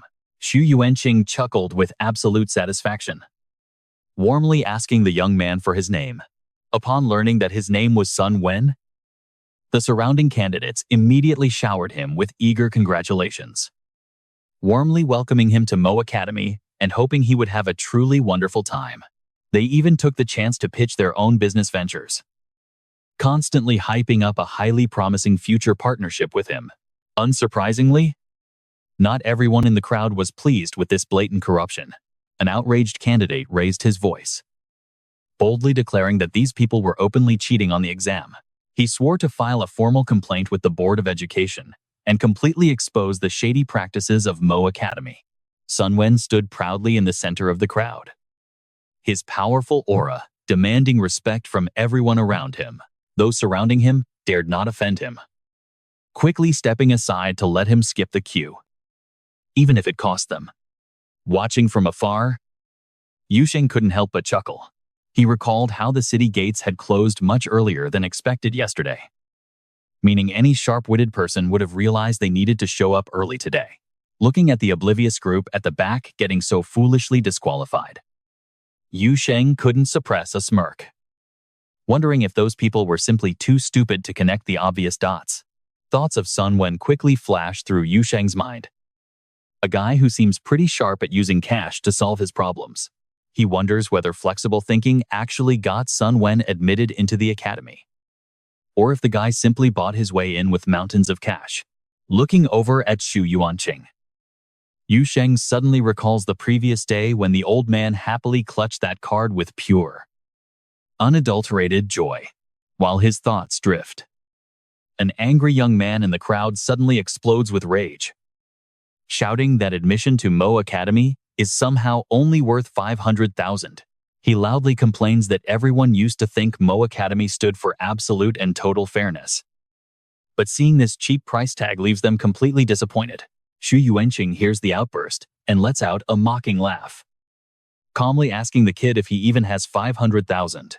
The young man shoots back immediately that he does not have it yet, but once he finally reaches Xu Yuanqing's age, that amount of money will be pocket change, and even his future kids won't care about it. Hearing that incredibly confident reply, Xu Yuanqing simply lets his lips curl into a highly mocking smirk. In his mind, the young man's ambitious claim carries absolutely zero weight to him, so the examiner bids him a highly sarcastic goodbye, orders his men to throw him out, and even docks him 1 point as a highly humiliating penalty. Right then, a sudden figure comes rushing up from behind them. An incredibly agile woman suddenly appears out of absolutely nowhere, landing a heavy blow right to the young man's head and leaving him completely too dazed to react. She casually mentions that if Xu Yuanqing ever has more of this kind of business, he should call her so they can split all the earned points, 50-50. Her words sound like a casual joke, yet they carry a pretty sharp calculation. As the crowd keeps buzzing over the incident, a voice points out that the guy who just got smacked is actually Liu Yu, the former top ranker of the province. Witnessing this, onlookers cannot help but sigh over how the great Liu Yu now has to bow his head for a single, tiny point. Just then, someone else chimes in to disagree, insisting that Liu Yu is not nearly as weak as he might look. Those brief movements of his, even for just a split second, they showed he could already be at the 4th or even 5th rank after only 1 short year. Amid the loud, buzzing commotion, Xu Yuanqing confidently steps forward anyway, scanning the crowd as he asks in a highly challenging tone if there is anyone else hot-headed enough who wants to show off.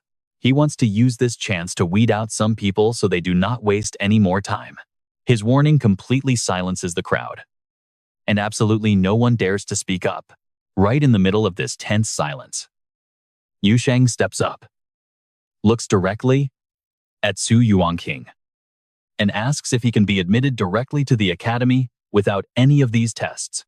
Xu Yuanqing gives Yu Sheng a pretty sharp look, but then quickly smiles and confirms that this boy from Sin City is now officially a student of Mo Academy. Standing nearby, Zhao Zicheng cannot hide his absolute shock upon hearing this sudden news. He simply cannot believe that Yu Sheng managed to get admitted with just a few quick words. His mind is instantly flooded with questions about whether he could somehow pull off the exact same thing. Before he can even finish that thought, another guy leaps from the crowd, confidently shouting that he too should be admitted directly. Without a single second of hesitation, Shu Yuanqing flatly kicks the guy out of the line, telling him to get lost immediately. Turning back to Yu Sheng with a deeply serious face, he notes that at least 6 pounds of explosives have been planted on school grounds. If he had rejected Yu Sheng's request, the entire academy would blow up, and everyone here would end up buried alongside him. Keeping his eyes completely calm and showing no fear, Yu Sheng explains that his observations showed Mo Academy is actually quite similar to Sin City. Because of that, he is absolutely sure that as long as nobody presses the detonator, nothing bad is going to happen. These blunt words leave Shu Yuanqing lost in deep thought. He genuinely starts to consider that, perhaps next year, he should recruit more raw talents from Sin City, since those survivors clearly possess far more potential than these useless loudmouths who only know how to talk, driven by sheer curiosity. Shu Yuanqing asks what would have happened if he had refused, and if Yu Sheng would have actually pressed that detonator. Yu Sheng calmly replies that he would not, because the absolute basic requirement for pressing a detonator is that the explosives must actually be real. This revelation leaves Shu Yuanqing completely stunned. He simply cannot believe the explosives are fake, especially since he clearly smelled the scent of gunpowder coming from them. Yu Sheng calmly explains that according to the laws of Mo Pavilion, possessing firearms or dangerous explosives is a highly serious crime. It can easily land someone 5 to 10 years in prison, or even a lifetime behind bars.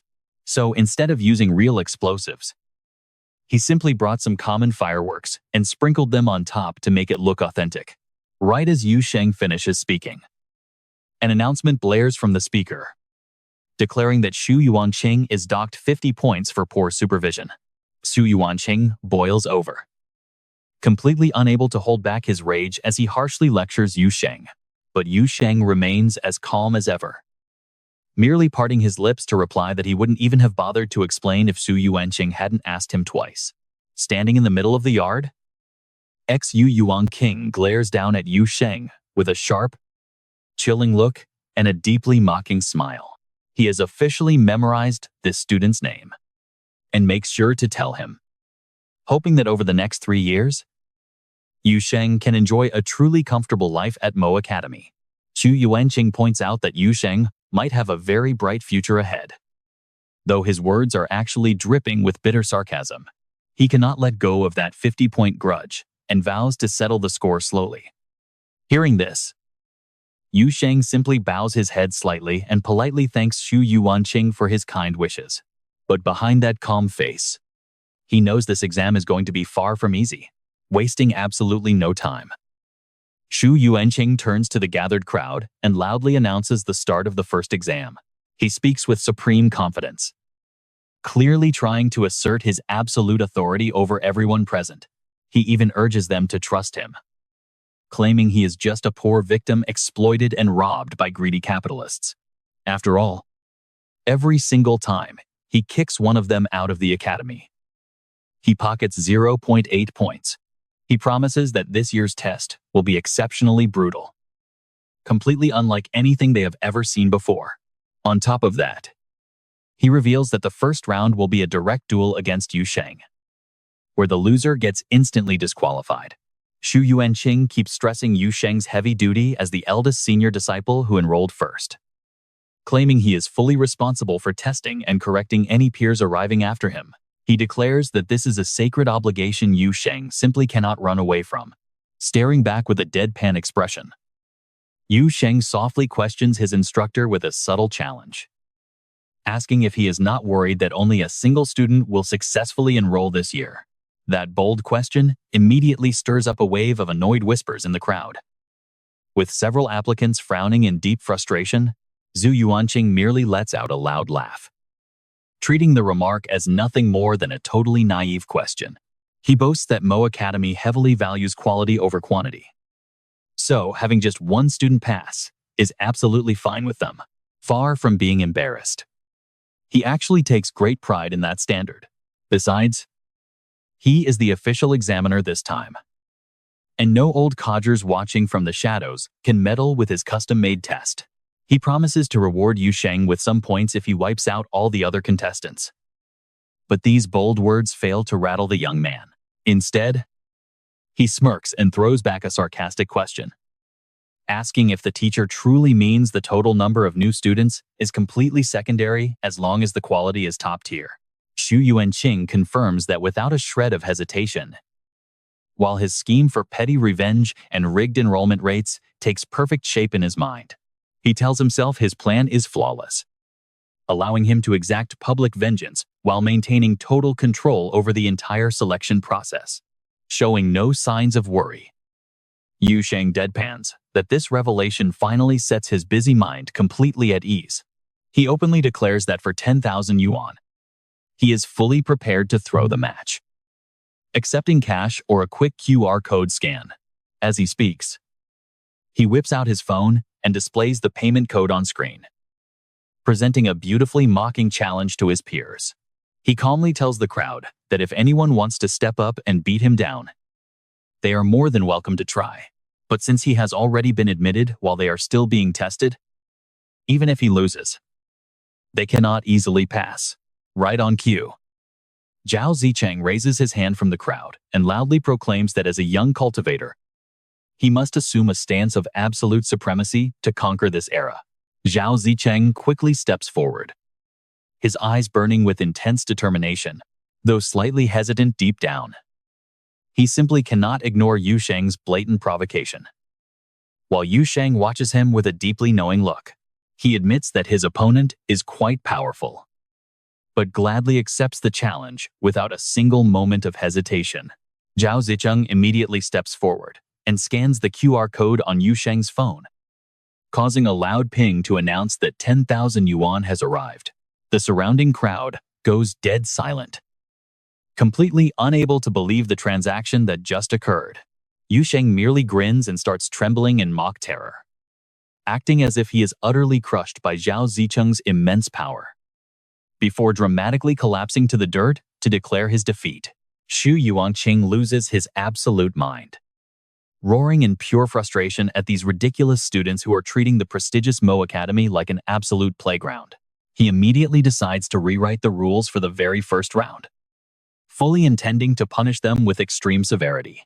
Right then, a loud announcement from the overhead loudspeaker cuts Xu Yuanqing off completely. An unfamiliar voice coolly states that once the exam rules are set, no changes are allowed, or the supervising teacher will face a massive 3-year salary deduction. This sudden warning drives Zhu Yuanqing wild with rage as he silently grits his teeth and curses. It feels as if the entire world is actively plotting against him. The loudspeaker crackles to life again, reminding everyone that alternative methods are forbidden, and any rule breakers will be disqualified immediately. Fuming with rage, Xu Yuanqing mutters that if he cannot trap Yu Sheng, someone else definitely will, because absolutely no one looks down on him at Mo Academy.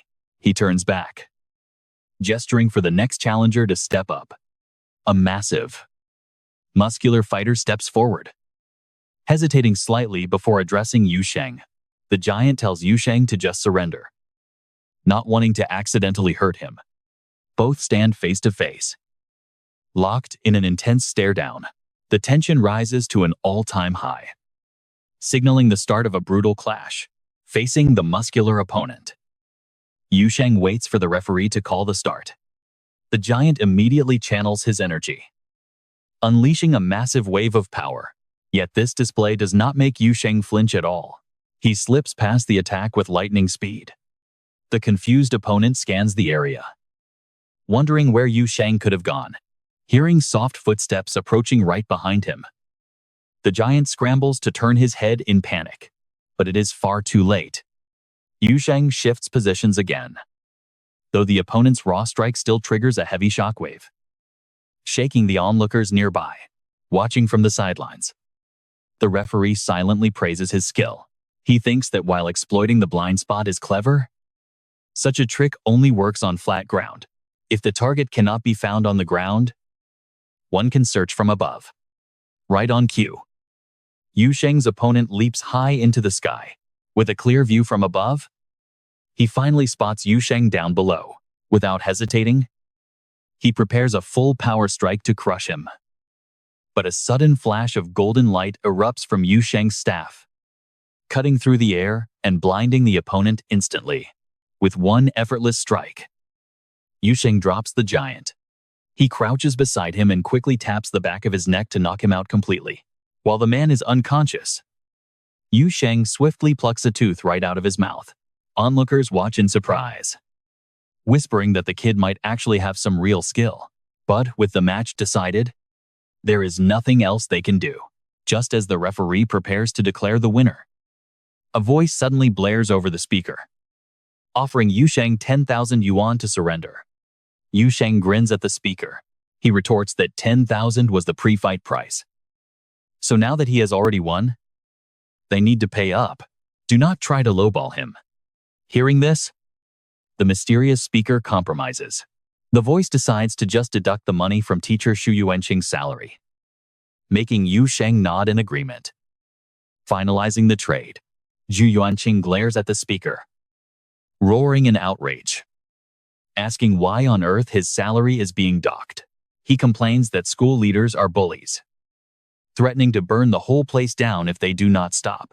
But the voice shuts him down instantly by announcing that he is the vice principal.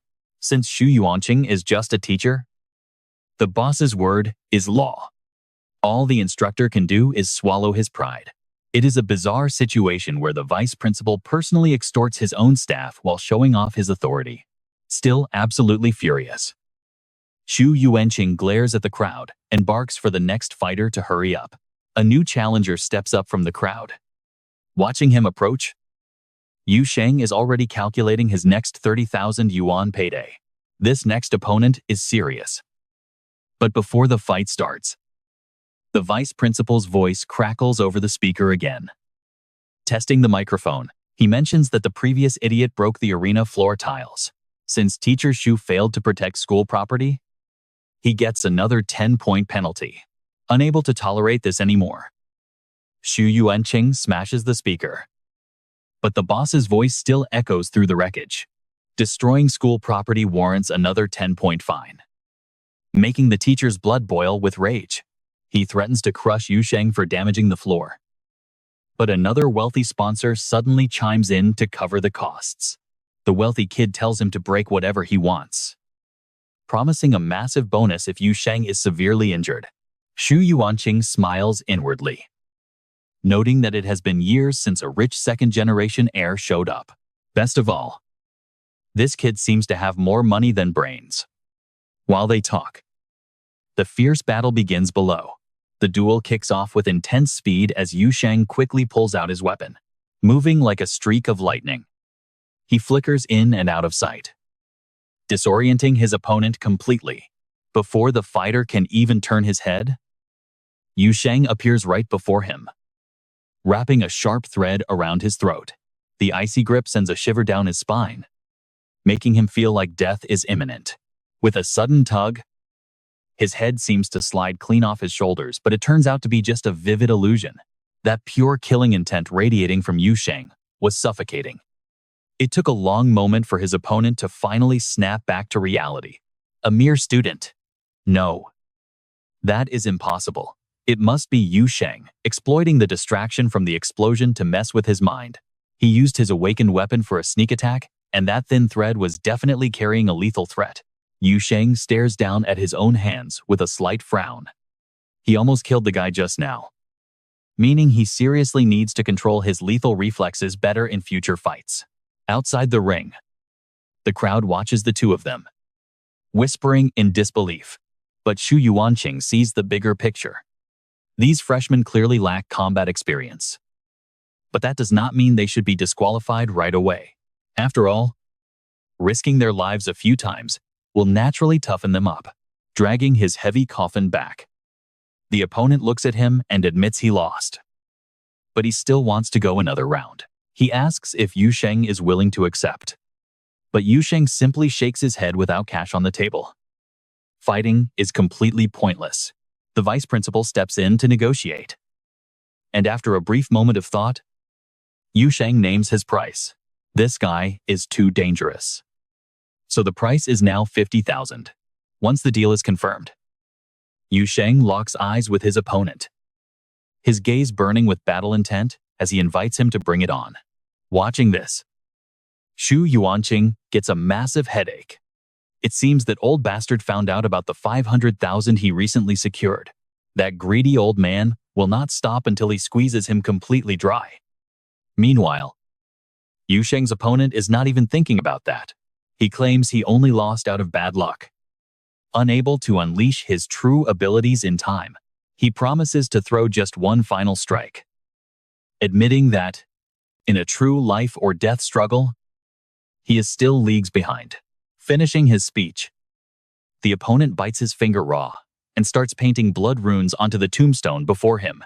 Seeing this transition, even Shu Yuanqing turns serious as he watches their battle unfold. But Yu Sheng instantly teleports right next to him, aiming his crossbow and warning him to stop writing or get shot, staring directly at the crossbow pressed against his nose. Cold sweat begins pouring down his face. Wasn't he supposed to get time for his ultimate?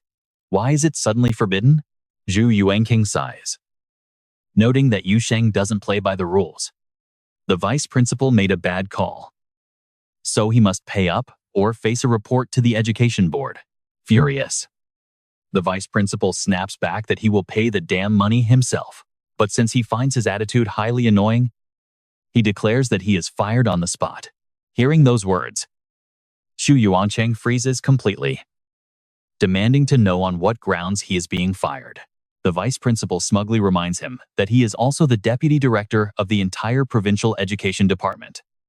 Instantly, Shu Yuanqing realizes his life is about to become a living hell. Losing the deputy director role in Gang City means waving goodbye to a yearly income of over 70,000. Despite the drama, the entrance exam pushes forward with a seemingly endless line of challengers. The next challenger stepping up seems incredibly confident in his own combat prowess. Yet 30 seconds later, Liu Yu is dragging him away like a dead dog. As the hours drag on, Sun Wen sighs and wonders if the academy has run out of actual geniuses. He gestures to the rundown buildings, claiming the school has sacrificed its own infrastructure just to hoard more training resources for them.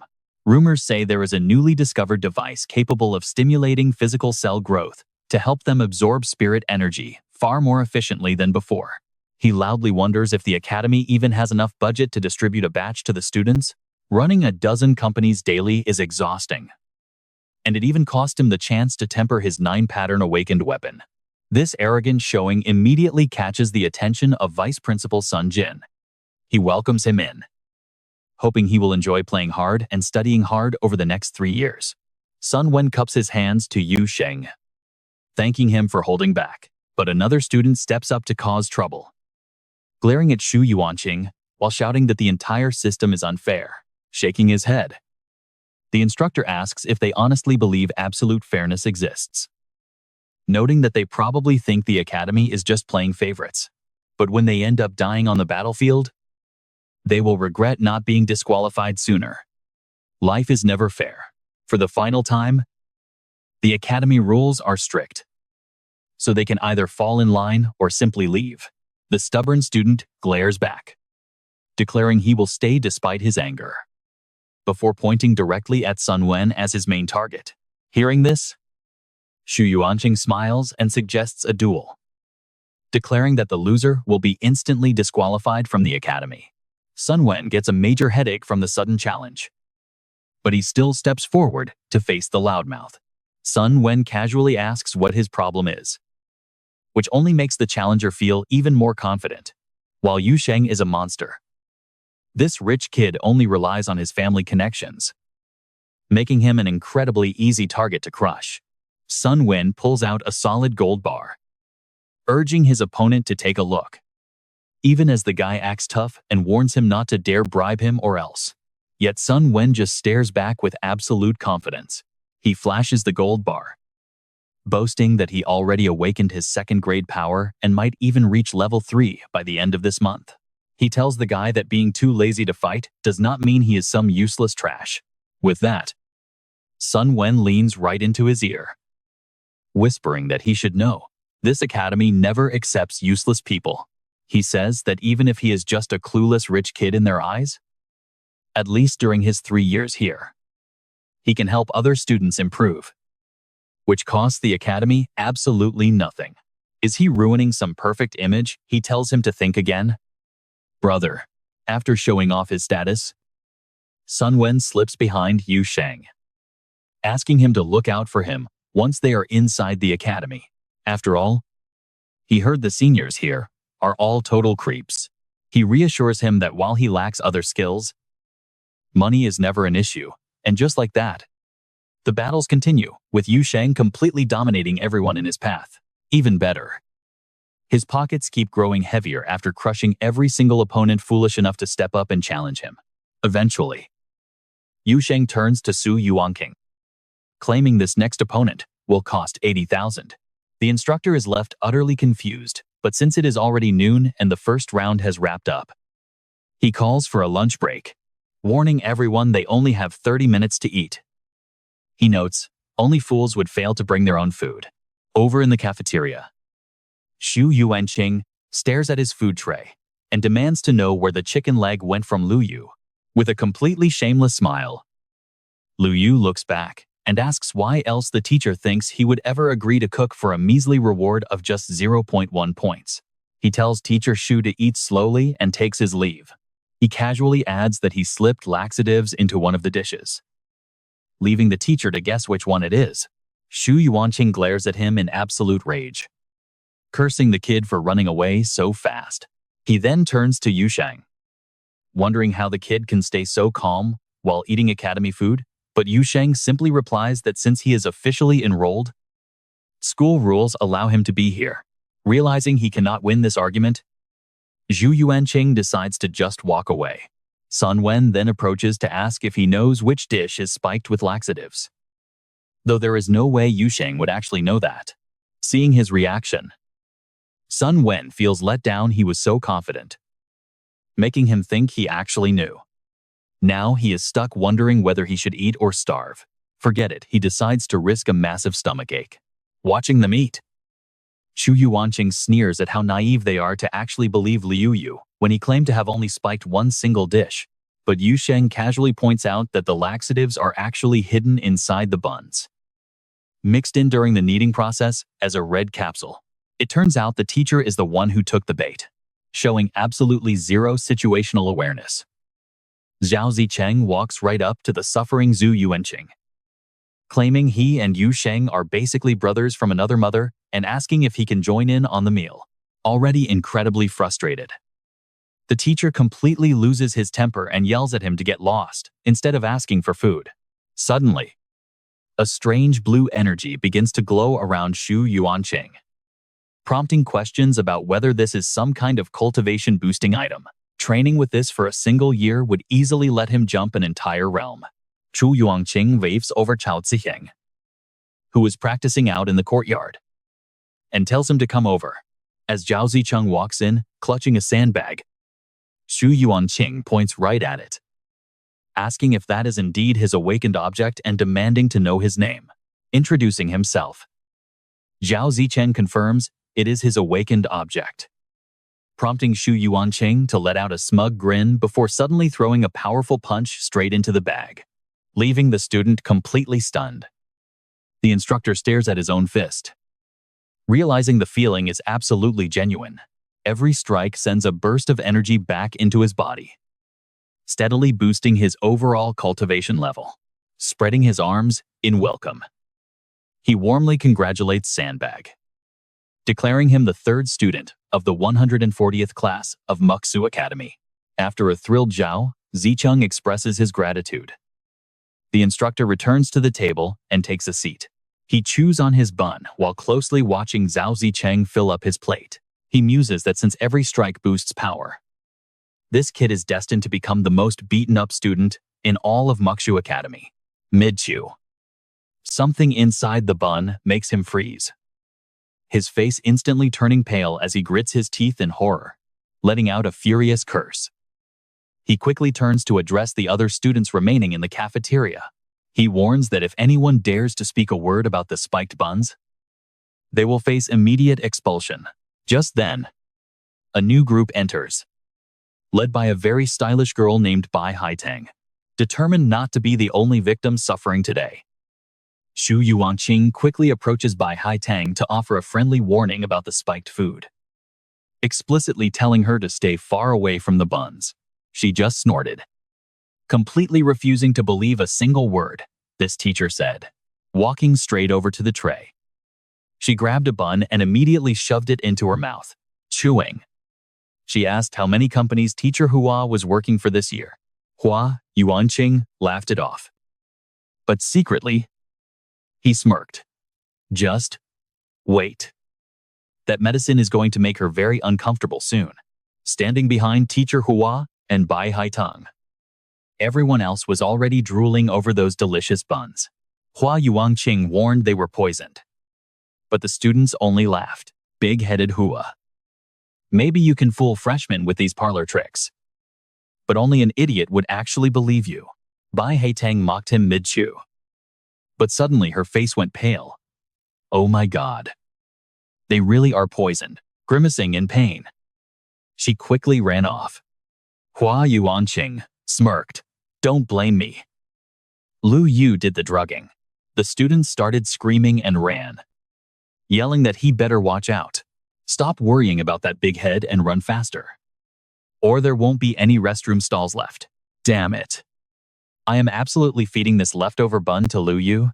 Hua Yuanqing told the remaining students to eat quickly for round 2, then bolted to the restroom like everyone else, clutching toilet paper. Everyone finally gathered at the soccer field.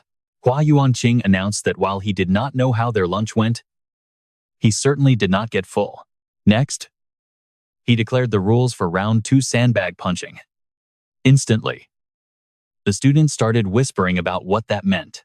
Teacher Hua held up a photo. This is your sandbag target. But no matter your method, just punch the target in the face within 2 hours and catch it on video. That counts as a pass. 2 students raised hands to ask for a shortcut. Hua Yuanqing grinned and said, absolutely. If you can actually capture him and record it, you get selected on the spot. At the small training ground, everyone was busy warming up, walking over to Yu Sheng, Zhao Ziheng, and Sun Wen. Hua Yuanqing asked how they planned to handle this. Sun Wen boasted a punch earns 10 grand, and a capture gets $1 million. Hua Yuanqing gave a big thumbs up to President Sun's strategy, then turned to Yu Sheng, who asked about the target's power. Hua Yuanqing revealed he is a 4-star, but currently stuck on a toilet. Knocking him out is easy. Otherwise, it is a headache. Zhao Zicheng balled his fists. Do not forget about me. Just let him throw one punch at me, and he will fall head over heels. Hua Yuanqing stared, imagining what would happen if Liu Yu got this human sandbag. Forget capturing him. Liu Yu would probably surrender willingly. Suddenly, Lin Xiaoxiao and Da Bai came sprinting over. Teacher Hua, she cried out. I finished. She held out her phone to show him. It turned out Da Bai found Brother Liu in the deepest restroom on the 1st floor, and he was surprisingly super nice. Hua Yuanqing was baffled even with stomach trouble. How was he caught so fast? In the video, Lin Xiaoxiao stood shyly outside while Liu Yu was busy inside. Excuse me, brother, she squeaked.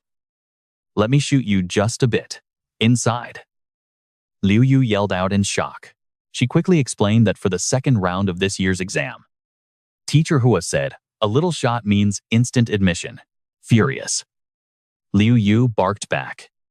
What do you take me for? Absolutely not, Lin Xiaoxiao stammered, asking if she could just gently tap him with a punch instead, promising not to use any force. Hearing this, Liu Yu completely melted, his nose bleeding as he squealed over her cuteness. He happily let her punch him with a beaming face. Afterward, she bowed, introduced herself as Lin Xiaoxiao, and thanked him. Liu Yu smiled. But Hua Yuanqing could only offer a strained laugh. She asked if she had failed. But teacher Hua said she actually passed. Hua Yuanqing turned around with a worried sigh honestly. Liu Yu is hopeless. Getting swayed just because an opponent is cute will get him killed. Just then, a speaker hidden in the nearby tree coughed to life, testing the mic and wondering how he had noticed it.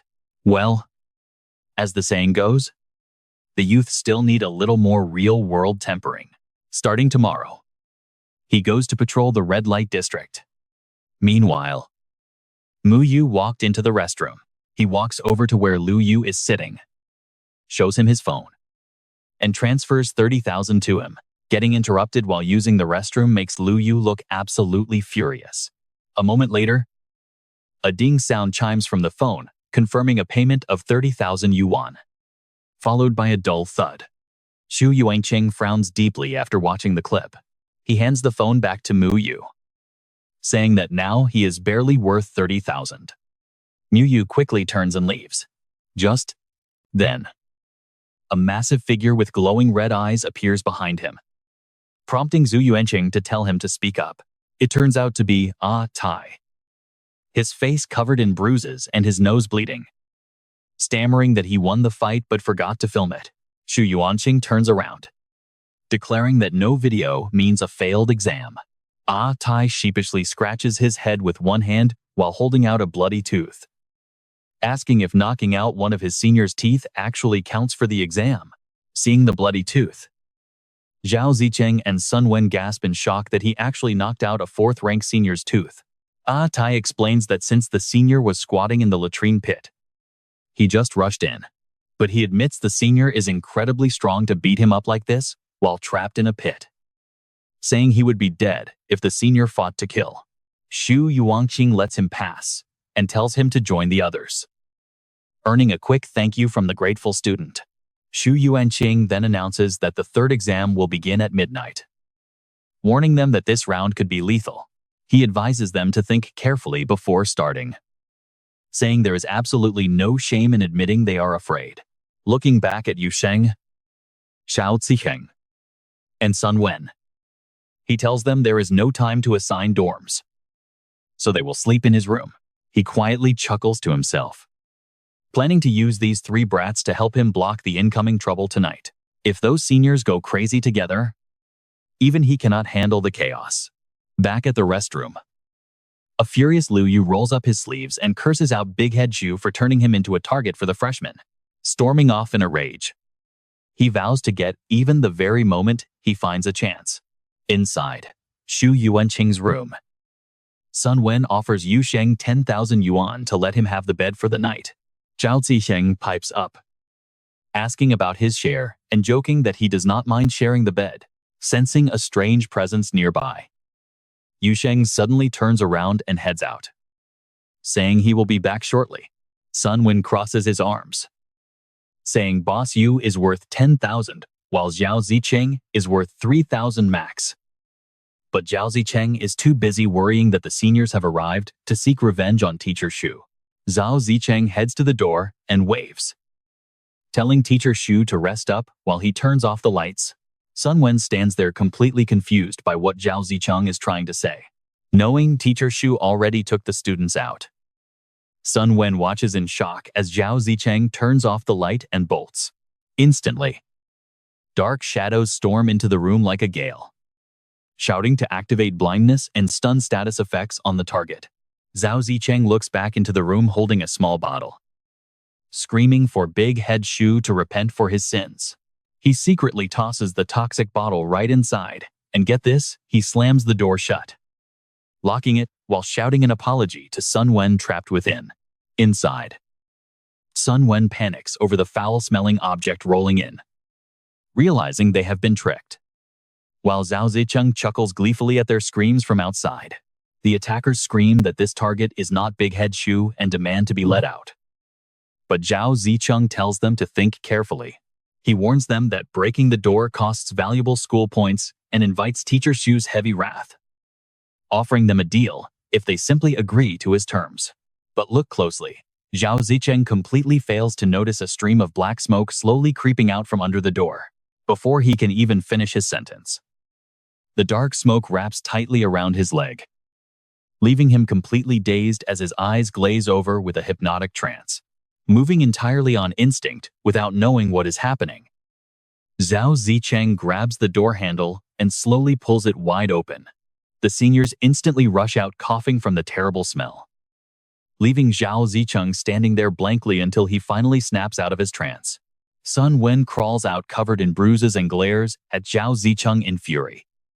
Just as Bai Haitong suddenly appears right behind them, she kicks Zhao Zicheng right back into the room, yelling at them to stay inside or she will break their legs. Tossed back onto the floor, Sun Wen immediately leaps to his feet and screams at Zhao Zicheng, asking if he has completely lost his mind. Why pick a fight with the seniors of all people? But Zhao Zicheng explains that the vice principal offered 10 points for defeating one, plus even failing awards 1 point, while getting beaten up gives 2, allowing them to stack up long-term missions.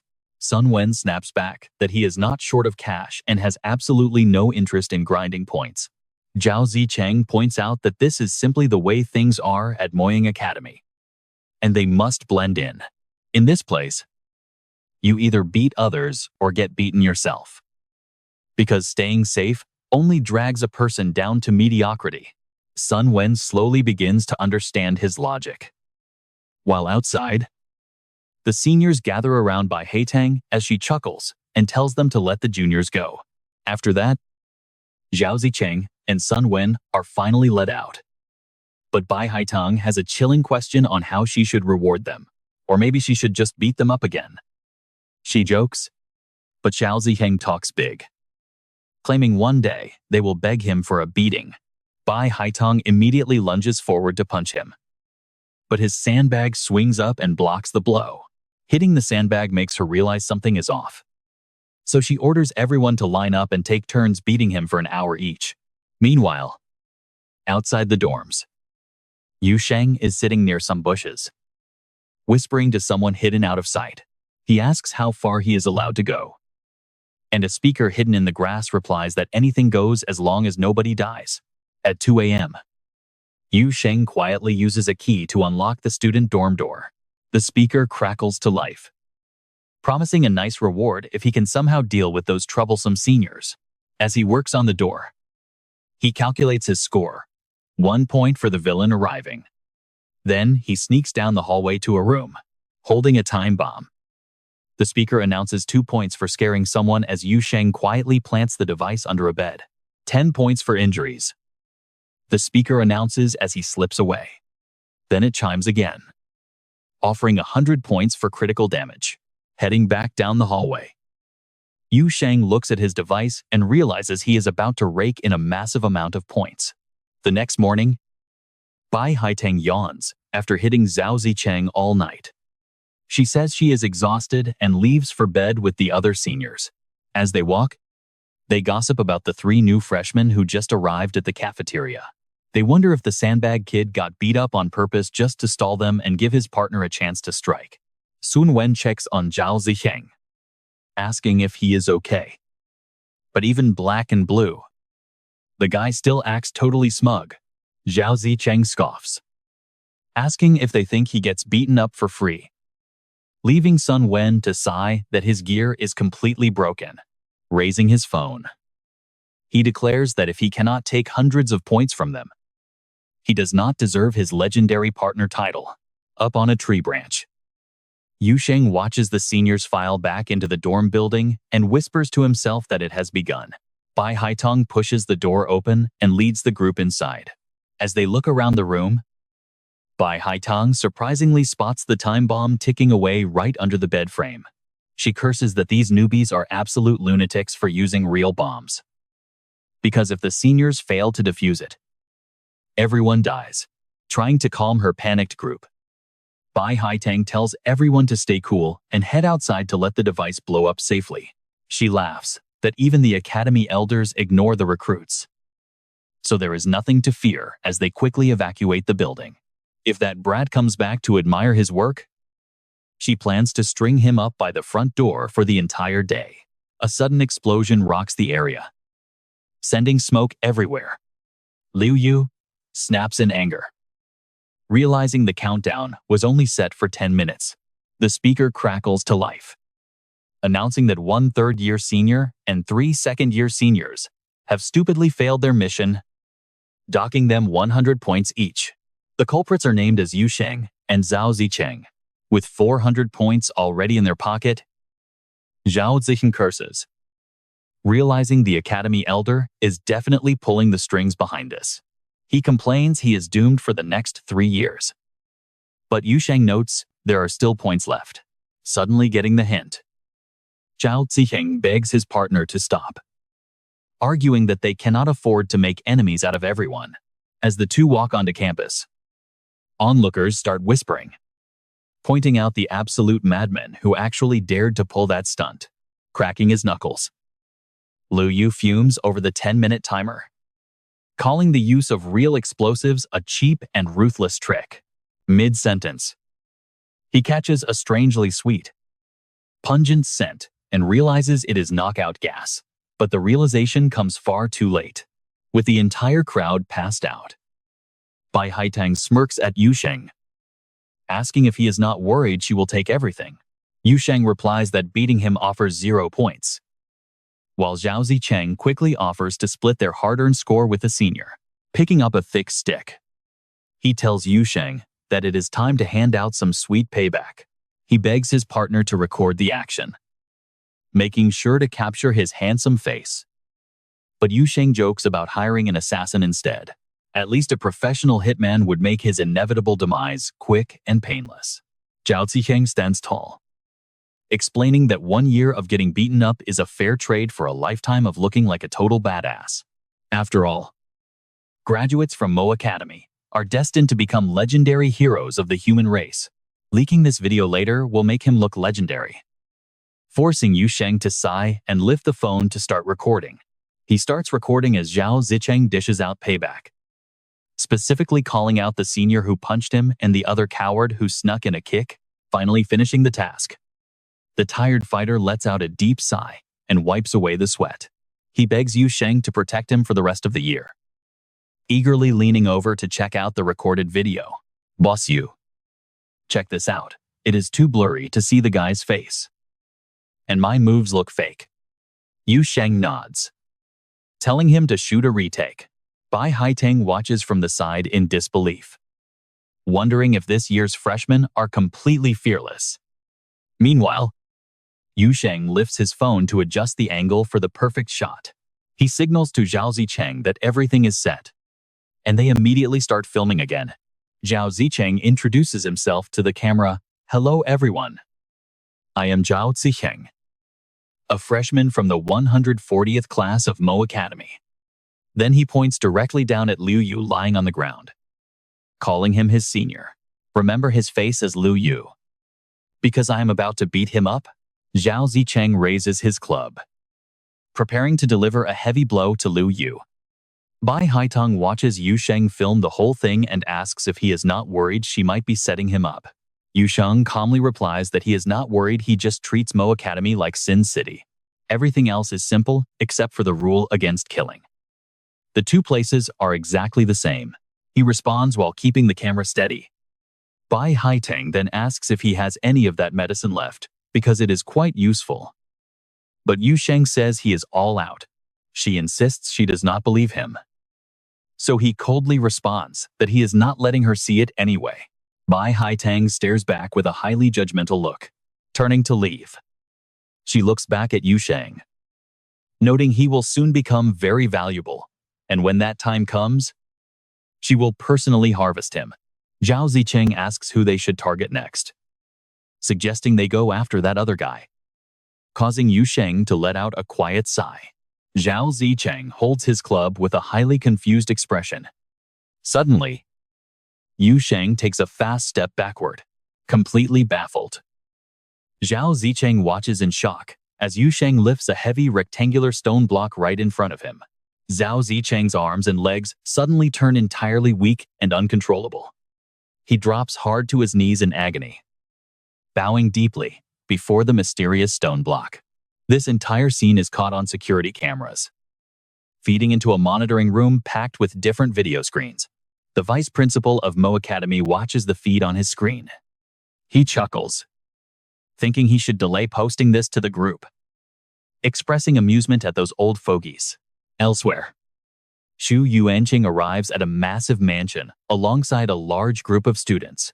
He lectures Mu Yu and Ah Tai, asking why they look so miserable when it was just a simple demon beast hunting trial. They got completely thrashed. Ah Tai chuckles weakly, admitting that a level 2 demon beast is actually pretty tough to fight, his face covered in cuts.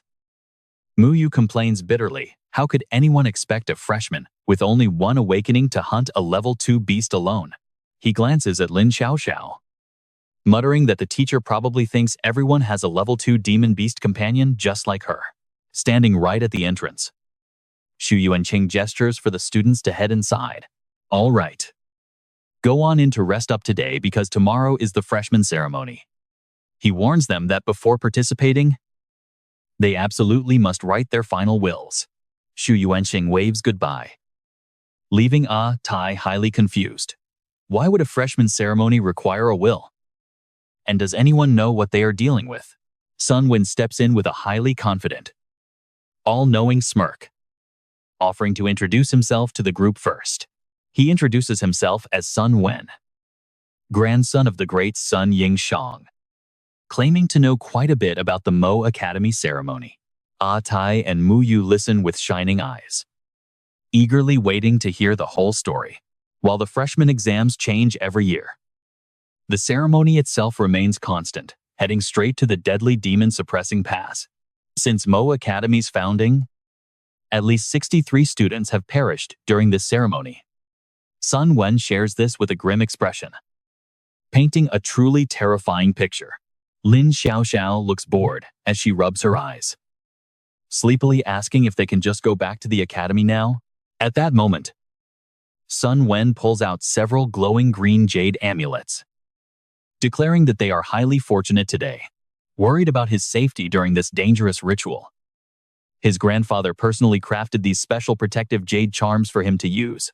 He offers them a massive discount of under 1 million, practically giving them away, prompting Mu Yu and Ah Tai to immediately shout out their interest. Zhao Zicheng also raises his hand to buy one, but Yu Sheng suddenly blocks him, leaving him completely bewildered. Meanwhile, everyone else crowds around Sun Wen, eager to purchase the protective jades. Seizing the moment, he tells them not to worry. If they lack cash, they just need to sign and fingerprint the contract to claim the talisman made by Sun Yingxiang himself.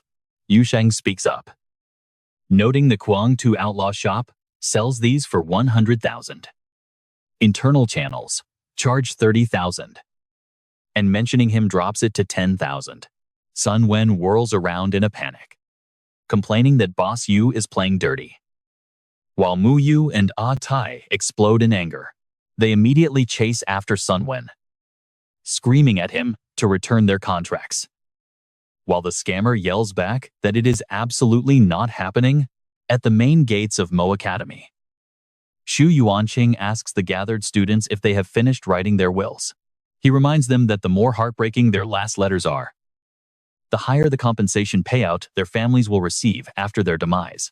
If anyone does not know how to write one, he proudly offers his ghostwriting services for 30,000 a copy, guaranteeing a highly touching and emotional masterpiece. Sun Wen touches the sleek vehicle in front of him with immense awe, asking Mr. Xu if Mo Academy really possesses such an incredible status symbol. Sun Wen looks at the ride, wondering what brand it even is, since he cannot recognize the logo. Suddenly, Xu Yuanqing kicks the door open, nearly smashing Sun Wen right in the face. Professor Xu proudly introduces it as a reconstructed 5-owner van. Sure, the door has some rust, but is it cool, or what? His words leave everyone completely frozen for 5 seconds. Totally speechless, Zhu Yuanqing snaps them out of it, telling everyone to stop spacing out and get in. As Tai climbs inside, Professor Shu tells him to tie the stone tablet of Mu Yu to the back and sit right on top of it. He reluctantly groans in agreement. With everyone loaded up, poor Tai sits tied to the back on top of the stone tablet. Looking completely defeated, Shu Yuanqing hits the gas like a maniac, sending Tai into a wild panic as he screams for his life, while Dabai sprints close behind, speeding down the open highway. Tai simply cannot stop screaming at the top of his lungs. Right around that moment, a flashy pink car, cruising along the road, happens to be driven by Lin Feng. He notes that safely delivering the young Zhao Qingyi to Jiangcheng means he can finally head to Zhenyao Pass with no regrets. Just as he is lost in deep thought, the vehicle of Shu Yuanqing suddenly tails him extremely closely, prompting him to squint at his rearview mirror in absolute confusion.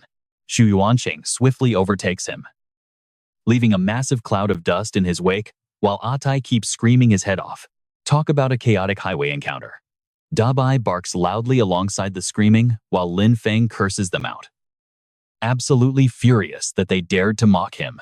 No way he lets this slide.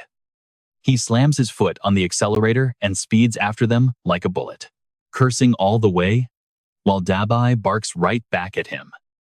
The wild chase continues until they finally reach the checkpoint outside Zhenyao Pass. Arriving first, the van of Shu Yuanqing is guided inside by the on-duty guards at the gate. Lin Feng pulls up right behind him. The moment he steps out of his car, he barks out, "Big head Shu," not backing down. Shu Yuanqing snarls right back, "Grudge Lin." The two glare at each other, instantly igniting a heated standoff. Seeing the tension rise, Lin Xiaoxiao gets incredibly excited, cheering for a physical fight. Lin Feng folds his arms and mocks his rival, wondering what kind of idiot dared to challenge his superior driving skills. But seeing it as him, everything suddenly makes perfect sense. Professor Shu fires back, laughing that the pink car fits his sissy attitude perfectly. He adds that since Elder Zhang dragged him here, there might be a chance to feast on his defeat. Lin Feng sneers back, laughing that at least he did not wet his own pants before. Oh, the embarrassment is real. Hearing this, Dabai and Lin Xiaoxiao gasp as a totally red-faced Shu Yuanqing flies into a rage and roars the name of Lin Feng. Is he asking for death? Lin Feng simply rolls up his sleeves and raises his fists, welcoming the challenge without a shred of fear. The two bicker back and forth, declaring that whoever uses their awakened object today is a total coward. Lin Feng challenges him, eager to see what he can actually do without his awakened object. Perched on the back of Dabai, Lin Xiaoxiao continues to jump and cheer happily for them to fight. A guard quickly steps in to stop them, warning that fighting is strictly forbidden inside Zhenyao Pass. Hearing this, the two grumpily turn away from each other. Shu Yuanqing scoffs, muttering that they are lucky to be inside the pass. Otherwise, he would have beaten him black and blue. Lin Feng snorts, reminding him of the time he kicked him right between the legs during their past encounters. Turning to head inside, Lin Feng stops dead in his tracks, right as he passes Tai. He glares at the kid with an irritated expression, saying he will remember his face. He promises that once the kid officially joins Zhenyao Pass, he will make him sit on the fortress wall and scream all day. Anyone down there who fails to scream loud enough gets no dinner. After leaving him with that threat, he walks off, leaving a very confused Tai scratching his head. Lin Feng hands over his identification card, introducing himself as a veteran of Zhenyao Pass and former vice master of the Jiangbei Mo Pavilion branch. Taking the card to verify his identity, the guard physically stretches the face of Lin Feng to check if he is real. The guard soon concludes that the documents are valid, with no signs of plastic surgery or disguise. For the final check, a scanner runs over him to confirm his profile. The device glows green, indicating a perfect match. Once he passes, both guards salute by striking their chests in unison, They declare that behind them lies the safety of 10,000 homes. Wishing him a peaceful return, returning the salute. Lin Feng solemnly responds that the flame shall never die, and humanity will endure forever. With the check finished, Lin Feng turns to Xu Yuanqing and tells him to enjoy his peaceful life for another 2 years before heading to the pass, since the veterans of the third generation have mostly fallen or been injured. Their fourth generation must finally step up. Xu Yuanqing lets out a thoughtful hum. Lin Feng then waves goodbye to Big Head Xu, saying he will be waiting for him inside, presenting his own card. Xu Yuanqing introduces himself as a combat department professor from Mo Academy, escorting new students to the pass to complete their entry ceremony. With that, Xu Yuanqing leads the group of fresh recruits straight into Zhenyao Pass. He laid down the ironclad law of Zhenyao Pass within 10 miles. No cars were allowed without special authorization, holding a small green bead in his hand. Yu Sheng wondered if this object could really make people risk their lives just to trust someone. Rewinding 30 minutes. Yu Sheng had flatly refused to cooperate during his identity verification. The staff urged him to follow the regulations and cooperate with the inspection. He asked if they could use another way to prove he wasn't disguised, pointing out that if they used this check to kill him, he would have no way to defend himself. He watched the guard refuse. Citing protocol, Yu Sheng felt stuck. He always followed rules inside Crime City, but they were also bound by rules here. Suddenly, he had a bright idea.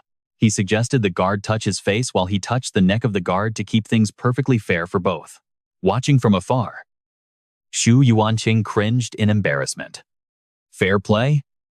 My foot, letting this kid do whatever he wanted, would always lead to a fight.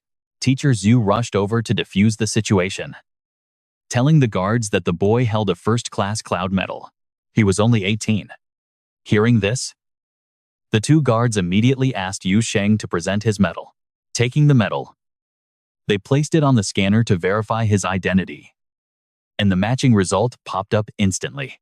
Talk about absolute loyalty, both guards saluted, declaring they would gladly stake their own lives on anyone holding that medal. They even offered to let him hold a weapon to their necks before telling him he was free to pass. As they walked inside, the guards chanted behind them, praying for their safe return to protect the light of 10,000 homes.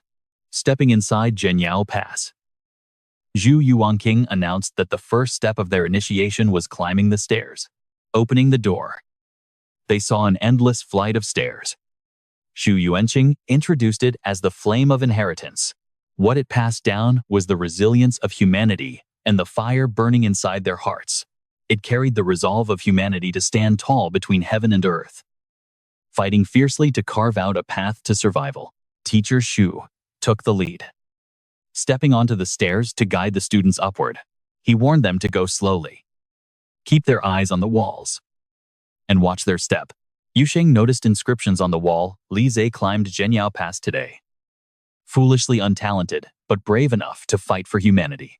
Zhao Jin, a graduate of the Lingnian Academy, climbed Zhenyao Pass today and swore never to take a single step back.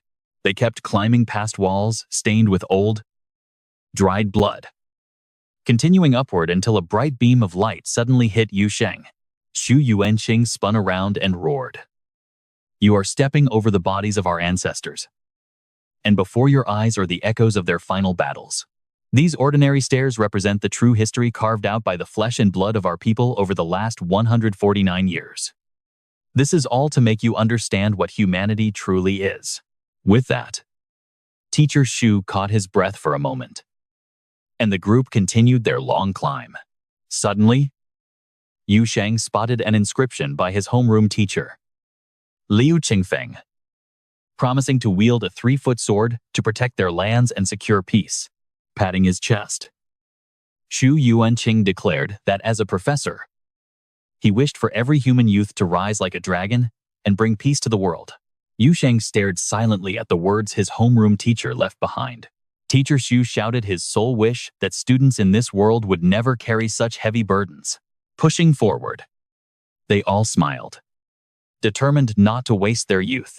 Every teacher shared that same desire to witness a prosperous era without regrets. Seeing their hopes fulfilled, inspired by Teacher Zhu, the group pressed on with absolute resolve until they finally reached the top where a brilliant light awaited them. Now, walk your own path, Teacher Zhu roared, pounding his chest to spur them forward, overflowing with confidence and resolve. Yu Sheng led the group. His steady steps and sharp gaze monitored every movement behind him, as if he controlled the entire space. Right beside him, Zhu Yuanqing stood with crossed arms, looking both proud and polite as he stepped aside for the students. The air grew thick with tension and anticipation, as if everyone felt a life-altering event was about to unfold for these new recruits.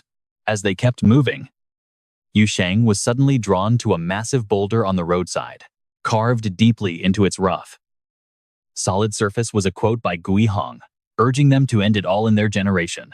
The mysterious message lingered in his mind, stirring up a quiet restlessness, like a sudden breeze brushing over a still lake. Within moments, Yu Sheng chose not to dwell on those thoughts. Shaking off the distraction, he stepped onto the final stairs, heading toward the blinding light outside. As Yu Sheng finally steps outside, the entire area before him opens up into a chaotic, bustling crowd of endless noise.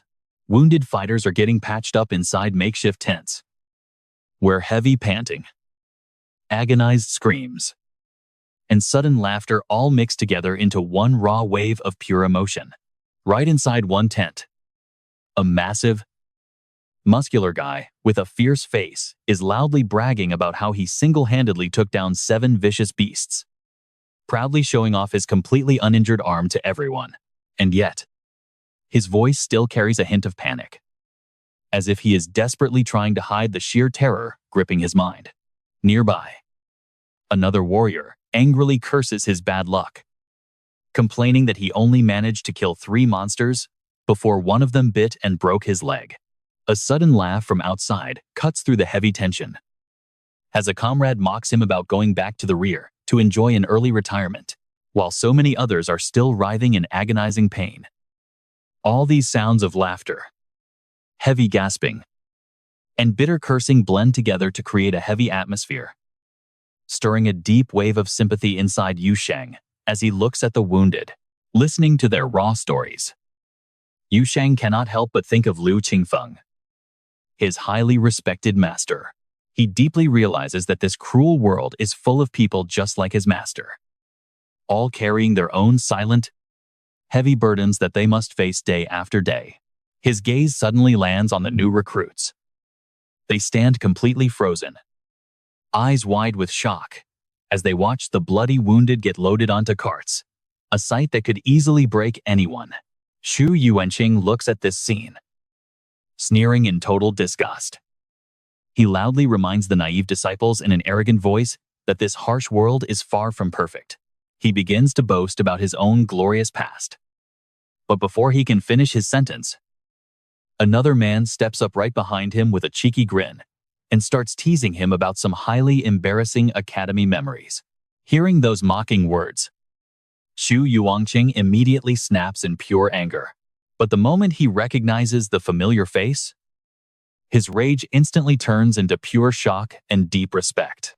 The man standing there is none other than Zhang Yushu, a legendary figure in the academy, possessing sharp, knowing eyes that look like they can peer straight into the very depths of your soul. Zhang Yushu asks Yu Sheng if he has officially registered yet, and once the boy nods, he calmly tells Yu Sheng to follow him for a moment. Yu Sheng eagerly agrees without any hesitation, genuinely excited to learn from such a highly experienced senior. Meanwhile, a green-haired guy nearby eavesdrops on their conversation, scratching his head over the bizarre things they are talking about. Sun Ven, a loud disciple from the academy, suddenly shouts at the top of his lungs about a miracle pill he has, boldly claiming that it can instantly solve every single physical problem they are currently facing. His sheer arrogance quickly grabs everyone's attention, turning the whole place into a chaotic mess as desperate fighters crowd around him to get their hands on this hyped-up medicine. Xu Yuanqing looks on with deep skepticism, immediately calling out Sun Wen for the ridiculously high price tag he put on those pills. He simply cannot understand why a single pill should cost that much. But Sun Wen remains completely unbothered by the harsh criticism, still acting extremely hyped up about his product, proudly boasting that it is the Mountain Foot 29 soothing pill, and begging everyone to buy it with absolute, unstoppable excitement, as Sun Wen successfully sparks a massive bidding war among the crowd. Xu Yuanqing continues to throw sharp, sarcastic insults at him. Yet an eager mob quickly swarms the area regardless. They pack tightly around Sun Wen, creating a chaotic scene of loud shouting and desperate pushing. The whole scene is buzzing with energetic yet highly unstable energy, getting highly annoyed by the show. Xu Yuanqing decides to mock Sun Wen by bringing up an old, embarrassing memory that makes the surrounding crowd burst into laughter. But just as the mood seems to lighten up, Xu Yuanqing suddenly drops to his knees in a bizarre fit of absolute, uncontrollable rage. Everyone looks on in total shock. No one understands the actual reason behind his sudden action, and a heavy tension falls over the place once more.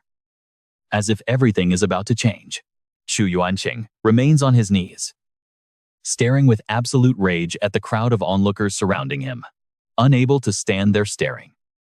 He snaps that his legs are simply too tired, so he is just kneeling to rest. Then he adds with sharp sarcasm, "What perfect timing." He actually wanted to bow to that short-lived bastard Lin Feng anyway. Zhao Zicheng struggles to hold in his laughter, quietly telling himself that keeping a straight face is the only way to survive this. He knows all too well that keeping his composure right now is absolutely critical. Pavilion Master Lin walks up to the kneeling Xu Yuanqing, staring down at him with a highly sarcastic look. Laughing out loud, he asks if this is the great boss Xu crying on his knees, clearly enjoying the sight of him in such a pathetic state. He continues with a mocking tone. "What's wrong? Can't raise your strength? Or are you planning to use connections to find a godfather?" Then he emphasizes that if he does, he should stay far away from Elder Zhong. Hearing this, Xu Yuanqing can only think to himself, what is wrong with this bald old man's scowling face? He feels the mockery in Pavilion Master Lin's words is not just a simple tease, but carries deep contempt. Right then, nobody expects the old Pavilion Master Lin to also end up on his knees. Confusion and rage clear on his face. Everything happens so suddenly and interestingly, making the atmosphere more tense than ever before. Seeing this, Zhao Zicheng holds his hand back to stop himself from raising his phone to snap a photo of this embarrassing moment. In his head, he repeatedly warns himself, no, absolutely not. He cannot do that again. Offending the senior students was already bad enough. He absolutely must not offend Big Head Xu. Zhao Zicheng imagines the scene of Xu Yuanqing kneeling while he plays the role of a sneaky paparazzi. That image looks exactly like a cheap comedy film. And if posted online, it would definitely become a massive meme. Just thinking about being the creator of such a farce makes Zhao Zicheng silently cry out, no, no, no. Absolutely impossible. He tells himself keeping his distance is the best choice. But the moment he finishes the thought, a phone suddenly snaps a photo, with the two of them kneeling. Zhao Zicheng snaps photos and warns them. If they do not pay him 300,000, he will post this on the Academy network. Hearing those words, Xu Yuanqing looks incredibly angry, finding it hard to believe he has ended up in such a ridiculous situation. Trying to keep his cool, he reluctantly says, "All right, do not rush." He will give the demon-suppressing pass to Zhao Zicheng later. The scene at this moment is truly hilarious. Xu Yuanqing has to kneel while desperately negotiating with a brat to delete a photo, while Zhao Zicheng acts out an unimaginably funny comedy show on his own. Then he turns to the students, announcing in a very serious tone, "Go perform the second admission ritual before the exam." and assist the medical logistics team in transporting the wounded and handling the bodies. His words echo like a battlefield commander, forcing everyone to instantly straighten up. Having finished, Zhao Zicheng stares towards his teacher, Shu Yuanqing, completely unsure of what to do next in this highly tense atmosphere. Just then, Sun Wen approaches, placing a hand on Zhao Zicheng's shoulder with a ridiculously serious face, saying, "Brother, I always thought you were smart, but I never expected you to become such a brave warrior in this situation." With that said, everyone turns and walks away, as if they are leaving a meeting whose original purpose they have completely forgotten. When only Zhao Zicheng is left standing there, Shu Yuanqing looks up and tells him, "RD Ice, you can send it now. Do you need me to strike a formal wedding bow pose for you as well?" That question echoes like a dark joke in the tense air, making Zhao Zicheng feel as though his heart has stopped beating. Hearing this, he is too terrified to think, immediately turning and sprinting away while yelling out, "Sun Wen, wait for me." In a completely different scene, Zhang Yushu sits with Yu Sheng, his face filled with deep anxiety, confiding that his business in Zhongbei province, just as Yu Sheng mentioned before, has already been registered and the team is doing quite well.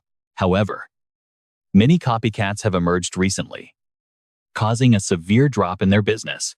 He worries that if this continues, he will not even be able to pay his staff. But hearing this, Yu Sheng calmly replies that perhaps Zhang Yushu forgot to register the trademark. Yu Sheng also points out that there are no company names or logos printed on the discs, which frustrates Zhang Yushu, even though he has to admit it is true.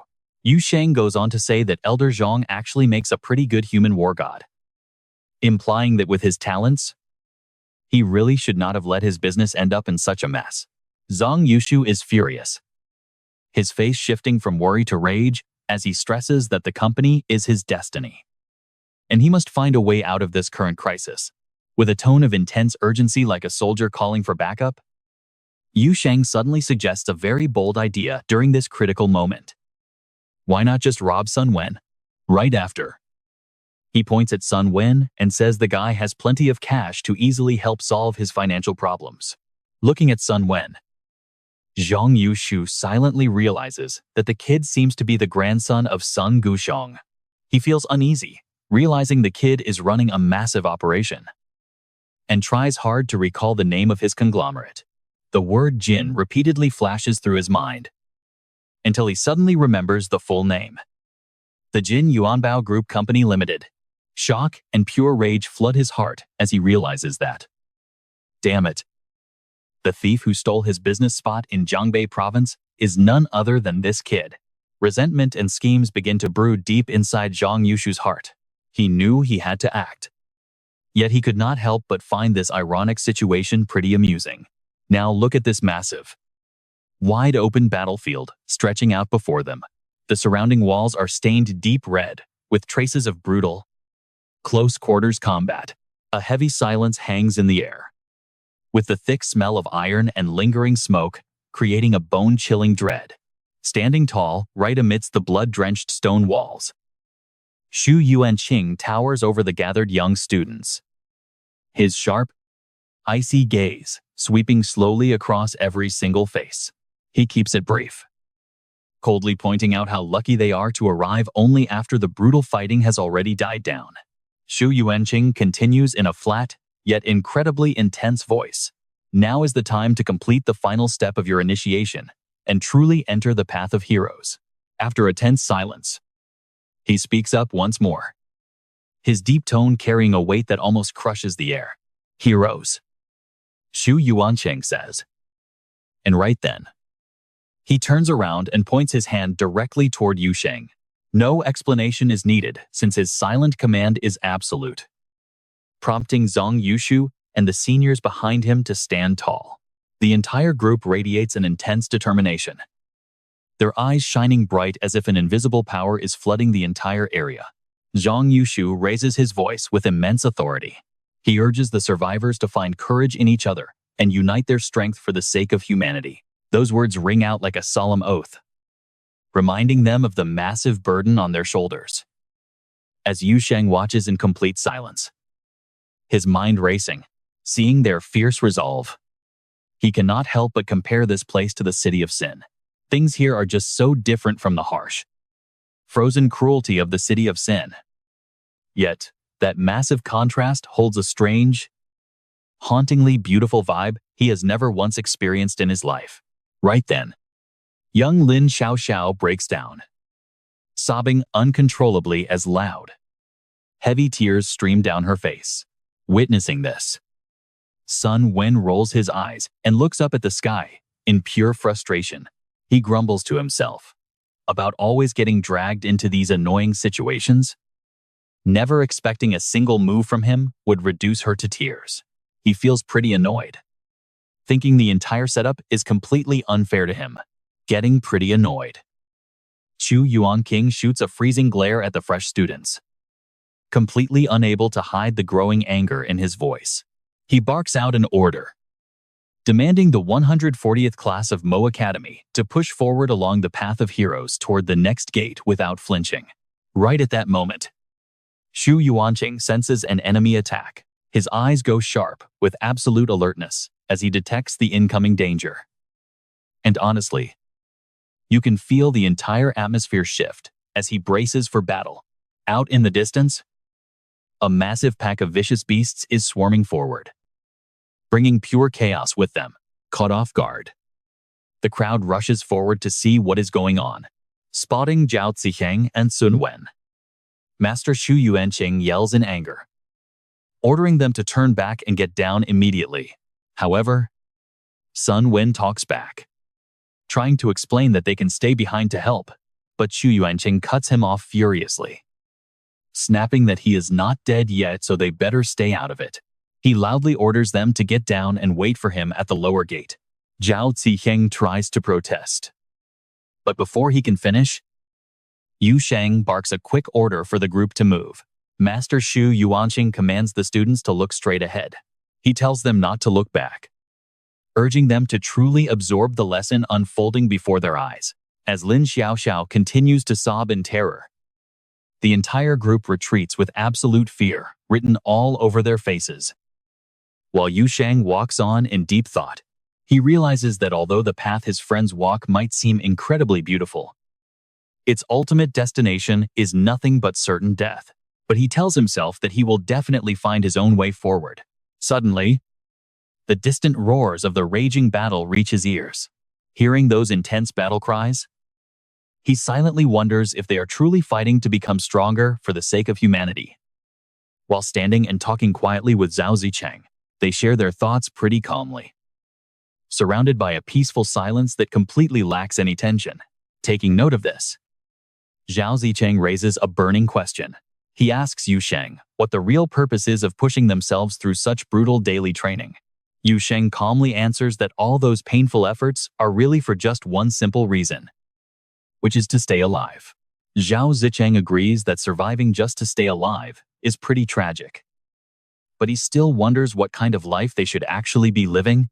He adds that living weakly, constantly bowing to others and just going with the flow, is still technically a life. But is that really how they actually want to live? Zhao Zicheng admits that ever since he first saw the words on the hero way, he has felt pretty uncomfortable. But with time and reflection, he finally came to understand and fully grasp their true meaning. Zhao Zicheng turns to Yu Sheng, his voice filled with determination as he says he has made up his mind. In this life, either he never steps onto that path, or once he does, there is absolutely no turning back. Because it is a road where you can only move forward and never step down. Pointing his finger to the sky, he shouts with absolute resolve that once they return to Mo Academy, he will fight with everything he has and train himself like an absolute beast. He wants to stand out above the rest, leaving everyone far behind, including the very friends standing right beside him. Yu Sheng turns to him with an encouraging smile, saying it is not bad. So keep up the good work. He places a friendly hand on his shoulder, catching Zhao Zicheng off guard with this sudden gesture. making him feel the genuine support from his friend. Just then, everyone else catches up from behind, immediately filling the space with their lively chatter and noisy excitement. Once they all sit down, Yu Sheng looks around at them and asks why they even came out here so late. His voice carries a clear note of worry for their safety. That is when Sun Wen speaks up, cutting Yu Sheng off before he can even finish. He eagerly blabbers on about how Teacher Shu had this incredibly serious look on his face, like he was trying to explain something of major importance. Right at that moment, Zhu Yuanqing's voice rings out, loaded with pure frustration and sarcasm, as he grumbles that, damn it, he almost became the first teacher in history to die just because of a freshman admission ritual.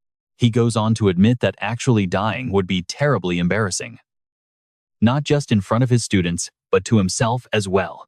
Hearing this, the kids find it pretty funny, yet they completely understand the sheer stress he had to deal with. Then, Zhu Yuanqing stares at the crowd of young students with a highly serious gaze, formally welcoming them and declaring that from this moment on, you, brats, are officially members of Mo Academy. He then firmly emphasizes, he hopes that one day in the future, they will use their very bodies to defend the peace of the human race, highlighting the incredibly heavy burden they now carry on their shoulders. Frowning, he snaps that it is time to head back to school, but immediately after, he lets out an exhausted sigh and collapses straight onto the ground, leaving the students staring at each other in panic as they cry out for Teacher Shu. Zhao Zicheng looks at Sun Wen pleadingly, asking to borrow a pen. But Sun Wen instantly replies in a firm voice that there is absolutely no way he is doing that. Well, Zhao Zicheng quickly cuts him off with a determined face and offers 10 whole yuan, completely catching Sun Wen off guard with how incredibly fast and clever he is at striking a deal. At the sight of money, Sun Wen's eyes light up, and he immediately hands over the pen, welcoming Boss Zhao to take it. His grinning face looks like he just found a perfect chance to make a quick buck, instantly brightening up the mood around them. With pen in hand, Zhao Zicheng immediately starts drawing a cat right on Teacher Shu's face. The prank happens so fast and out of nowhere that everyone around him is left completely stunned. After that, he pulls out his phone to snap a photo as a keepsake. Unable to hold back his excitement, Zhao Zicheng laughs that if he posts this photo on the Mo Academy forum, Teacher Shu will basically become a fellow member of the training squad right alongside him. Everyone chuckles at his mischievous stunt, already imagining how badly this prank is going to blow up, making a fortune off their teacher's sudden fame. With that, Zhao Zicheng hoists Zhu Yuanqing onto his back, announcing that time is running out, so they should get moving. Together, they make their way out, stepping past the academy gates with their spirits running pretty high. Standing in front of the parked car, Zhao Zicheng suddenly looks around in confusion and asks who is actually driving. The question makes things pretty awkward, and everyone starts laughing at the ridiculous situation they find themselves in.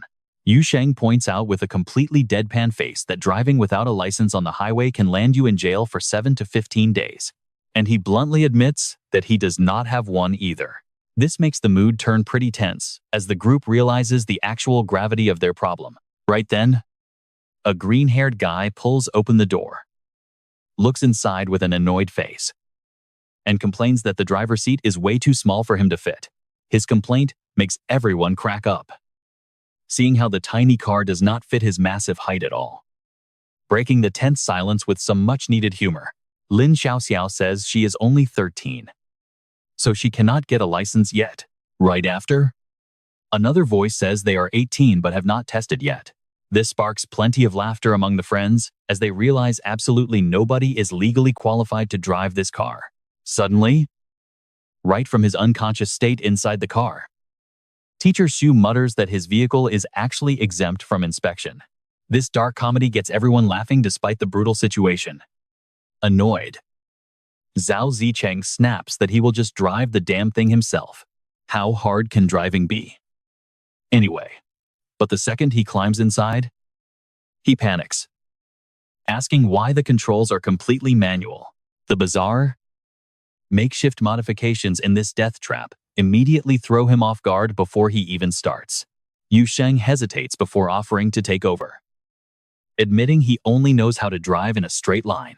That lack of confidence instantly jacks up the tension in the vehicle. As Yu Sheng climbs in, Zhao Zicheng happily hands over the wheel, calling him Boss Yu. Meanwhile, the guy carrying the tombstone turns to his green-haired buddy. "My tombstone is getting scratched. Go lay down on the roof." This bizarre complaint about his scratched grave marker brings some much-needed dark humor to their chaotic situation as they gear up. The green-haired guy agrees, muttering that he should have thought of that earlier.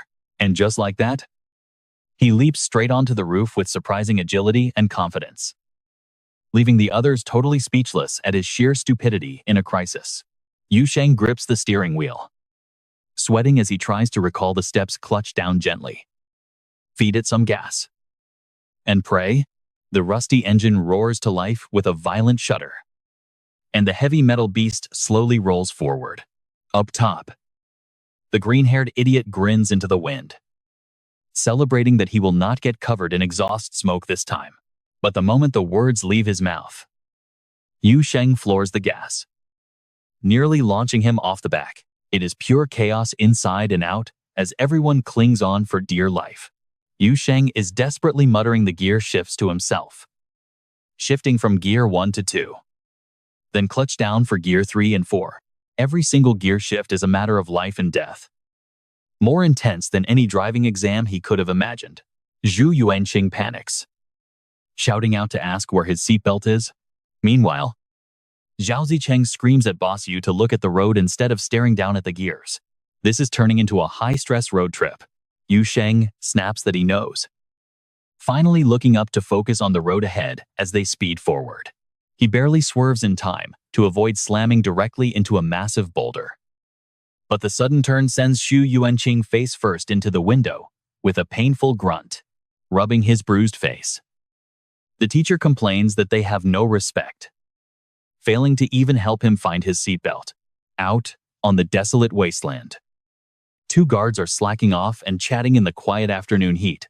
Suddenly, one of them jumps in surprise, hearing a violent noise echo from around the corner. Yu Sheng has crashed their black car directly into a wall, sending thick smoke everywhere as everyone inside starts coughing violently, dizzy and foaming at the mouth. Zhu Yuanqing is dragged out of the wreckage by Zhao Zicheng. Furious, the teacher screams at Yu Sheng, swearing he will make him pay for this. But Yu Sheng just walks away, hands casually shoved in his pockets. Watching from the shadows, a mysterious figure smiles, muttering that the freshman welcoming ritual is finally over, and this year's batch looks promising. Once his head clears, Zhu Yuanqing leads the students back, his mind entirely consumed with revenge against Yu Sheng. He has marked Yu Sheng, promising that neither of them will ever have peace. But their path is suddenly blocked by Lu Yu and his gang of thugs, looking for payback. Lu Yu cracks his knuckles and warns Zhao Zicheng that his living nightmare starts today. Zhao Zicheng cowers behind the teacher. Zhu Yuanqing waves them off, telling Lu Yu to at least let them register and get their dorms first. Lu Yu pulls up a recent forum post, asking Big Head Zhu if he has checked the school forum yet. He shows him a hilarious photo of Zhu Yuanqing, passed out with graffiti drawn all over his face. The teacher's face instantly goes dark, and he steps aside, telling Lu Yu to beat them to a pulp. Lu Yu and his thugs immediately chase after Zhao Zicheng. The idiot flips them off, shouting back that if he even makes a sound, he is their father. Zhu Yuanqing just sighs, wondering why such a decent kid has to have a death wish. As the blazing sun beats down, the vice principal sits in a dark security room, staring intently at his computer monitor.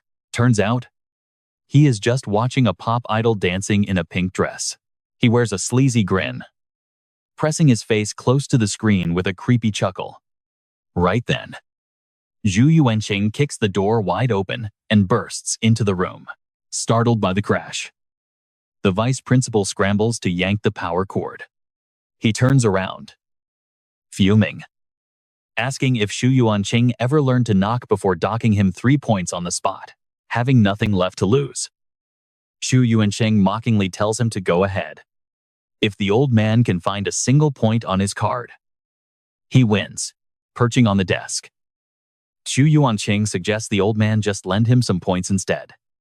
The vice principal sneers, telling him to get lost because he is busy.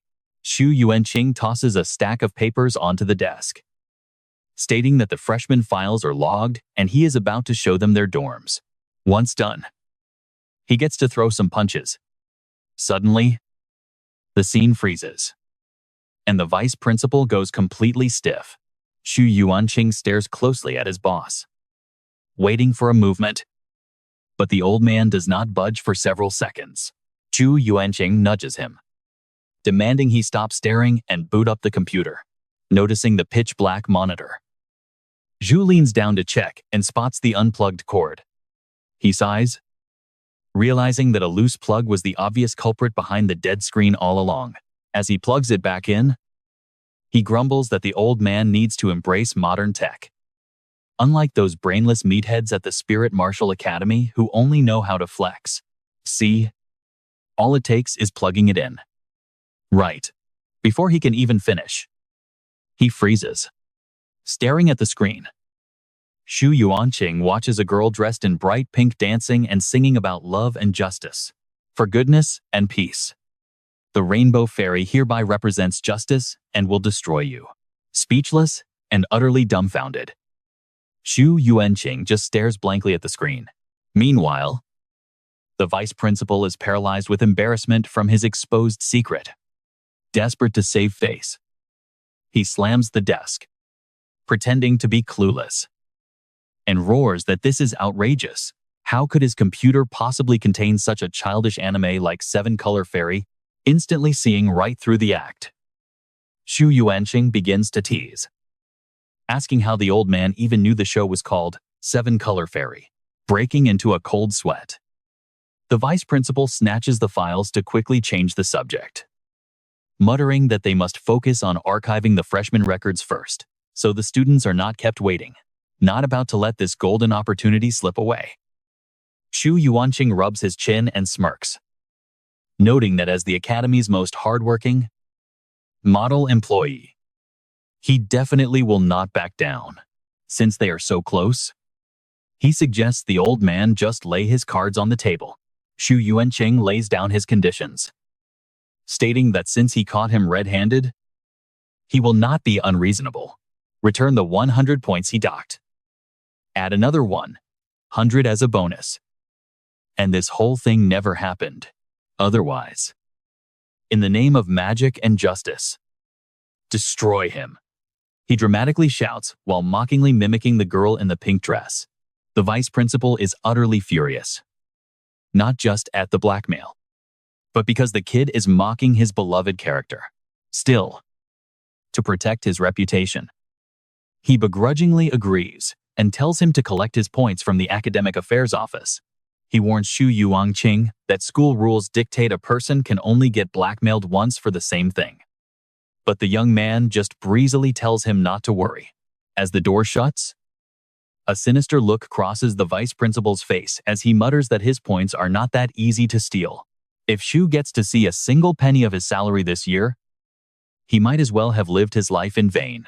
Meanwhile, deep within the Zhaishan demon territory, a towering peak pierces the clouds, where a colossal serpent lies coiled around the summit. A stunning woman with a sultry figure bows, introducing herself as Qiu Xiao, the holy maiden of the Pantheon Sect. Emerging from the thick, swirling mist is Ji Hong, who coldly demands to know what business the Pantheon Sect's holy maiden has in his Zhaishan territory. Qiu Xiao immediately glides over, wrapping herself around his arm while pressing her ample chest right against him. She giggles, mockingly asking if the great human hero, the legendary peak lifter of the 4th generation, is now reduced to barely clinging to life in this desolate mountain. Her face wears a seductive smile as her eyes lock onto Ji Hong. He frowns, completely immune to her sultry advances, and coldly asks if she traveled all this way just to hurl cheap insults at him. Qiu Xiao presses even closer against him, murmuring that her original purpose was certainly not just that. However, she hints that they might be able to negotiate now. But Ji Hong coldly steps aside to dodge her touch entirely. If that is the case, he flatly tells her to leave, prompting her to pout and call him a boring man. Suddenly, Chu Xiaoxiao straightens her posture, bowing deeply as she formally requests an audience with Lord Xiangliu. The mountain instantly begins to tremble, the thick shroud of dust slowly parting to reveal a pathway leading upward. Ji Hong gestures for her to go ahead. But as the two walk halfway up the stairs, a colossal black serpent rears its head. Since the Pantheon Sect has not answered for the incident with Inspector Zhang Yushu, how dare she set foot in his demon realm?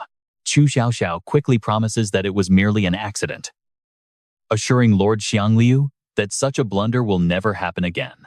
Xiangliu narrows his eyes, highly skeptical, and asks if she simply came here to apologize. Chu Xiaoxiao cups her hands in respect, explaining that she only came to present a certain possibility to Lord Xiangliu. The next time the demons attack Zhenyao Pass, Jiangcheng, located right behind it, will fall into complete chaos. Xiangliu asks with an icy stare why he should believe her. Chu Xiaoxiao immediately tries to convince him, explaining that the Wanshan sect merely exists to spread their god's light, and they do not care about anyone else as long as it aligns with their god's ultimate interests. Ji Hong agrees on Xiangliu's behalf, and Xiangliu follows up with his own cold agreement.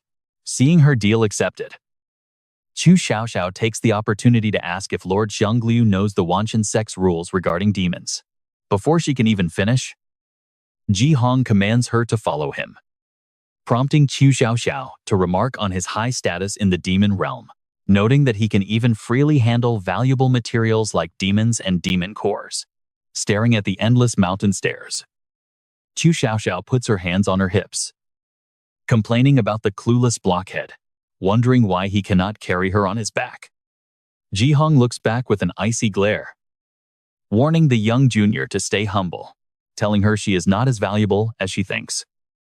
As his sheer killing intent leaves Chu Xiaoxiao trembling in fear, she realizes he truly is the strongest of the fourth generation. Since just a hint of his aura made her shudder, Ji Hong continues walking ahead, reminding her that he hopes this operation will not disappoint the demon realm, warning her that, while he cannot speak for the Wanshan sect, she will surely die if things fail. His cold face amplifying the threat. By 8 a.m. the following morning, Yu Sheng and the others have already gathered in the school courtyard. Sun Wen nudges Mu Yu's shoulder, jokingly asking if this dramatic look will make them the center of attention. Standing nearby, Zhao Zicheng spots the character Fu printed on Tai's shirt, looking utterly confused. He then spots the character Mang on his own shirt and wonders. Tai proudly brags about how incredibly comfortable it feels, noting he no longer has to worry about his clothes ripping open anymore, prompting Zhao Zicheng to cut in and ask how much it cost. Tai scratches his head sheepishly, explaining it was very cheap since Sun Wen got it custom made.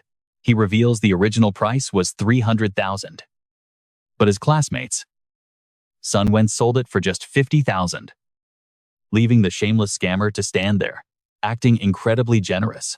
Oh please, they are all like family now. So how could he ever dream of ripping off his own family?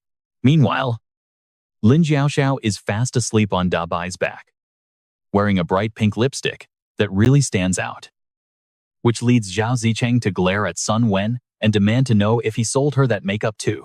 Sun Wen quickly defends himself, arguing that Xiaoxiao is already 13 years old and should start wearing makeup, asking him if the lipstick and her dress do not look great.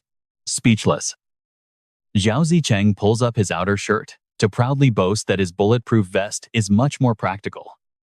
But Yu Sheng walks over and reminds them of a harsh truth, asking if his awakened object, the bulletproof vest, was really meant just for physical training.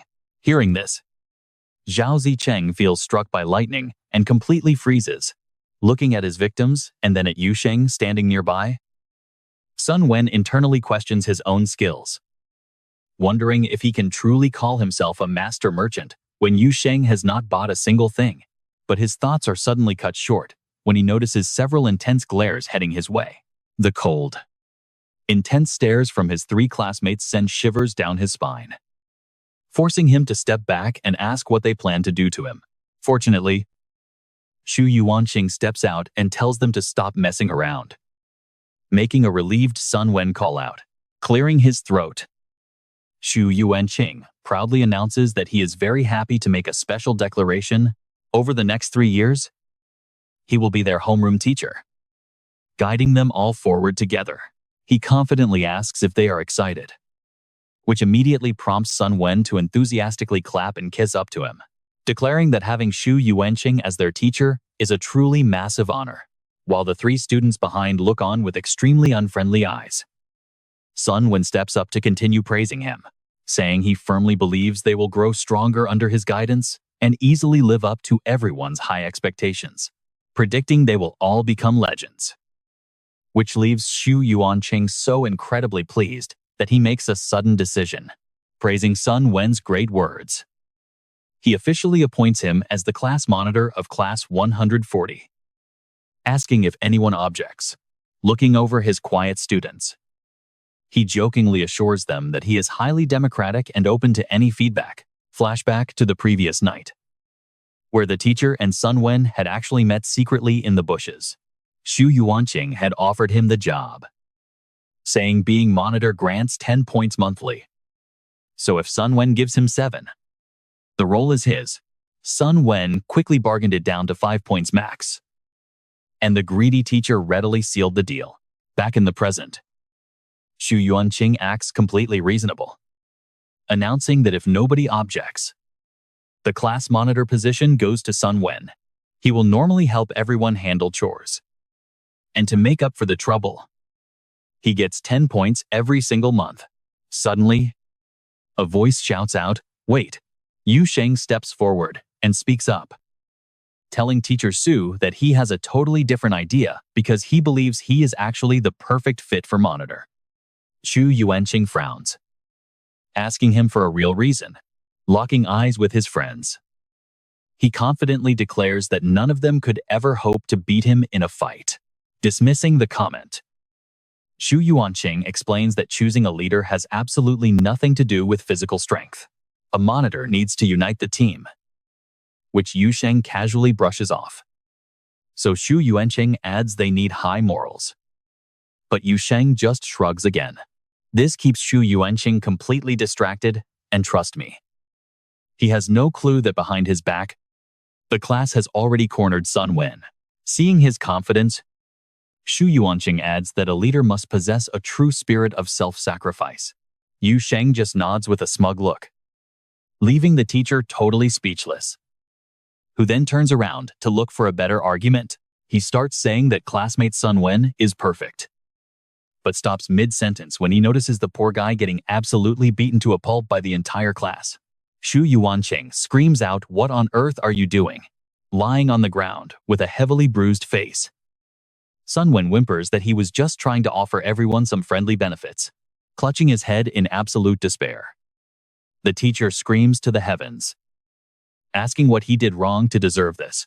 Yu Sheng calmly suggests that maybe they can work something out, making a very confused Shu Yuanqing look up and ask, "Huh?" Right on cue, the rest of the class starts chanting classmate Yu Sheng. Boss Yu. Classmate Yu Sheng. Boss Yu, pointing directly at Sun Wen. He proposes that the guy can keep the title as long as he splits the points, directing the sweet deal straight to Teacher Shu. Every single student immediately raises their hands in agreement, and even their dog Da Bai lets out a loud bark. Teacher Zhu falls silent before asking them if they even know the strict rules of Mo Academy now that they are official students, releasing a terrifying wave of killing intent to threaten them. His expression turns dark as he warns that defying a teacher ends horribly, while the other students scream and hug each other in absolute terror.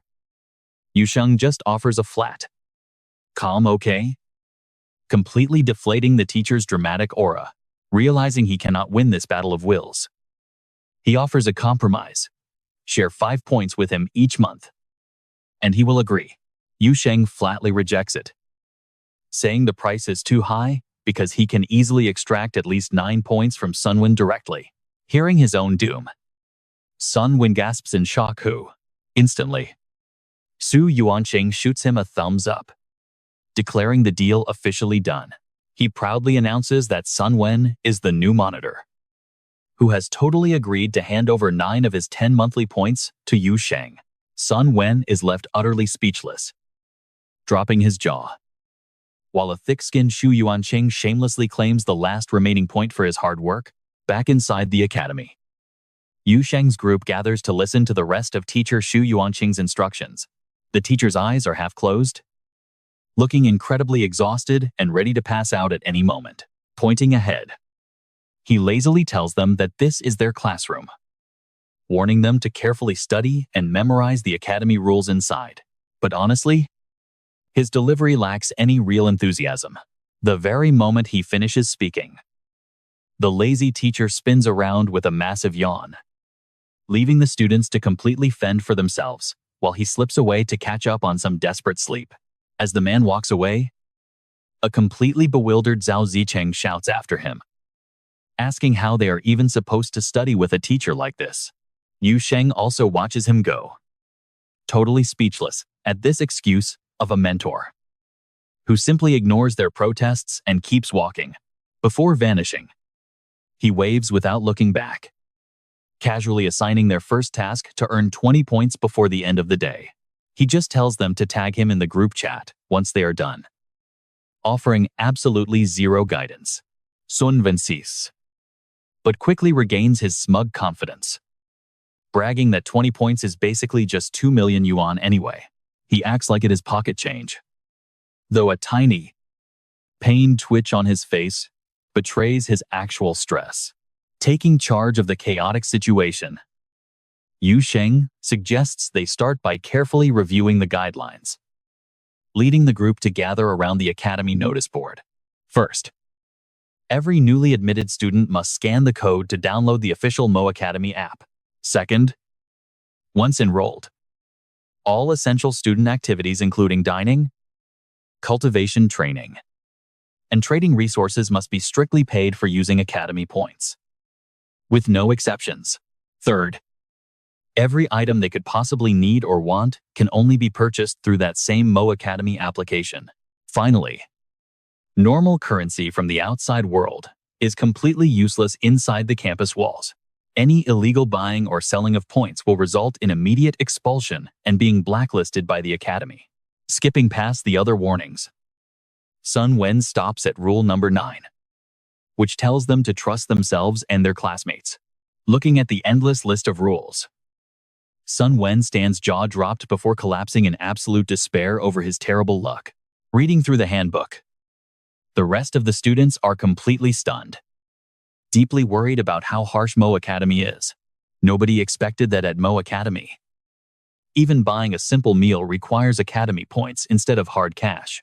Zhao Zicheng is totally at a loss, and Lin Xiaoxiao chimes in to confirm, remembering that even a basic meal at the cafeteria costs 0.5 points. Fortunately, their buddy Sun Wen is generous enough to share his stash of snacks with everyone. Slumped on the floor, Sun Wen plays it cool, saying a class monitor should always help his peers. His smile is visibly strained, yet the others just keep happily munching away on his snacks. A quick flashback shows Sun Wen being incredibly generous, handing Xiao Xiao a massive bag of snacks when she bought from him, and throwing in free food for Zhao Zicheng when he bought a large bag instead of giving him a direct discount. Even the memory of gifting a mountain of beef to Atai flashes vividly before his eyes.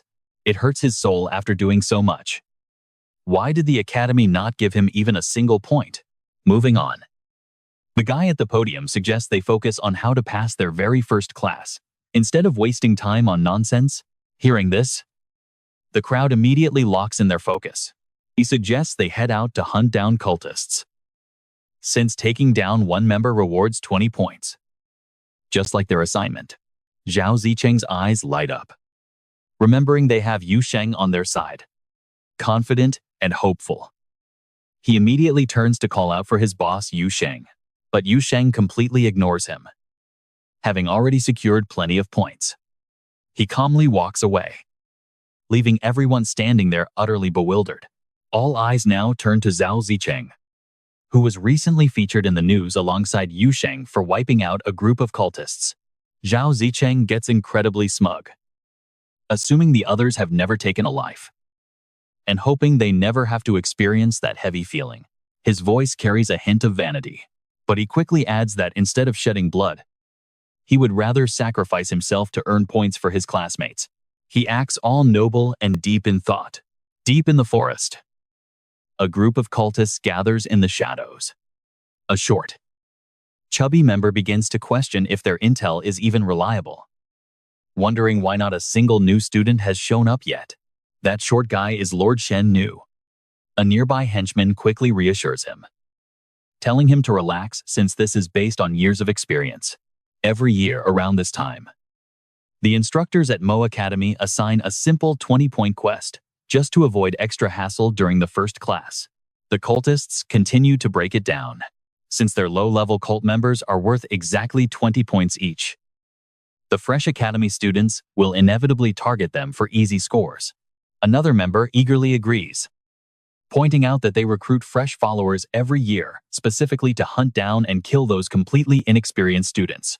Upon hearing that, the other cultists glare at him with absolute daggers, wondering if the idiot has some kind of death wish. Shen Nu fumes with rage, cursing those Mo Academy students for having the absolute nerve to slaughter his cult members year after year. This year, they are determined to exact their absolute revenge. Back with the academy group, even after Zhao Zicheng storms off, their determined leader still tries to rally the remaining 4 classmates together. He believes that even without Yu Sheng or Zhao Zicheng, the remaining 4 of them can easily defeat the cultists. If they make a solid plan, he starts asking around for their thoughts. First up is Lin Xiaoxiao, who is leaning lazily against her pet while holding a bag of snacks. She tells him to go ahead without her since she is just a kid who cannot fight. Undeterred, he turns to Ah Tai, knowing he wants to get stronger.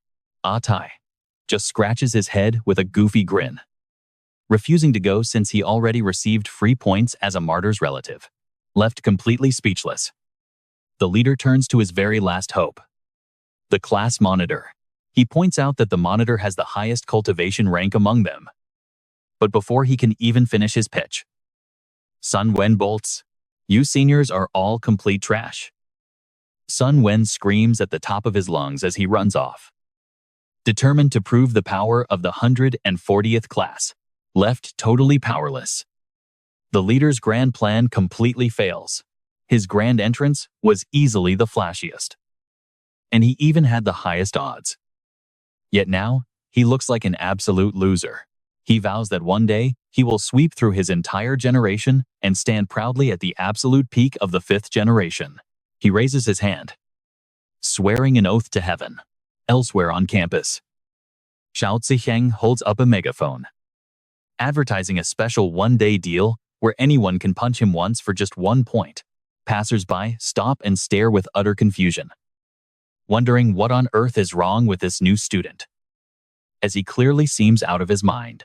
Someone dryly comments that anyone paying to punch him has the real mental issue, just when it seems everyone is going to mock him. A long-haired guy suddenly drops to one knee to recruit him, begging him to choose him because he will cover his food all day. The crowd nearby can only watch in total disbelief at this absolute madness. Back in the forest, someone is calling in a report, stating a group of people got severe heat stroke and needs an ambulance immediately. He is just a very helpful bystander. It turns out the 4 cultists waited so long in the sun that they all passed out from heat stroke. Over at the dorms, Chao Ziheng uses his old, tired tricks and somehow manages to scrape together the required 20 points. He is completely thrilled, bragging that he got 20 points all on his own without having to rely on Boss Yu at all. In the next room, their passionate squad leader returns with a massive boulder still resting on his shoulders. Slightly bruised from combat but finally holding enough points to pass, he remains pretty proud of himself. muttering that taking down cultists is something he can easily handle alone. But right after saying that, he drops the heavy rock, completely drained of energy to even clean up, collapsing onto his bed and immediately drifting to sleep. The night turns quiet, and soon everyone is fast asleep. Teacher Zhu sends out an announcement, ordering everyone to gather in the classroom tomorrow morning for a new assignment. Despite everything, Xu Yuanqing still worries about his students. Though with Yu Sheng and Lin Xiaoxiao on guard, the escaped convict shouldn't be an issue. Morning comes, and the students gather in the classroom as ordered. However, an entire hour passes and Teacher Xu is still nowhere to be found. Xiaoxiao munches on a bag of snacks, guessing that their teacher must have overslept again. Sun Wen leans in excitedly, telling Yu Sheng that he followed his advice last night to exploit a bug in the academy task system. And here is his 60% share. Yu Sheng nods, suggesting he should call the school to report the bug now to earn another 100 points. But Sun Wen objects, asking why on earth he would do that. The older students who bought the exploit from him would rip him to shreds. But Yu Sheng does not care, insisting they must follow the academy rules.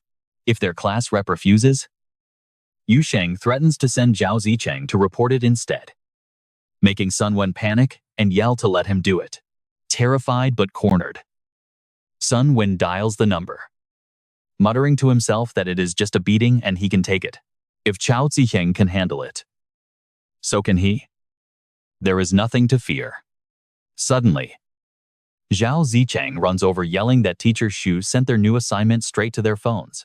Yu Sheng quickly checks the screen, reading the target's name, Chen Feng, a 3 times awakened user. His awakened weapon is an energy blade, boasting the attributes of sharpness, vibration, and sheer violence. He recently robbed a bank in Wuhei City, murdered 2 police officers, and is now hiding out in Gang City, warning the target is extremely calm and highly alert. The reward is 300 points with absolutely no time limit. Yu Sheng finishes reading and silently notes that a 3 times awakened opponent might actually be a bit troublesome. In the background, Sun Wen is still reporting the system bug. Zhao Zicheng and the others crowd around, worried that this vague mission gives them absolutely no clues besides Gang City. Yu Sheng doesn't bother overcomplicating things, calmly telling them to just find the target and kill him. The entire crowd gasps in shock, wondering how anyone can be this ruthlessly simple. Ah Tai is instantly filled with admiration, praising Boss Yu for always knowing exactly what to do, calling it the raw charisma of a true genius, even against a 3 times awakened powerhouse. The plan is still just to track him down and eliminate him. Finishing his report, Sun Wen quickly chimes in with some flattery, suggesting that since this is a group mission, they should probably draft a solid plan first. Going outside for a mission is the perfect excuse to avoid the angry seniors, and he even offers to treat everyone to lunch. Yu Sheng agrees it is a fair idea. Meanwhile, in the academy cafeteria, Bai Haitang and Liu Yu are eating and discussing how the Yanmen faction seems pretty off lately, even though it is an assignment given by the academy elders. Blindly investigating it is bound to be extremely dangerous. Still deeply concerned, Bai Haitang asks Liu Yu if he really wants to go through with this, and he nods, asking her if she still remembers when they first enrolled here. Back then, they were young and naive, dreaming every day of surpassing everyone else and thinking looking cool was all that mattered. And yet, over a year has passed, and out of their entire class of 139, some are dead, others are crippled, leaving barely anyone left. The 3-year graduation promise is just a massive lie at Mo Academy, as those who lack strength end up failing their missions, trapping them in their 2nd year forever. Liu Yu unties his apron and hangs it up, pointing out that countless students are still stuck waiting in limbo, unable to graduate. Bai Haitang sits there silently, listening as Liu Yu continues to vent, questioning how they can expect to protect humanity and leave their mark on Xinyao Pass without risking their lives. Being overly cautious has never been the style of Mo Academy. With that, Liu Yu walks away, making sure to thank Bai Haitang for all her support over the past year. Just as Yu Sheng's group walks into the cafeteria, Bai Haitang quietly contemplates the reality of graduation, while Zhao Zicheng notices them, wondering why Senior Liu Yu seems so vastly different from how he used to be. Yu Sheng keeps silent but processes the words, leaving everyone wondering if this place is truly just a normal school. As the group takes their seats, Sun Wen proudly speaks up, telling everyone they should just follow his lead from now on. On his way over, he had already sent people to track Chen Feng's recent moves, so they would get updates very soon. He added that before any news came in, everyone should probably share their awakened abilities to help them coordinate better during the mission. Sun Wen finished speaking and turned to Yu Sheng. Yu Sheng did not hide anything, revealing his awakened weapon was an iron rod. He asked if they would actually believe he awakened on his very first try. It sounded so unreal that everyone went dead silent. There was absolutely no hiding it. Yu Sheng sighed and explained further that after awakening twice, his skills were aura concealment and ultra-short distance teleportation. Sun Wen was completely blown away, wondering if that second skill was actually instant teleportation. Talk about insane luck, he joked, if Boss Yu had his ancestors carrying him. Sun Wen grew incredibly serious, swearing on his war hero grandfather that absolutely none of the secrets shared today would ever be leaked to anyone else. Zhao Zicheng acted as a defensive shield, basically a human sandbag. Tai got stronger the more he fought, while Lin Xiaoxiao awakened through Dubai, with her main skill being, well, biting people. Then came Mu Yu, a double awakened, whose weapon was a physical tombstone she could not store away. Before she could even finish explaining her actual ability, everyone panicked, and Sun Wen immediately asked if she was some sort of crowd control mage. Mu Yu confirmed that the tombstone was indeed the trigger for her power. Zhao Zicheng sat there, completely amazed. When Zhao Zicheng questioned her fighting style, Mu Yu quickly cut him off, pointing out that throwing a heavy, solid tombstone at people was actually incredibly effective.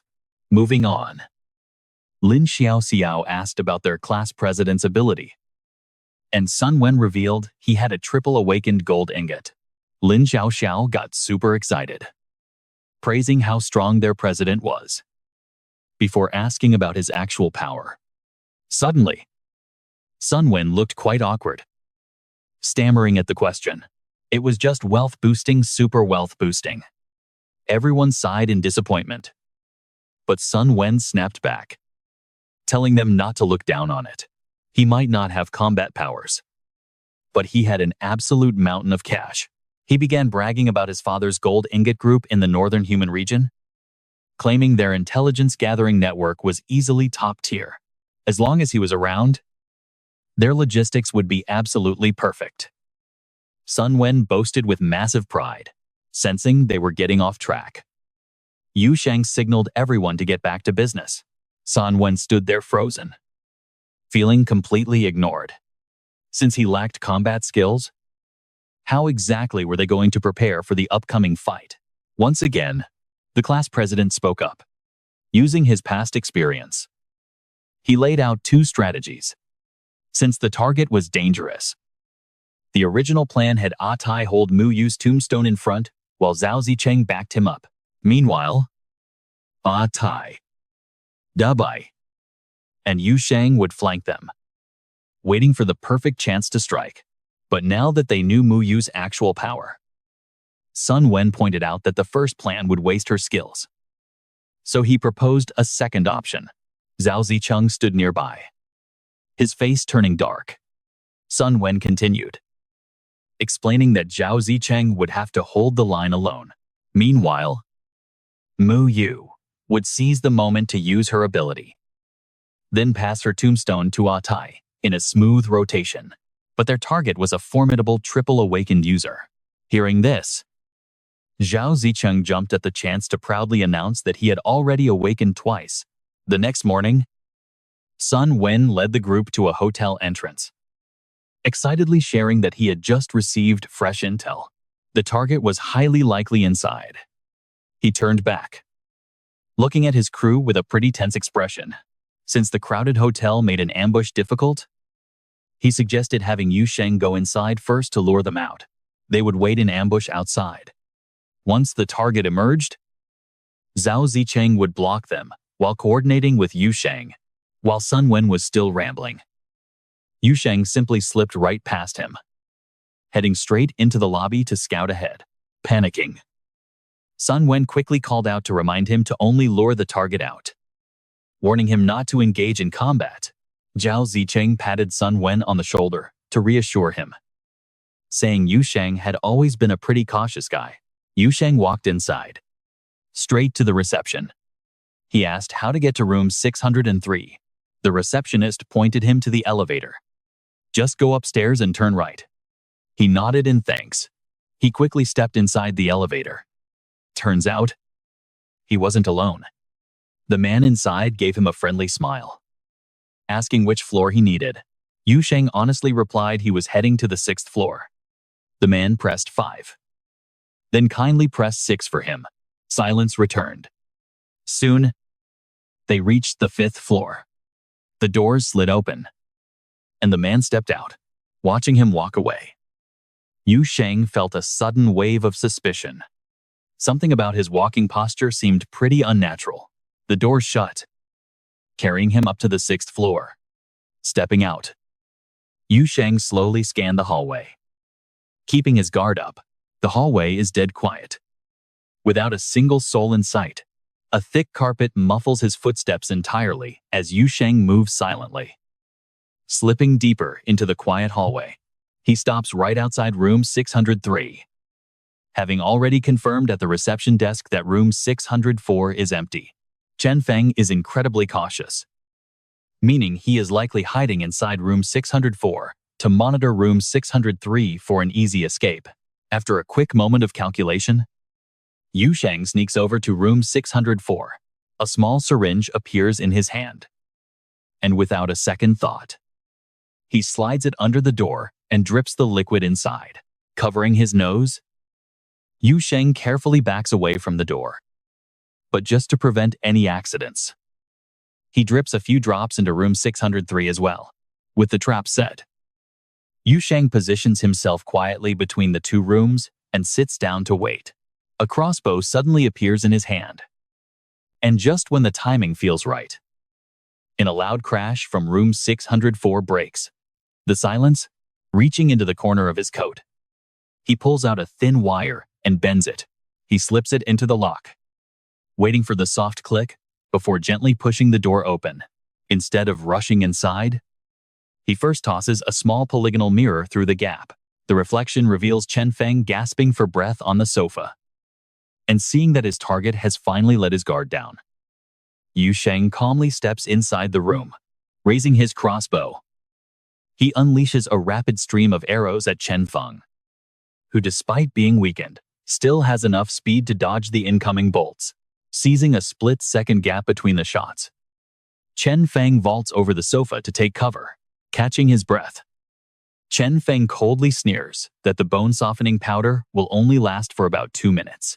Since Yu Sheng cannot kill him in time, he suggests they make a deal, but Yu Sheng remains completely indifferent, saying no thanks as his footsteps draw closer and closer to his target's hiding spot. To make matters worse, a homemade bomb has suddenly appeared in his hand. Yu Sheng stops near the entrance, aiming his crossbow with a freezing gaze. Dying from a crossbow bolt is much cleaner than getting blown to pieces, Yu Sheng warns, rolling the ticking homemade bomb right to the man's feet. Chen Feng instantly reaches out to grab the bomb, but an arrow suddenly fires, pinning the floor right in front of it and forcing him to flinch back. Then, Yu Sheng drops a casual warning to keep the collateral damage low. This charge will only shatter your internal organs or blow away half your body at most, he says. He adjusts his weapon while speaking, casually admitting that he is not very good at measuring gunpowder and often puts in way too much. Hearing that, Chen Feng fiercely bites his lip in frustration.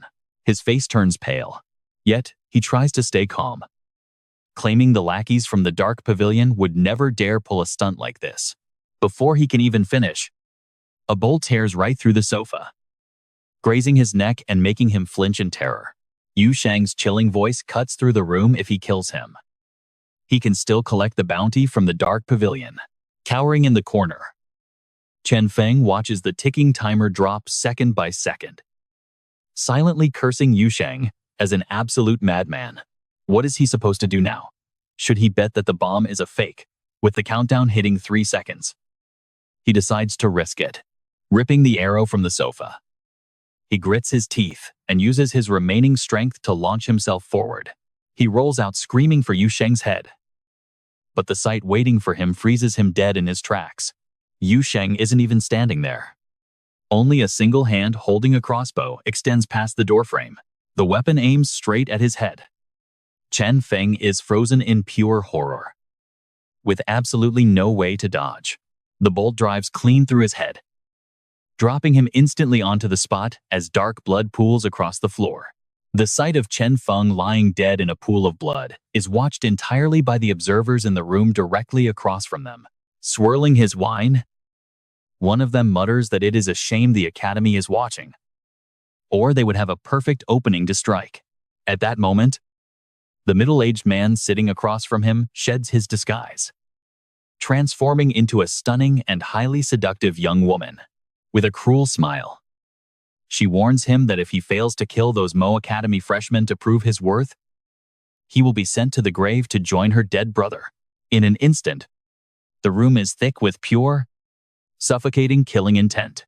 The man just smiles, saying if the divine maiden truly wanted him dead, she wouldn't waste her breath talking. Since he is still breathing, he must still be useful to the divine cult. She simply scoffs at his words. The woman's expression turns dark as she coldly demands that she needs someone who is fully capable of throwing Gang City into absolute chaos. He narrows his eyes and chuckles, noting that the local forces in Gang City are useless right now and would only serve as cheap cannon fodder. He needs a few fresh, high-level targets. And Mo Academy's teachers have to be stopped at all costs. With zero hesitation, the woman agrees she will send word the moment a perfect opening presents itself. Pull this off. And she promises to promote him to divine envoy. She steps close to the man, slowly tracing his jawline. This fake disguised face is hard to look at. She scoffs, but he stands perfectly still, letting her touch him with a sycophantic grin. And he assures her she can rest easy. He will get it done right and keep her happy. She offers only a cold huff in response, turning on her heel to push the door open and walk out. Left alone in the quiet room, he gently swirls his wine, staring into the liquid. Gang City is about to make its move. As a reluctant member of the Cannon Fodder Association, he wonders how he can break this deadly deadlock. His thoughts grind to a halt. He slowly closes his eyes, feigning sleep, though his fingers still tap nervously against the glass. He can't actually go and assassinate the Holy Maiden.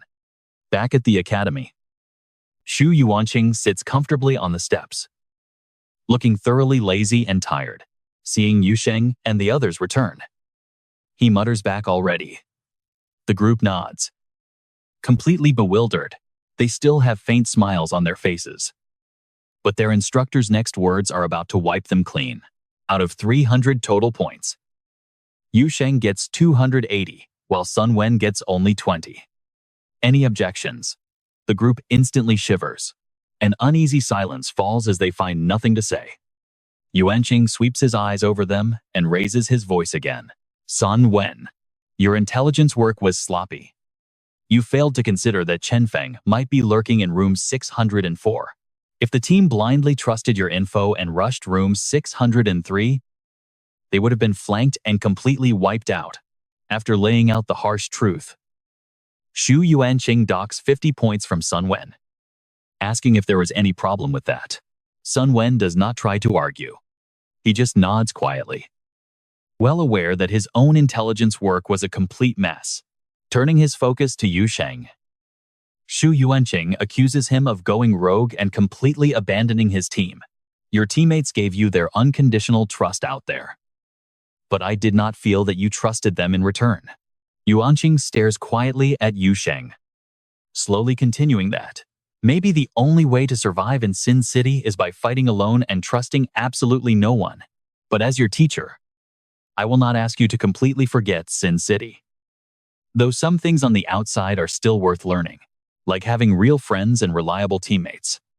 That is the only way to unleash your greatest advantage. He adds in a slow voice, watching the boy's reaction closely. He delivers the penalty, a 100-point deduction for this entire operation. Yu Sheng does not even flinch, only giving a lazy nod. Seeing this, Shu Yuanqing finally breathes a sigh of relief. A sudden wave of quiet joy washing over him. Accepting the penalty without a fight means the kid is finally reflecting on life outside the lawless city. A small shift in his mindset could make his future path a whole lot simpler. With that pleasant thought, Yuanqing smiles warmly at Yu Sheng. Yu Sheng merely stares back, completely baffled by his teacher's creepy grin. Suddenly, Shu Yuanqing whips around and points a sharp finger at Zhao Ziqing's trio. Barking loudly and U3, they instantly drop their heads. He scolds them for their sloppy behavior on the way to the hotel, noting that any real enemy would have caught wind and escaped long ago. This is a dangerous mission, not a casual spring picnic. He docks 10 points from each of them and orders everyone, including Sun Wen, to write a 2,000-word essay. They must reflect on what they would do differently if given another chance. He sighs deeply, muttering that this is the absolute worst class he has ever had to teach. Yuanqing gets more fired up with every passing second. Zhao Ziqing's group slouches back into the academy like defeated puppies.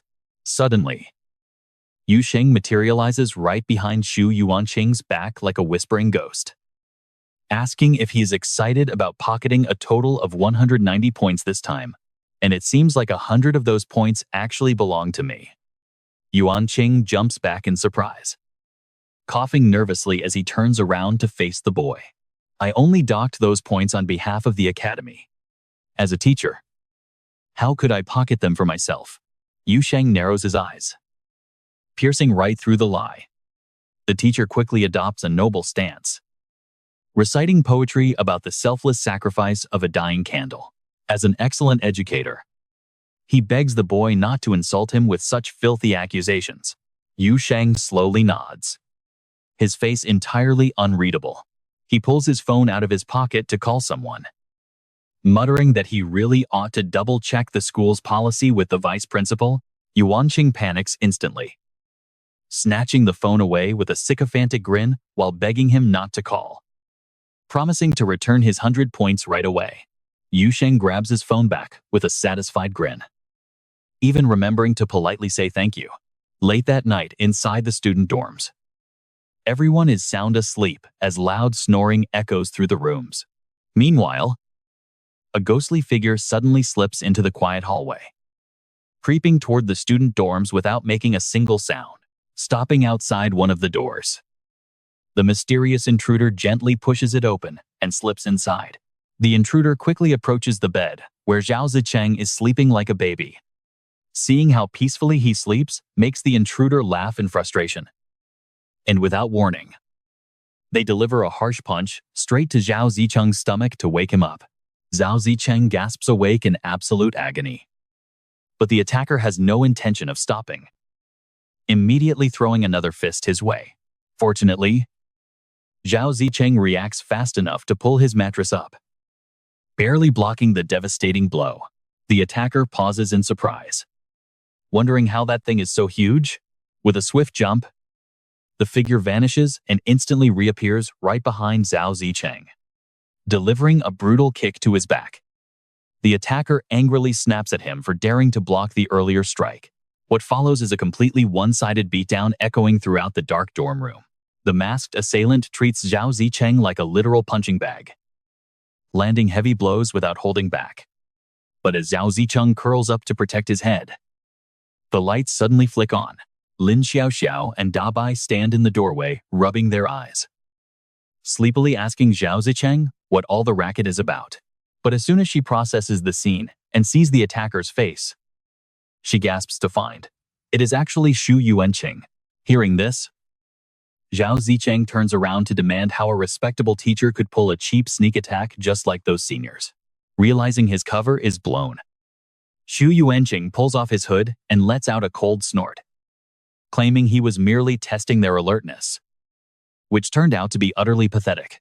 Zhao Zicheng does not buy the excuse for a second, muttering that the teacher is just using his authority to settle a personal grudge. Hearing this, Xu Yuanqing glares back with narrowed eyes. The silent threat is crystal clear. Say one more word and another beatdown is coming. Quickly reading the room, Zhao Zicheng plays nice and immediately apologizes. Admitting he was totally wrong, Xu Yuanqing nods in satisfaction, but then grumbles that they are all full of openings and will need intense training before taking on any actual missions. Hearing the word training, Lin Zhaoxiao looks at Xu Yuanqing in absolute terror, paying no mind to her fear. He orders her to tell everyone except Yu Sheng to gather at the training grounds at 7 tomorrow morning for special drills. Snorting coldly, he turns on his heel and immediately leaves the room. The next morning, on the academy training field, Zhao Zicheng and the others arrive early. Though he cannot stop complaining about how the teacher is abusing his power for revenge, Zhao Xiao quickly defends him, arguing that while the teacher seems unreliable, he is actually very serious during class. Zhao Zicheng steps right up to her, mockingly asking what exactly that man has managed to teach them so far. Lin Xiaoxiao frowns, trying to remember, but quickly falls into deep thought.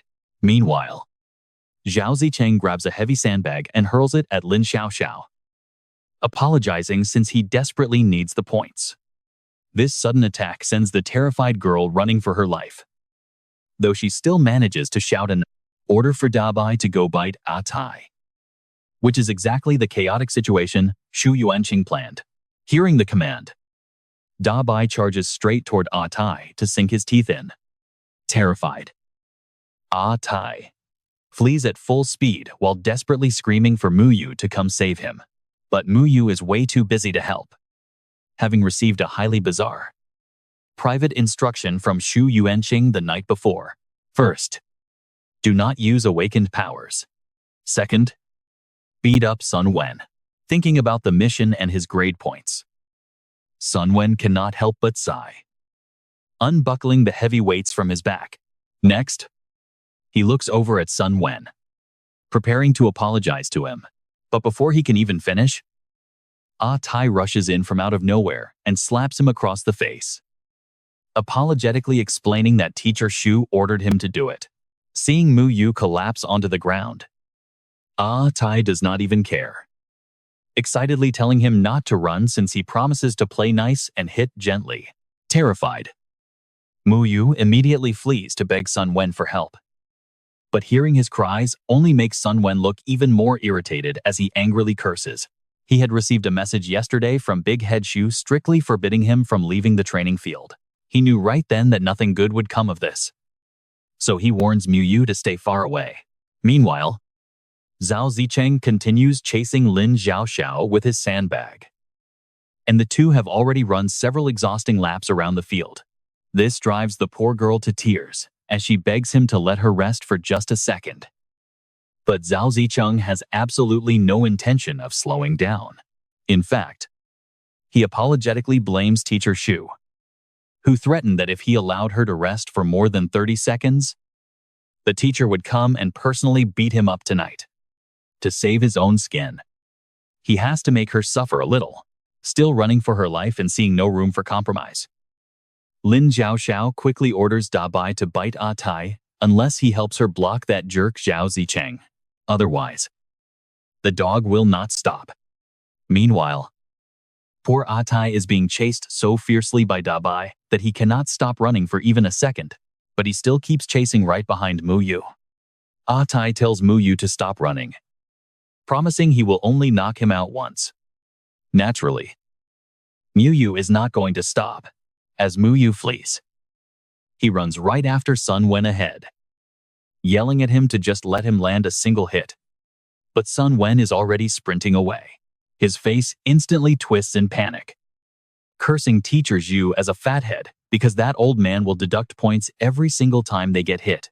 Right now, the training ground has devolved into absolute chaos. A frantic mess of running, chasing, and desperate struggles. Up on the rooftop, Zhu Yuanqing watches this whole circus play out. Even after hearing himself get insulted, he just laughs it off. He grumbles that they are still lacking proper training. Turning to the young man beside him, he raises an eyebrow, asking if he agrees. This newcomer is Xu Wenshan, a student from class 138, who has already awakened 3 times, holding a small hand pick. Xu Wenxian nods, praising them as a pretty decent batch of recruits. He pauses, deep in thought. He then suggests taking charge of their training, promising to whip them into shape before he leaves the academy. Xu Yuanqing agrees without a second thought, squinting down at the field. Xu Yuanqing lets out a sudden sigh. Has it finally come to that person? A brief moment later, back on the training ground, Zhao Zicheng and his crew are completely exhausted, splayed out on the dirt. Sun Wen angrily snaps at Mu Yu, calling him a total idiot. Why did he have to hit him so hard? Mu Yu just snorts back defensively. Who told him to run in the first place? Ah Tai is covered in bite marks thanks to Dabai. Yet he just grins, praising the beast for its impressive bite. Watching him laugh, Lin Xiaoxiao glares at Zhao Zicheng with pure hatred. Vowing to spend her points to hire Zhu Yuanqing for some sweet payback, Zhao Zicheng's face pales instantly at the threat. He stammers out, when will this endless cycle of revenge finally stop? Finally, 3 exhausting days are over, and Xu Yuanqing is absolutely thrilled, welcoming the weary group back. Teacher Xu asks with a warm smirk how their training went, wondering if they are already itching to take on another mission. But compared to his high spirits, the students look completely dead, dark circles under their eyes, and bodies caked in filth.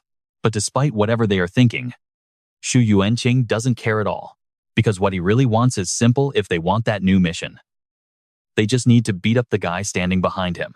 Zhao Zicheng finds the request completely ridiculous. Fighting a senior student makes absolutely no sense to him, but getting beat down by a senior sounds even worse. Teacher Xu confidently reassures them he isn't trying to bully them, but handpicked this opponent just for them. This guy is a solid top 5 student who has already achieved 3 awakenings. Hearing that this senior has awakened 3 times, Zhao Zicheng and Sun Wen are left completely stunned. It is the exact same phenomenon Chen Feng went through. The senior does not say much, simply drawing his weapon so they can see for themselves. He notes that if they are strictly comparing awakening counts, he and Chen Feng really are identical, with 3 times each, while Sun Wen clutches a gold bar in his hand. His mind remains completely occupied by the mystery of the triple awakening. Even if the awakening phenomenon mirrors Chen Feng, it doesn't automatically mean he is incredibly strong. Still, Zhao Zicheng wastes no time drawing his weapon to initiate a clash with the formidable senior.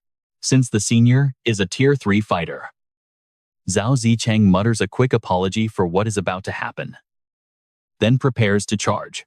The rest of the crew gets incredibly hyped for the battle, with some even joking about spending their hard-earned points on meals to compensate the senior later.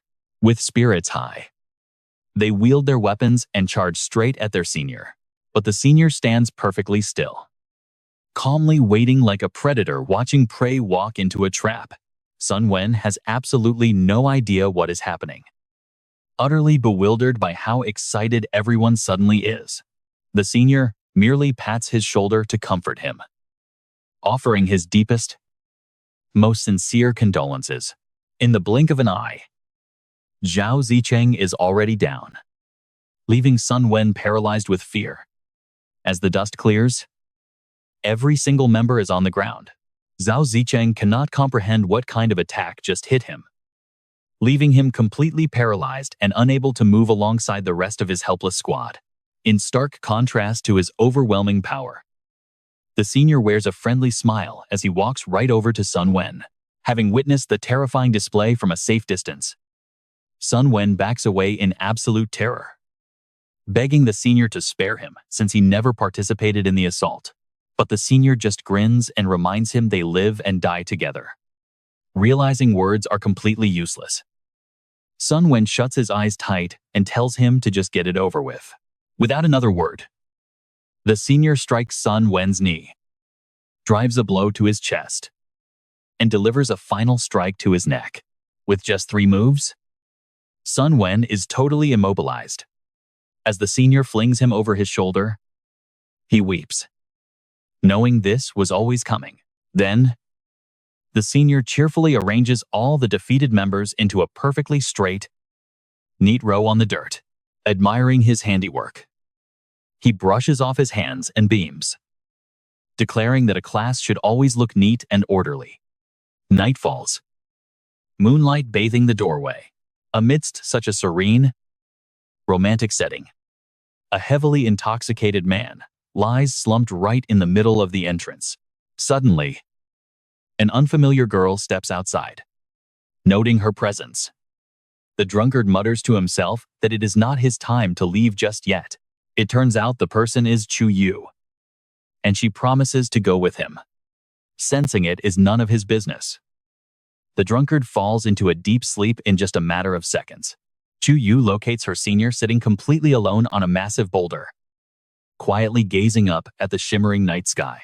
Sitting down beside him, Chu Yu wonders aloud if he is indeed the designated target that this year's freshman must challenge.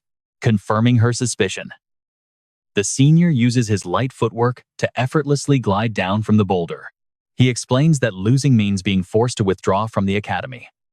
If he had known this sooner, he would not have dragged out his miserable existence here for 2 years. Unable to just leave, Chu Yu softly reminds him that he has always been her very best friend, lying down right next to her. He sighs that it is actually quite sad he is still breathing. Flustered by his words, she quickly and shyly protests that she did not mean it that way at all. She tries to explain further, but he gently pats her head, showing he understands. Besides, the hard truth is that he never really belonged at Mo Academy. Or perhaps he was simply never meant to be an awakener. Truth be told, he still clearly remembers the faces of every single freshman he has completely crushed in battle. He believes that before leaving, helping to lay a foundation for the growth of his juniors would be the greatest accomplishment of his entire life as an awakener. Turning to face Chu Yu, he recalls her current struggles, but remains unsure if those people genuinely possess the strength to resolve her issues. He wonders if they can truly cure the severe side effects she suffers from, adding that he is eagerly waiting to see her achieve glorious success one day. That way, he can proudly brag to everyone about his amazing classmate. Noticing how late it has gotten, he reassures her that he will be just fine. Reaching his hand out, he suggests that it is finally time to go back. Seeing his cheerful spirits, Chu Yu smiles warmly and agrees to go with him. She reaches out to grasp his hand. Once they arrive at the entrance, Chu Yu turns back to take one last look at her senior. To her, he is absolutely second to none, and she firmly believes that one day, his name will be carved in the highest halls of Mo Mountain at the absolute peak of humanity. Delighted by her words, the senior flashes a bright smile and gently tells her to go on inside. He stands there quietly, watching her slowly step inside the building. Suddenly, the drunkard mutters crazy things again, rambling about Mo Academy being a mental asylum, humanity's pillars soaring to heaven before falling 10,000 feet into utter madness.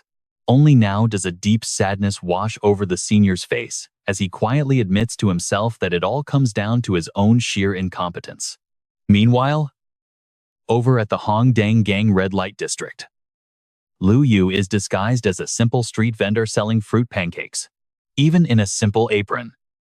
His strikingly handsome face instantly catches the eye of a red-haired lady of the night. Sashaying over, she boldly grabs Lu Yu by the hand and offers him a wild night completely free of charge. Liu Yu instantly jerks his hand back as his face turns bright red. amused by his shyness.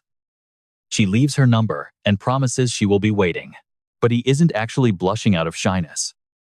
He has just eaten something terrible and is currently fighting a massive, agonizing stomachache, doubled over in pain. He angrily asks Old Sun if that bowl of cold noodles was even fresh. Old Sun stands fiercely by his culinary skills, proudly declaring that in all his years of selling noodles, he has never had a single complaint. As his stomach rumbles violently again, Liu Yu snatches a roll of toilet paper, warning Old Sun that they will finish this argument when he gets back, using the bathroom run as a perfect cover. Liu Yu secretly executes his mission and successfully records the critical video he needs.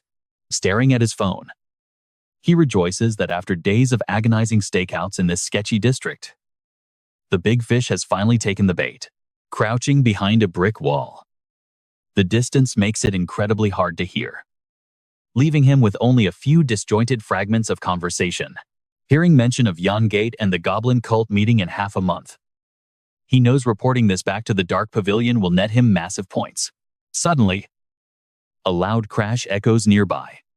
Fearing his cover is blown, Liu Yu presses himself tightly against the wall, barely daring to breathe.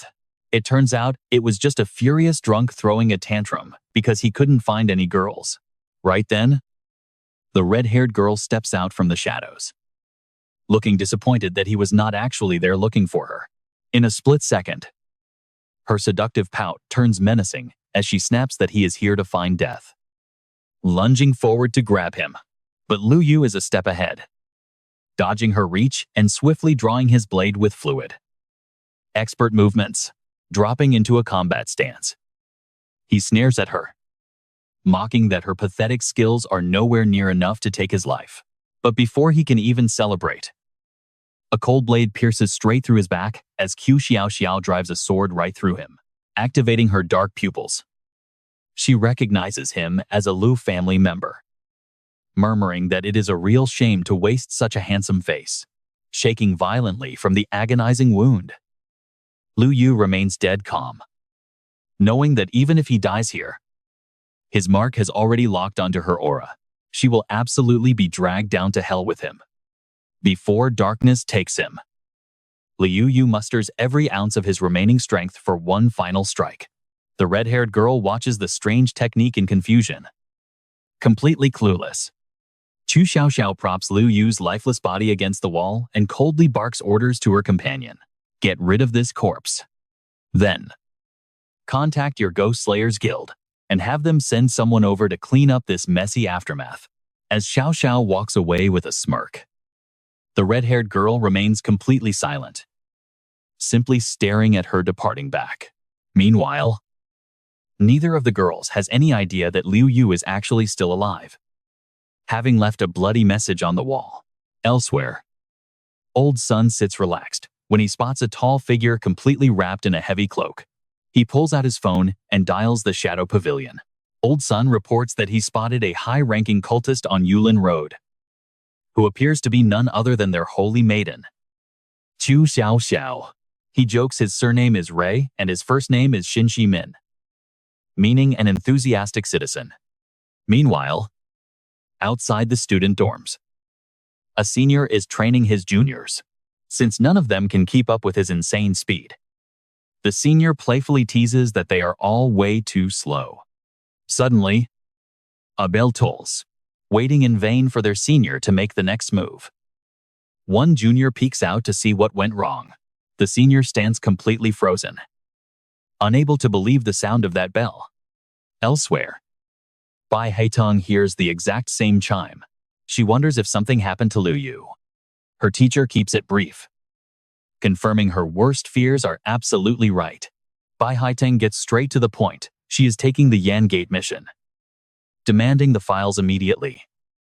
Before storming off in a quiet rage, the senior explains to his juniors, the 139th class originally had an incredible number of geniuses, but after one disastrous operation suffered massive losses. Only Bai Haitong and Liu Yu remained. But after that bell just now, she is the only survivor left from the 139th class. He warns the freshmen that while they get a pass today, they must always pay respects whenever they hear that solemn chime, because that sound means the Mo Academy has lost another warrior.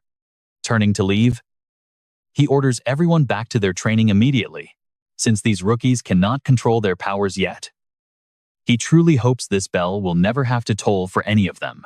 Looking at his phone, Zhao Zicheng silently vows to push his limits and train 10 times harder. That night in the red light district, bystanders panic and flee at the sight of Bai Haitang carrying weapons. Shouting that Mo Academy has arrived, Bai Haitang drags her blade along the concrete, letting the harsh metallic screech grab everyone's attention. She orders everyone to freeze. And though completely terrified, not a single soul dares to move. Coldly, she demands that they bring out their deputy sect master to face her right this second, cowering under her terrifying gaze. A frightened thug stammers that their deputy sect master went out early this morning. Bai Haitang turns and walks away without saying a single word. Watch closely. She slips quietly into the alley where the battle went down, her face turning dark at the sight of the blood. Stepping over the messy bloodstains, Bai Haitang stands in the dead center of the alley. Instantly knowing those two targets were the ones who did this, her phone suddenly rings, and she picks it up to receive two critical pieces of new intel. First, the Liu family reports that Liu Yu successfully used his black pupil ability to lock onto the target.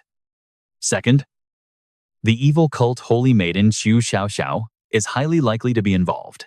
Getting the picture, she hangs up and stares at the words, Lai Hun, which Liu Yu left behind right before his death. She cannot decode what he meant to convey. But those two bloody words, Li Hun, are still stained clearly onto the brick wall. Wasting no more time, Bai Haitang immediately dials her phone to contact the Liu family directly. She introduces herself as a classmate of Liu Yu and begs them to share the exact coordinates of the black pupil mark. Once she secures the location, she quickly thanks them and cuts the call. Deep inside a building in the red light district, the red-haired girl crashes straight through a glass window. Right behind her, a furious Bai Haitang is hot on her heels, warning the red-haired girl that there is absolutely no escape. She dared to murder her classmate, and today, Bai Haitang will personally send her to the grave to join him. Landing hard, the red-haired girl grunts, unable to believe this cursed black pupil mark could track her location so flawlessly. Even as she flees for her life, she keeps insisting that she was not the one who killed Liu Yu. Bai Haitang demands if the killer was actually Yu Xiaoxiao from the evil sect. The red-haired girl is stunned that she already knows. Instead of giving a straight answer, Bai Haitang simply swings her massive blade, aiming a lethal strike directly at her. She promises to put her down first, and vows that the mastermind behind this will follow her to hell very soon. If she had not dodged that last strike in time, she would already be a corpse.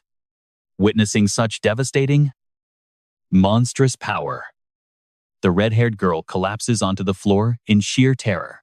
She pleads that she never intended to oppose Mo Academy, begging Bai Haitang to just listen to her explanation. Refusing to hear a single word out of her mouth, she swings her blade, snarling that she can save her explanations for Liu Yu in the afterlife. She got incredibly lucky. If not for the slight distance, that devastating slash would not have just ripped her clothes, it would have sliced her entire body clean in half. Regaining her composure, the red-haired girl quickly leaps backward to create some distance. With running no longer an option, she steels herself and prepares to strike back, lamenting that her Yan Gate could have easily worked alongside the Mo Academy. But if Bai Haitang is begging for death, she shouldn't blame the red-haired girl for being absolutely ruthless. Bai Haitang keeps her head low and stays silent, silently acknowledging that today, she must take the red-haired girl's life. Suddenly, a black flower blooms right next to where Bai Haitang is standing as the red-haired girl charges straight at her. She raises her sharp claws to finish Bai Haitang off. Suddenly, the flower beneath her feet bursts open, spreading its petals wide. Bai Bai Haitang does not hesitate at all, swinging her heavy blade straight into the red-haired girl's chest. Just a single strike from Bai Haitang leaves her heavily injured and pinned flat to the ground. The red-haired girl struggles to crawl away, but Bai Haitang slowly approaches, asking if she knows what soul hunting actually is. Hearing those two words, soul hunting, the red-haired girl's eyes go completely wide with shock. She forces down the intense pain, sitting up to explain that soul hunting is actually wait. She is just trying to buy time so her fox can launch a sneak attack on Bai Haitang's shoulder. But the giant flower beneath Bai Haitang's feet instantly expands and crushes that sneaky fox to pieces. Perhaps Bai Haitang has run out of any patience to hear another word from her enemy. She coldly swings her sharp blade, delivering a clean, final slash straight to the red-haired girl's neck. Even in her final moments, the red-haired girl cannot believe she actually lost. Bai Haitang looks down at the corpse, then slowly crosses her name off the list. Right now, Bai Haitang has only one remaining target left to deal with Qiu Xiaoxiao. With the job completed, Bai Haitang immediately contacts the Dark Pavilion. She reports that the vice leader of the Flame Gate is dead, asking them to send cleanup crews, and says her reward can be sent directly to her card. Bai Haitang gives her name, stating that she is a student from Mo Academy. With her business finished, she quietly departs. Little did she know, Chu Xiaoxiao has been watching everything from afar, staring at Bai Haitang's departing back. He cannot wrap his head around how she could possibly know his name, wondering who on earth could have leaked his personal intelligence. Chu Xiaoxiao sinks deep into thought. He wonders if it could be Aoki Muneto. If it really is him, using him as a mere scapegoat would be quite a pity. He prepares paper and a pen to write a message requesting a delay. The letter asks to postpone things for 10 days after recent events, noting that the future situation might shift. In the meantime, they must wait for the new successor of soul hunting. Once finished, he signs his name and gets ready to send it. With his task done, Chu Xiaoxiao departs. He thinks back to Aoki Muneto, wondering if the young man will bring any more surprises. A few days later on the training field, everyone lies exhausted. Even Dabai cannot comprehend why a logistics pet like him must take beatings alongside the new students. Lin Xiaoxiao immediately comforts Dabai, praising him for being so good. She mentions that his claws almost struck that last-ranked guy in the chest, which is already huge progress. Zhao Zicheng asks the classmate lying next to him when Dabai will finally be able to undergo his second awakening. His friend figures it should be quite soon. Seeing how the pet gets hungry so quickly lately, just like during his own previous awakening, Zhao Zicheng proudly points at himself, smugly preparing to make a grand announcement to everyone. Sun Wen treats Zhao Zicheng's boasting like absolute garbage, telling him to just hurry up and spit it out. Zhao Zicheng plays hard to get. Before smugly revealing his big secret, this young master is about to undergo his third awakening. Hearing this, a panicked Sun Wen immediately pins Zhao Zicheng to the dirt, desperately begging him not to awaken at all. An angry Zhao Zicheng locks Sun Wen in a headlock, demanding to know why he shouldn't awaken, while Sun Wen just fires back, calling him a total idiot. Their nearby classmates can only watch this childish bickering with a sigh. Completely helpless, pushed to his limit, Sun Wen explains that their current opponent is only a 3 times awakened user, and even he is already beating them to an absolute pulp. So, if Zhao Zicheng actually reaches his third awakening, the academy will definitely match them against a 4 times awakened student next, leading to even worse beatings. Recalling the nightmare of being thrashed by Xu Wenxuan lately, and realizing they might face someone even stronger, a terrified Zhao Zicheng grips his head and cries out for his mom to rapidly boost his strength. He had spent the last few days acting as a literal punching bag, even paying others out of his own pocket to beat him up. At this rate, Zhao Zicheng is probably not only crying on the outside, but weeping tears of blood on the inside as well. Standing nearby, Xu Wenxuan and Chu Yu quietly witnessed the hilarious conversation among the freshmen, watching his juniors fool around. Xu Wenxuan softly remarks how wonderful youth is, prompting a concerned Chu Yu to ask how much longer he can honestly hold out. He turns to look at her, dryly asking if he is being a fool, as he can only hold out for another half a month. Hearing Xu Wenxuan call himself an idiot, Chu Yu immediately raises her voice, firmly denying it. To her, he will always be the reliable senior brother she can lean on, relying only on his 3 times awakened power. He has already suppressed the strongest graduates in her heart. Xu Wenxuan gently pats her head, knowing she is trying to comfort him. He assures her he is completely fine, noting that despite being ranked dead last for years, he knows how to handle his own feelings. He then gently advises Chu Yu to head back inside. Until the elders can fix the side effects of her ability, she should stay inside to keep herself safe. Before leaving, Xu Wenxuan turns back to look at his juniors one last time. He still feels a slight longing for his own youth, quietly telling himself how wonderful those years are. The image of his exhausted juniors pushing forward to reach their goals has etched itself deep into Xu Wenxuan's mind. As Yu Sheng walks down the street alone, someone suddenly blocks his path and demands that he stop. Confused by the sudden confrontation, Yu Sheng can only watch as she points right at his face, asking if he is the one who cleared out all the low-level beast hunting missions from the bounty hall. He casually nods and says yes.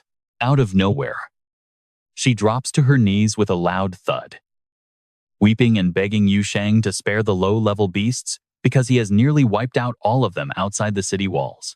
She begs him to quickly move on and take up missions on a different app instead. Completely baffled, Yu Sheng quickly steps back to avoid her, taking a quiet moment to process before he finally prepares to speak. In the end, Yu Sheng turns her down because he has no interest in playing the hero, especially when the reward for helping others is incredibly low. Sitting on the ground, she cannot believe that he still rejects her, even after she resorted to this. Wiping her tears, she begs him to leave just 2 monsters for her, because she is on the verge of starving to death. Completely ignoring her pathetic pleas, he walks away and never looks back. Yu Sheng finds her face quite familiar. Realizing she might be the same person who stalked him back in Beichun City, he has no desire to kill her, so keeping his distance is the best move. Meanwhile, morning arrives at the secret pavilion headquarters in Mo City, where Old Sun sits in his office, dreading how many lives this coming battle will claim. A sudden knock at the door breaks his grim train of thought. He bids the visitor enter, and the messenger quickly reports that the defenses at Paxiao Pass are severely understaffed and in desperate need of reinforcements. However, the newest batch of reserve warriors has only been trained for 2 years. Sending these raw recruits into the fray would almost certainly lead to massive casualties. Listening in silence, Old Sun calculates his options and orders his subordinate to tell Sun Moyu that he must hold the line for at least another 6 months, or else prepare to run naked through Paxiao Pass. Once his subordinate leaves to deliver the message, Old Sun finally stands up from his desk, walking over to the window. He gazes out at the clear blue sky, muttering Zhang Yushu's name while wondering if they can survive the coming storm. At the same time, Lin Feng is busy briefing Zhang Yushu on past events. Back then, the human and monster races signed a treaty allowing only 2 Zhaishen mountains to be deployed each year. Jiangshan was supposed to be temporarily contained, but their recent attacks have become incredibly concentrated. But before Lin Feng can finish his sentence, Zhang Yushu cuts him off. He questions why a mere level 6 cultivator is stressing over humanity's grand affairs, asking if he plans to replace Sun Gusheng and take control of the secret pavilion himself. Lin Feng quickly defends himself, mentioning rumors of massive monster movements near Paxiao Pass, making him worry that the beasts might be planning to tear up the treaty entirely. Hearing this, Zhang Yushu snaps and kicks Lin Feng a few times, yelling that the only thing he sees is a lazy slacker trying to avoid hauling military supplies. He threatens to make him run for another 2 hours. Despite the stinging kick to his back, Lin Feng simply cannot keep his mouth shut. He complains that as a provincial pavilion chief, he should at least be shown a tiny bit of respect in public. Instantly realizing he just spoke out of turn, Lin Feng drops straight to his knees right in front of Zhang Yushu, kneeling on the floor. He repeatedly begs for forgiveness, while Zhang Yushu merely turns his back and keeps scolding him. Respect is out of the question for a mere provincial deputy chief, especially when North Guanghong province already has 4 of them. Why would that title be worth anything? He is also annoyed that Lin Feng ruined his sunset view, but their bickering is cut short when a guard screams about an enemy raid. It is a red alert. In the distance, a massive horde of beasts is charging forward at terrifying speed, carrying an overwhelming, destructive aura. How will Zhang Yushu's group survive this onslaught? Early the next morning at Mo Academy, under a clear blue sky, Xu Wenquan gathers everyone to deliver some fantastic news. From this moment on, they have all officially passed. After endless days of brutal training, they finally made it. The students cheer and shout in pure joy. Yet Xu Wenquan looks on with a heavy heart. He gets lost in his worries about the dark path ahead for these young students. But his juniors quickly break him out of his gloomy thoughts. Turning around, Xu Wenquan sees them bowing deeply, offering their heartfelt thanks to their senior for guiding them through everything. He laughs it off, asking why they are being so dramatic, instantly shattering the emotional atmosphere they worked so hard to build. Soon, everyone is moving out in a rush due to the red alert. The vice principal of Mo Academy orders everyone at level 6 and above to follow him to support Zhenyao Pass. Before departing, he leaves urgent instructions for Xu Yuansheng. Since the current situation in Gang City remains highly unstable, he tells him to immediately lead the academy's staff and students to defend the city.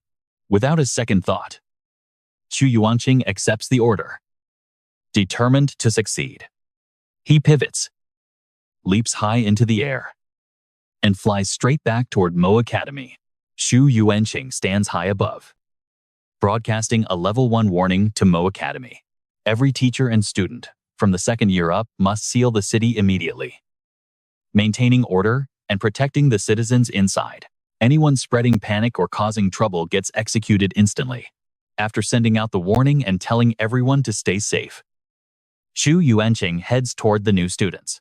He explains, this is a sudden crisis, with most forces deployed outside. Because of that, his team will hold back the Tier 4 enemies and above, leaving the rest to the freshmen. He warns them of a priceless national treasure hidden within the inner academy. They must guard the grounds fiercely, allowing nobody inside on pain of death. Everyone swears to complete the mission even at the cost of their lives. Tasks assigned. Xu Yuanqing departs. Meanwhile, a car speeds wildly across the barren wasteland. Inside is Yu Sheng and that dramatic girl. He guides her along. Their bounty target is close. The girl hesitantly asks if they can renegotiate the split, complaining that getting only a single share is way too little. After all, the car belongs to her. Suddenly, Yu Sheng orders her to stop. Terrified, she angered him. She quickly backs down. 1 share is fine if he refuses to bargain. But it is not her chatter that set him off. Yu Sheng just received an urgent message. Gang City is in grave danger, begging him to return. They must turn back now. Meanwhile, everyone gathers at the academy gates. Sun Wen carries a massive sack of gear. He admits his awakened object is practically useless in a fight like this. The sack hits the floor with a heavy thud. Originally bought for Yu Sheng, these items are now exactly what everyone needs: a stash of weapons. Zhao Zicheng closely examines the monster core in his hand.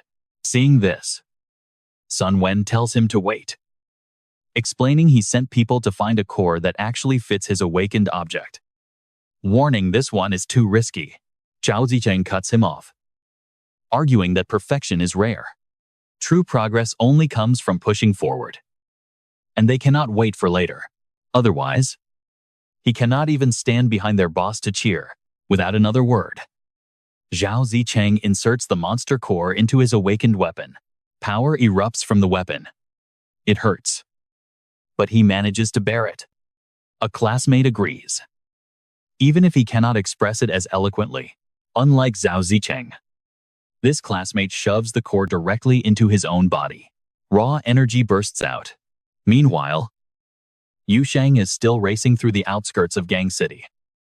Desperate to save his people, the girl drives frantically, begging him to put his weapon away. But Yu Sheng refuses, noting she behaves much better when threatened. As they arrive, a blinding golden light shoots straight into the sky. Yu Sheng watches in confusion. It turns out that light is Shu Yuanqing's majestic fire phoenix.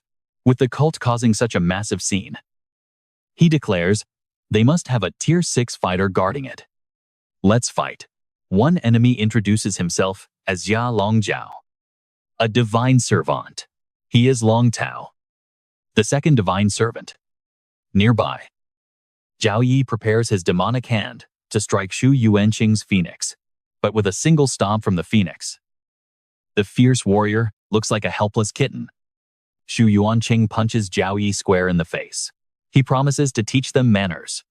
Suddenly, Tao tries a sneak attack. Shu Yuanqing spots him instantly, his phoenix slamming Tao down with its tail, moving like lightning. Shu Yuanqing lands a devastating gut punch, deeming Shu Yuanqing far too ruthless to be left alive. A desperate Zhao Yi screams for his other ally. He urges them to attack all at once. Suddenly, a third fighter lunges forward, looking ready to tear Shu Yuanqing apart. The trio surrounds Shu Yuanqing. From his car, Yu Sheng watches closely. He instantly orders the girl to steer toward a completely different gate. Her small hands spin the wheel to redirect the car, leaving Shu Yuanqing behind to deal with the three foes. Guarding the gate are only Sun Wen and Shu Wenxuan, staring at the massive crowd. Sun Wen nervously wonders if they will actually use the main gate instead of climbing the walls. Zhu Wenxuan notes the academy's legacy, but Sun Wen points out anyone can scale walls. He spoke too soon. Just as the words left his mouth, an enemy was suddenly engulfed in roaring flames, leaving Sun Wen completely rubbing his eyes in disbelief. Seeing that explosive sight, Sun Wen felt somewhat relieved. Meanwhile, Shu Wenxian figured that Zhao Zicheng and the others still needed to finally make their breakthroughs. There was only one option left. They simply had to buy as much time as possible. The other disciples also wanted to pitch in.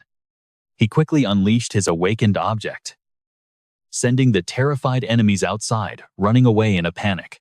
Sun Wen closely watched his fellow disciples as they struggled to maintain their focus in the brutal battle. Right now, everyone desperately needed Yu Sheng, praying that he would somehow make it back as fast as humanly possible. By this time, the girl and Yu Sheng had already reached the city gates. But they hit a massive roadblock since the gates were shut tight. Yu Sheng immediately told her to ram the car straight through, but she hesitated, completely heartbroken because she had just bought this ride. Yu Sheng did not care and growled for her to just floor it. Without arguing, the girl stepped on the gas and slammed her car straight into the gates. Right before the crash, both of them leaped out of the vehicle to stay safe, moving at that insane speed. The impact against the gates triggered a massive explosion. Thick black smoke poured into the air, watching her brand new car turn into a pile of burning scrap. The girl collapsed to her knees, sobbing uncontrollably, thanks to the massive hole blasted in the gate. Yu Sheng slipped inside in no time. He moved forward with extreme caution, drawing his weapon. He crept further into the city, spotting an innocent citizen about to be ambushed from behind by an enemy. Yu Sheng broke away from the wall. He quickly loaded his weapon and fired, and the arrow pierced the enemy's shoulder, saving the terrified citizen just in time. Wasting no time, he kept running forward to help others. Suddenly, a voice drifted down from someone who had watched the whole thing, praising him that he did not look half bad. It was that crazy woman Qiu Xiaoxiao, and she actually felt kind of sorry for Yu Sheng. His luck had run out today because she fully intended to end his life herself. But suddenly, something stopped her. A massive blade swung down from above, as someone shouted that Qiu Xiao was the one dying today. It was Bai Haitang. After searching tirelessly, she had finally cornered the monster who murdered Lu Yu. Sensing a brutal duel, Yu Sheng wisely took a step back. Bai Haitang gripped her long blade and slashed directly at Qiu Xiao's arm, spraying blood everywhere while screaming for her to die. Qiu Xiao merely giggled in her usual whiny tone, teasing that Bai Haitang was so scary. Yu Sheng watched them, frowning deeply, realizing he could not help here. He turned and ran, leaving Bai Haitang to hold the line. Suddenly, another figure stepped up with a booming voice that made them both turn. He taunted Qiu Xiao, saying he had found her an equal opponent. This newcomer was Zongren, the divine servant. He walked up with a smug smile, saying he wanted to see what she was hiding, and what the cult's high-ranking members kept obsessing over inside Mo Academy. Back at the city gates, Tai, Sun Ven, and Mu Yu were fully prepared to clash with those black-clothed enemies. Tai turned his gaze down toward Mu Yu. He stretched out his hand and asked to borrow his tombstone weapon for a second. Right beside them, Sun Wen gripped his protective amulet, cursing to himself that this was the only damn thing he could do right now. He stepped forward to place it around Zhao Ziheng's neck, leaving him utterly confused. Sun Wen simply told him to shut up and fight. Suddenly, Tai and Zhao Zicheng's eyes began to glow with sheer determination. They flashed arrogant grins and lunged forward, one wielding a tombstone and the other a heavy sandbag. They roared together. Zhao Zicheng rushed ahead, slamming his sandbag down to block an attacker. The enemy raised his sword with a mocking sneer. He mocked him for trying to stop him at just Tier 3. But Zhao Zicheng only laughed and told him to get lost, leaving the guy stunned. Before the man could process what was happening, a massive explosion erupted. The blast sent him flying back, slamming hard into a wall with a painful groan, holding his sandbag. Zhao Zicheng laughed wildly and told him to enjoy his third skill, damage reflection. On the other side, Tai slammed his tombstone down, sending shockwaves through the earth that blasted several black-clothed enemies away. Su Wenxian, holding a blade to an enemy's throat, glanced back at them and realized their immense potential meant they absolutely could not die here. Xu Wenxian dashed through the crowd like a phantom, severely wounding every single enemy he brushed past. Still, he warned his juniors to conserve their strength and avoid getting completely surrounded by the mob. Zhao Zicheng flashed him a confident smile and told his senior not to worry, completely oblivious to an enemy sneaking up behind him. Zhu Wenxian saw the danger and screamed out to watch out. Zhao Zicheng whipped his head around, but before he could dodge, a blade slashed his back, making him cough up blood. The attacker laughed, telling him to walk with death. As Zhao Zicheng collapsed, the protective amulet Sun Wen had given him suddenly flared with light. He fell flat on the ground, a deep gash cutting across his back. The enemy raised his sword in rage, swearing that the kid actually had a protective treasure on him. He spat that if one strike did not kill him, another surely would. But Xu Wenxian instantly lunged and slit his throat, freezing him in place. The assassin slumped to the floor, weakly asking how he did that. But Xu Wenxian completely ignored him and walked away. Zhao Zicheng pushes himself up with a groan. Damn, that hurts. Xu Wenxian immediately asks if he is all right. Chao Ziheng stands up, lifting the heavy sandbag as if nothing happened, claiming he can still fight. Xu Wenxian warns him to conserve his strength, reminding him that their goal is to protect the academy, not to massacre everyone. Suddenly, Dabai charges in, savage and fierce. The beast instantly lunges to attack the crowd. Tai slams his heavy tombstone into the ground, blasting the black-clothed men away. Zhu Wenxian yells for everyone to fall back and tighten the defensive line. Xu Wenxian and Zhao Zicheng slowly retreat, while trading blows with the enemy. As more black-clothed men fall, the battle grows increasingly brutal. Mu Yu watches the chaos with growing dread, utterly unsure of what to do. Then, suddenly, he grips his sword and charges forward. Mu Yu screams out that he is no useless trash. Seeing him rush in, Sun Wen tries to stop him, yelling that a mage has no business charging onto the front lines. Xu Wenxian unleashes his ultimate technique, shouting to the group that he is about to teach them their very last lesson. So they better remember it. Xu Wenxian leaps toward an enemy and stabs him, declaring that awakened objects are mere tools, and the physical body is the ultimate, eternal weapon. With just a gentle nudge, Xu Wenxian sends another attacker flying backward. By utilizing every joint in his body, he glides forward and pierces another throat, proving that even a healer can kill in the blink of an eye.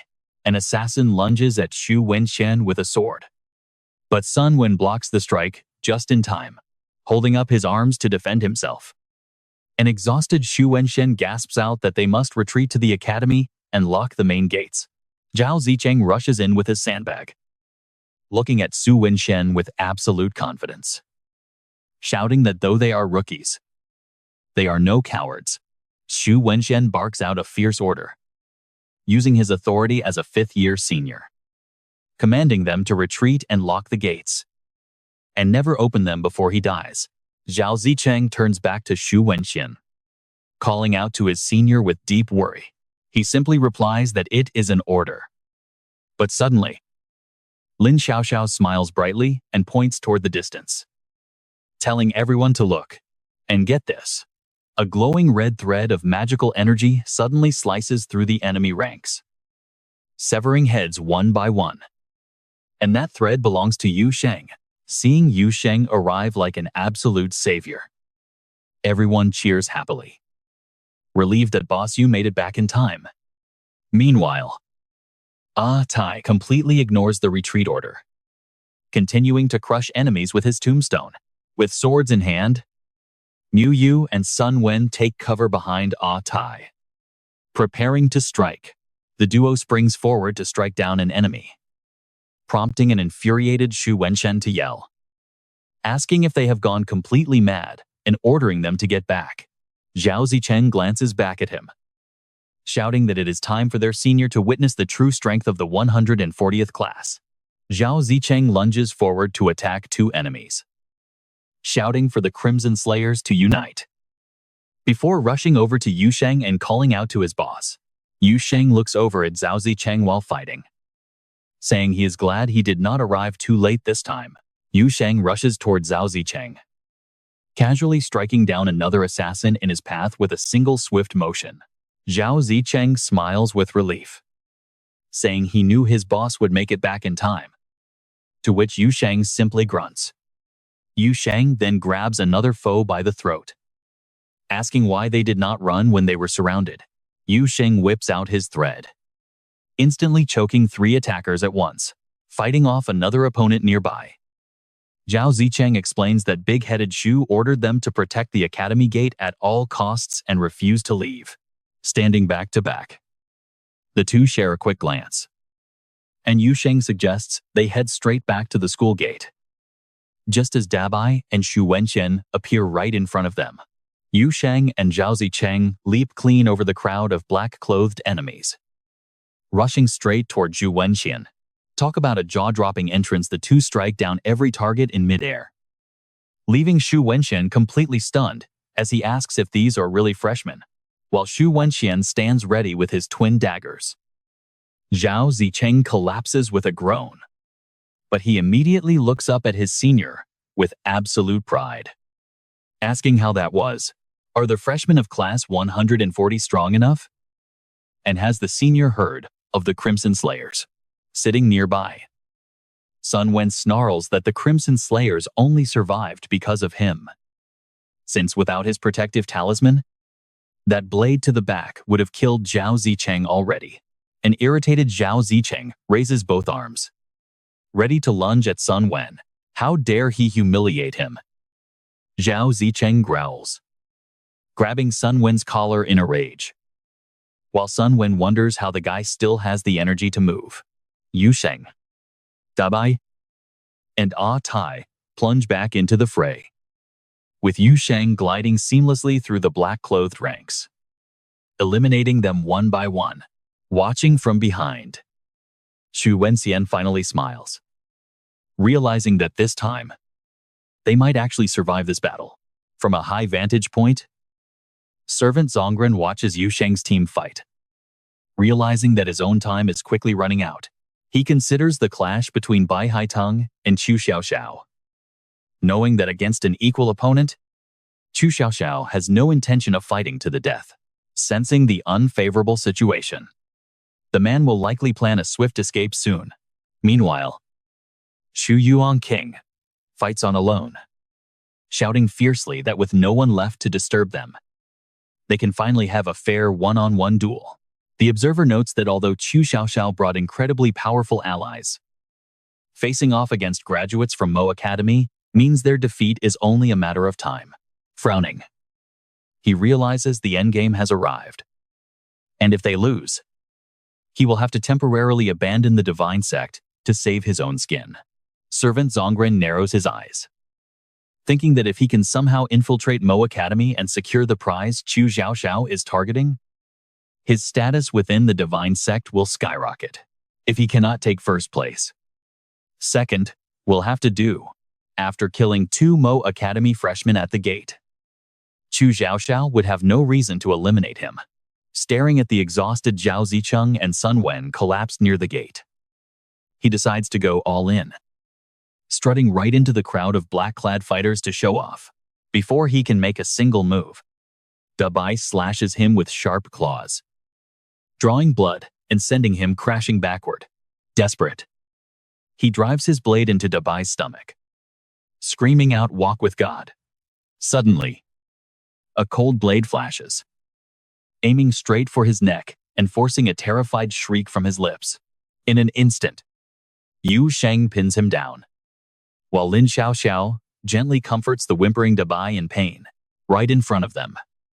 Yu Sheng slams Zongren face first into the dirt, before picking up a dropped knife. Armed with dual blades, he charges at 2 black-clad enemies. Meanwhile, Xu Wenxuan is locked in combat when another fighter tries to sneak attack his blind spot. But he spots it just in time, thanks to his quick reflexes. He ducks low, narrowly dodging the incoming blade. Xu Wenxuan glances back at the academy entrance, shouting, "You guys get inside and recover first." Lin Xiaoxiao quickly leads Dabai inside to treat his wounds, while Sun Wen and Zhao Zicheng remain collapsed at the gate. Sun Wen points forward, turning to Zhao Zicheng to ask if he has any juice left to go help Lin Xiaoxiao. But Zhao Zicheng snaps back. "I am the actual combat specialist. Once my stamina is back, I have to keep fighting." Sun Wen chuckles. Right. Fighting alongside me. Your class monitor? Right. Suddenly, Sun Wen senses a chill behind him. His eyes widen in shock as he turns and spots Zongren creeping closer. Shouting at the top of his lungs, "Someone is sneaking up." The intruder curses inwardly, "What terrible luck. Getting spotted so damn quickly." He drops down, startling everyone, his teeth grinding in pure rage. He sneers, "Too bad for you. I am a 4 times awakened expert, and your doom is already sealed." Xu Wenxuan boils with rage, roaring, "How dare you, blade in hand." He lunges straight at Zongren. "Go to hell," he screams. But Zongren only chuckles. What a pity that Mo Academy only has these weaklings left to guard the gate. Xu Wenxuan aims a lethal slash directly at his throat, but Zongren effortlessly blocks the deadly strike. Zongren buries a brutal punch straight into Xu Wenxuan's stomach, forcing a painful grunt as fresh blood sprays from his mouth, sending him flying backward deep through the gates, collapsing to his knees in agony. He glares at his opponent with burning hatred. Is this the power of a quad-stage expert? Before Xu Wenxuan can even catch his breath, Zongren lunges forward to press the attack. Zongren sneers, "What a shame that I must hide my identity and cannot summon my awakened weapon. Or this single blow would have ended him." Then, his eyes lock onto Sun Wen with a devious smirk, plotting to slaughter the freshman first to secure his ultimate victory. Swapping targets, he charges at Sun Wen, his eyes glowing red with murderous intent, too exhausted to fight.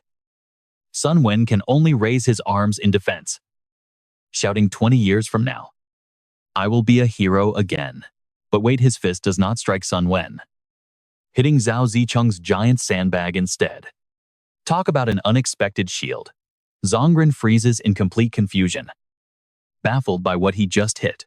Glancing to the side, he spots Zhao Zicheng mockingly taunting him, "If I do not die today, I will absolutely end you in the future." Suddenly, he recognizes Zhao Zicheng's face, switching targets once more. Zongren charges at Zhao Zicheng with a wild, roaring leap. Nearby, Yu Sheng pauses mid-fight, hearing the loud commotion and quickly turning his gaze. Yu Sheng swiftly hurls a razor-sharp object directly at Zongren. Zongren easily deflects it, sneering like a foolish insect trying to stop a cart. He then slams his palm directly into Zhao Zicheng's gut, drawing a painful cry. Wait. Look closely. The bracelet Sun Wen gave to Zhao Zicheng flashes with light again. Zongren turns to look at Yu Sheng, deeply thoughtful. Why does this kid look so familiar? Changing plans, he marches toward Lin Xiaoxiao, deciding that breaking into Mo Academy is his top priority now.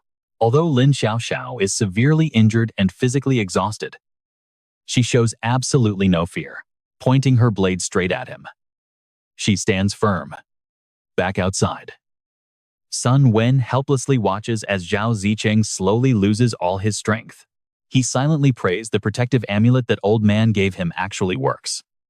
Sun Wen has no energy left, collapsing hard onto the ground and slipping into unconsciousness. Inside, Lin Xiaoxiao points her weapon at Zongren, screaming out, "Do not come any closer. I will not let you pass."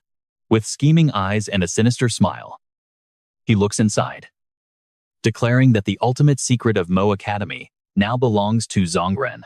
Lin Xiaoxiao glances down as a severely injured, blood-soaked Xu Wenxuan desperately crawls right toward Zongren's heels. He grunts with everything he has, "I will never allow this, right now." The academy gates look absolutely devastating. With Xu Wenxuan collapsed on the ground, Zongren aggressively tries to push forward, only to be blocked by the stubborn Lin Xiaoxiao, gripping her dagger tight. She grits her teeth and warns him if Zongren wants to enter Mo Academy, he will have to step over her dead body. Zongren looks at her with a murderous grin.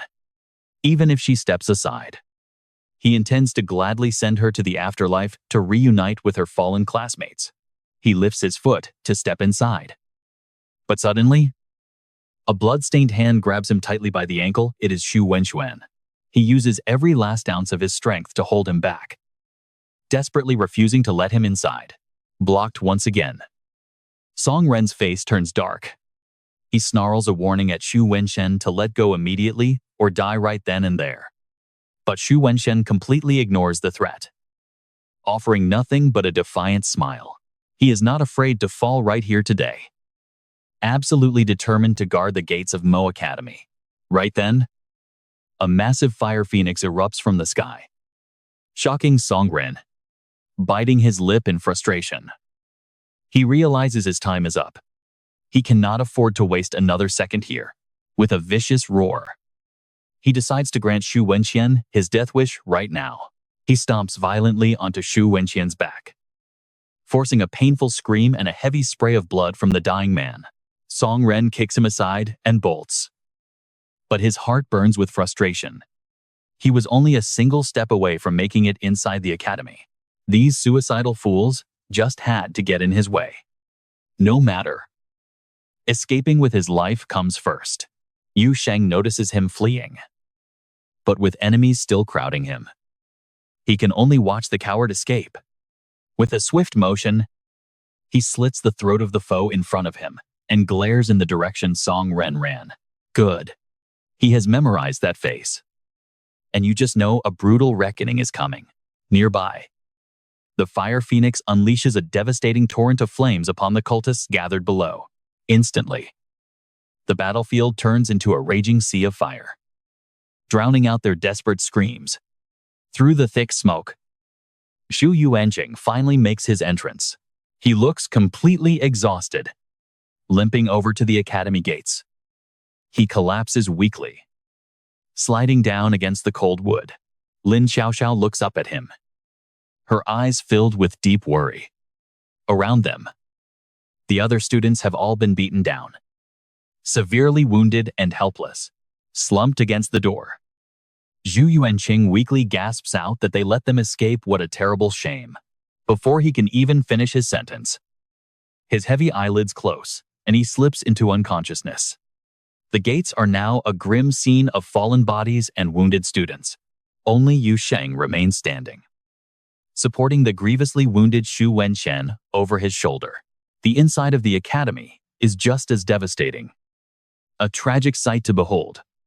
Yu Sheng gently leans the dying man against a stone wall. Xu Wenxian opens his heavy eyes with a bitter, tragic smile, wondering silently if the academy bells are tolling for his departure. Yet, he lets out a quiet sigh of relief, knowing he has successfully protected humanity's final hope. With those heavy words, his eyes begin to drift shut. It is finally his turn to rest. But just then, Chu Yu rushes to his side. Tears stream down her face as she weeps. Xu Wenxian weakly reaches out to pat her head, telling her softly that she can no longer leave those gates until the day all of this is finally resolved. Chu Yu watches in absolute terror as his hand slowly slips away from her head. Xu Wenxian's hand falls limply to the cold floor. Chu Yu pulls his lifeless body close, screaming out in utter despair. With his very last breath, Zhu Wenxian leaves her with a silent message, reminding her that she is humanity's hope and she must stay strong. A few hours earlier, at the demon-suppressing pass, the beast tide attacked relentlessly, staining the entire battlefield in a horrific shade of crimson. Countless monsters roar as they pile up, but the tide only grows larger. Even so, the human soldiers hold the line, fighting desperately for the survival of their kind. High above the pass, a colossal golden eagle swoops down, screaming for Zhang Yushu's head and boasting that today will be his absolute last. On the ground, a massive 1,000-headed serpent, burning with hatred, vows to tear down the legendary demon-suppressing pass once and for all. Undeterred, Zhang Yushu grips his spear tightly, declaring fiercely that, as long as he breathes, this pass will never fall. With a mocking laugh, he charges forward, questioning how two measly 8th-tier beasts could ever hope to breach his fortress. Instantly, the terrifying phantom of a crimson blood dragon materializes right behind him. The sheer pressure rattles the golden eagle, while below, Xiangliu immediately unleashes a thick wave of deadly poison toward him, completely unbothered. Zhang Yushu stands his ground and spins his spear, easily blowing away the toxic fog in an instant. Stepping through the wind, he closes the distance in a flash, driving his spear deep into one of Xiangliu's massive heads. He sneers coldly at the beast, mocking its cheap tricks. Howling in pain, Xiangliu screeches at Zhang Yushu, asking if he really thinks he has won. But right then, a mysterious figure holding a massive flag appears in the sky and begins to wave it, forming a hand seal. He unleashes a massive wave of spiritual energy, straight at the monstrous beast. Xiangliu glares with pure malice. As long as they keep him busy, the beasts of Zhaishan will easily break through the gate. Realizing what is happening, Zhang Yushu looks back, only to find the horde already breaching the main gate of the pass. His expression darkens instantly. Why on earth have the reinforcements from Gang City not arrived yet? But right at that desperate moment, a massive bolt of lightning strikes from above, shocking everyone. As the blinding flash clears, the attacking beasts have been completely vaporized. Standing in the dust, a man in a bamboo hat mutters with a smug smile about how tragic the scene is. This is none other than Gao Xiaonan, the principal of Mo Academy. Standing right behind him is a dark-clothed squad, arriving as their saving grace. Leading them are Dean Bai Wangguang and Vice Principal Da Gongren. Cao Xiaonan is actually in a joking mood right now, smiling as he plans to snap a pathetic photo of Zhong Yushu for blackmail. Over here, Zhong Yushu continues his onslaught against Shang Liu, cursing the beast and shouting that it will never get its way. With that, he swings his spear through the air, sending waves of sharp energy slashing into Shang Liu and drawing a relentless stream of blood. Meanwhile, beasts swarm Pavilion Master Lin's position in rising numbers, turning the situation critical. Without the crucial help of Zhong Yushu, the defenders on the city wall will not hold out much longer. Sensing the impending disaster, Pavilion Master Lin grabs a nearby soldier to ask if they sent the distress signal. And the man nods, confirming both Mo Academy and the Dark Pavilion have already responded. That news brings a small sigh of relief to Pavilion Master Lin, who silently prays no unexpected disasters ruin their plans. Below the wall, the beast horde charges with terrifying ferocity, taking countless human lives as the battlefield descends into absolute, bloody chaos. Zhong Yushu wants to help, but he is completely tied down. The massive Shang Liu has him completely cornered. Suddenly sensing a lethal threat from behind, he spins around with a frown, only to find the massive jaws of Xiang Liu snapping down to swallow him alive. He leaps aside just in time, leaving the beast biting empty air, while Cao Xiaonan arrives at the pass gate, shouting that Mo Academy has come to reinforce the battlefield. He immediately orders his companion to go, and without a single word, the winged fighter takes flight into the sky on pure white wings. Glimmering, strange particles of light begin to cascade down from those wings, raining over the battlefield below. The moment the glowing light touches the soldiers, the human army's morale shifts dramatically. Warriors who were exhausted just seconds ago are suddenly filled with boiling energy, shouting for the glory of humanity as they charge back into the fray. The invading beasts look down in pure confusion, but the winged warrior flaps his wings again, releasing a shower of pale pink glowing embers. But as these embers strike the monsters, they clutch their heads in sheer agony. Da Gongren pats Cao Xiaonan's shoulder, praising how cool the old guy looks using his awakened item. But Xiaonan just snorts, calling it a completely useless trick. If I just punch them, they'll hurt just as much anyway. Shrugging it off, he looks up at Zhong Yushu, battling the massive serpent in the sky. Unable to suppress a sigh of worry, Elder Zhang just reached the 8th rank.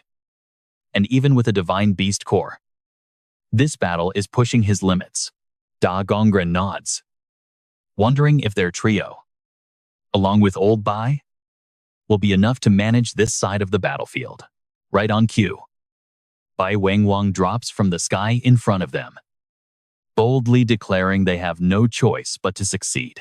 Inspired, the 3 veteran warriors launch themselves into the aerial war zone, swearing to destroy anyone who dares threaten humanity. The aerial combat escalates instantly, but the Golden Eagle sneers at them, mockingly asking if 3 7th rank weaklings really think they can stop it. It flaps its massive wings, launching a deadly barrage of golden, razor-sharp feathers that rain down like darts toward the trio. Cao Xiaonan faces the attack without a hint of fear, snorting that he wants to see the beast try and take his life. An absolute defensive barrier instantly expands to shield his body from the incoming danger. The deadly feathers rip through the air, only to crash uselessly against the invisible shield right before him. Standing right behind the screen, Da Gongren holds the shield firm, jokingly muttering for them to go ahead and try taking their lives as he deflects every feather. He drops the shield as a massive explosion triggered by Bai Wangguang detonates right below them. The winged fighter quickly covers Da Gongren to shield him from the shockwave. Seeing the trio fight so fiercely behind him, Zhang Yushu smiles with pride, silently praising them for carrying on the noble legacy of the fallen masters of Mo Academy. With a pale face, Zhang Yushu stands firm, the blood dragon coiling tightly around him, glaring at Xiang Liu with pure hatred. He lets out a cold laugh, challenging the beast to a final one-on-one duel right here. Sun Yingxiong stares blankly for a moment before letting out a heavy sigh. Asking how the battle is progressing, the middle-aged officer lowers his phone and quietly reports that the front line has descended into a complete stalemate. Nodding slowly, Sun Yingxiong dismisses the officer, who bows and quickly steps out of the office, quietly closing the door behind him, standing up with a weary sigh. Sun Yingxiong dials a secure number and gives a quiet command to initiate the next phase. He hangs up the phone and sighs, feeling deeply frustrated that he can only watch and wait from the safety of the rear.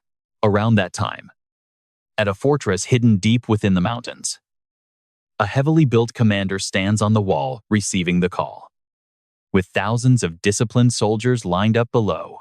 As he listens to the orders, a sudden mixture of sheer terror and wild excitement washes over his face. He draws his sword, pointing it toward the sky as he roars that their 2 years of training are finally about to pay off. At his words, the entire reserve army raises their swords and roars back in unison. Their voices echo through the mountains after a century of silence.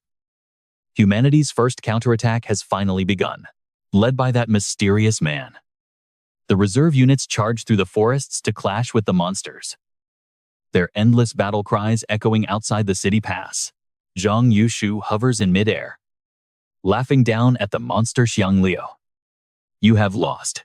Furious, Xiang Liu throws its head back and screeches, calling the golden eagle for help. Instantly, the giant golden eagle dives down from the clouds with razor-sharp eyes, scattering the crowd as it charges directly toward the waiting Zhang Yushu.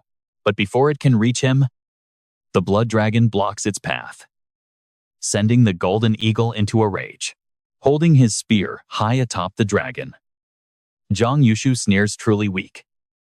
Unable to take one blow, the dragon's massive tail whips the terrified eagle backward through the air, sending it reeling. But this brutal assault is far from over. Suddenly, Gao Xiaonan appears right behind the golden eagle, unleashing a devastating punch while yelling out in sheer frustration, 8th rank monster or not, you still have to eat my fist. Now tell me if that hurts. Watching from the ground below, Xiang Liu seethes with rage, realizing the cursed Pantheon Sect actually used the demon race as mere pawns. It warns Zhang Yushu not to celebrate just yet, swearing that the beast race will return soon to completely destroy the demon-suppressing pass. With a harsh command, it orders the golden eagle to retreat as the beasts withdraw from the pass. Zhang Yushu lowers his spear, watching the blood dragon rise on the wind to separate a mysterious man from the battlefield. He calls out that they won this battle, but the mysterious man ignores his words, preparing to leave quickly while simply promising they will meet again.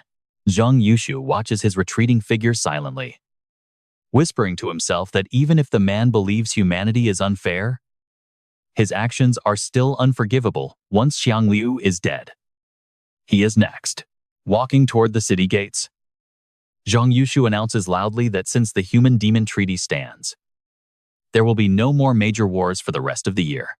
Just then, the dean of Mo Academy, Gao Xiaonan, speaks up from behind him that only works if the demon race still agrees to respect the treaty after suffering such massive losses. So they must never lower their guard. Nodding in agreement, he lets out a heavy sigh. But wait, Gao Xiaonan suddenly shifts his entire vibe, flashing a sly grin as he asks Elder Zhang how much he is willing to pay to buy a certain photo. Confused, Zhang Yushu looks over, but his face darkens instantly upon seeing an embarrassing picture of himself on the phone, roaring that Gao Xiaonan is looking for death.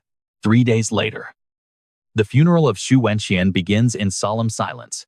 All the students, including the injured Zhao Zicheng, Mu Yu, Ah Tai, and Lin Xiaoxiao, drag themselves from their beds.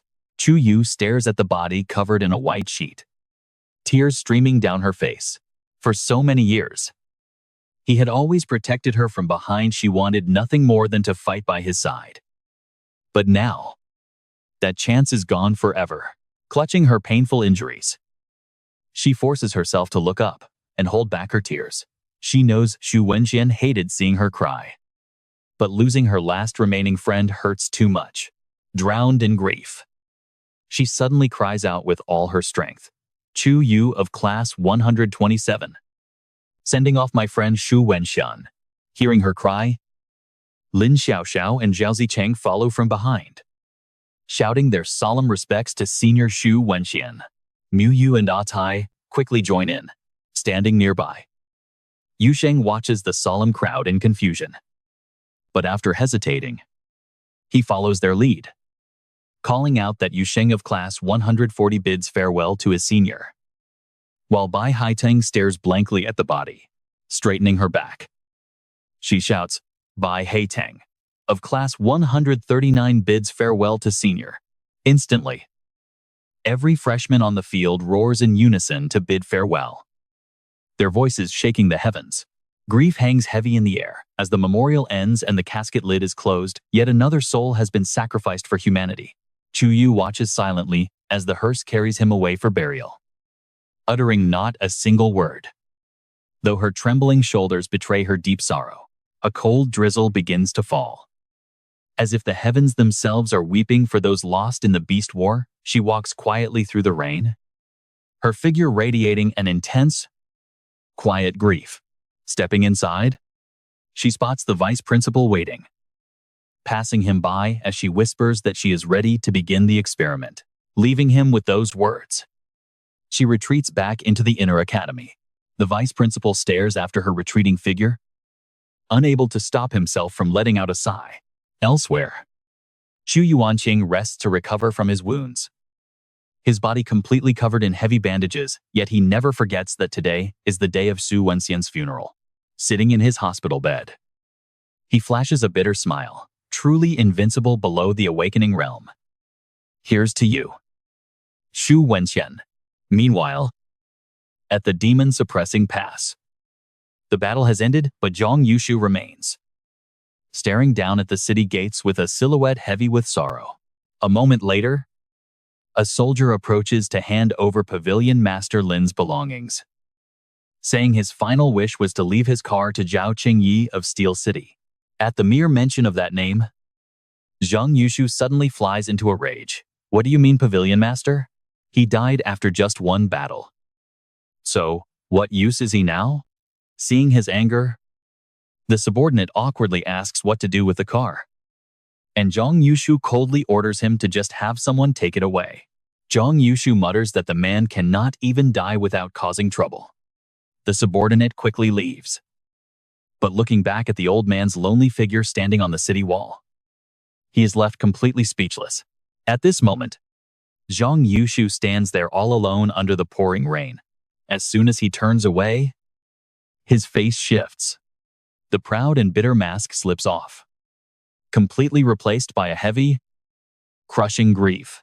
Is this world really not going to let anyone survive? Zhao Zicheng opens his eyes in a daze. Covered from head to toe in heavy medical bandages, he stares blankly at the ceiling until a knock rattles the door, and Yu Sheng calls out to open up because he is coming in.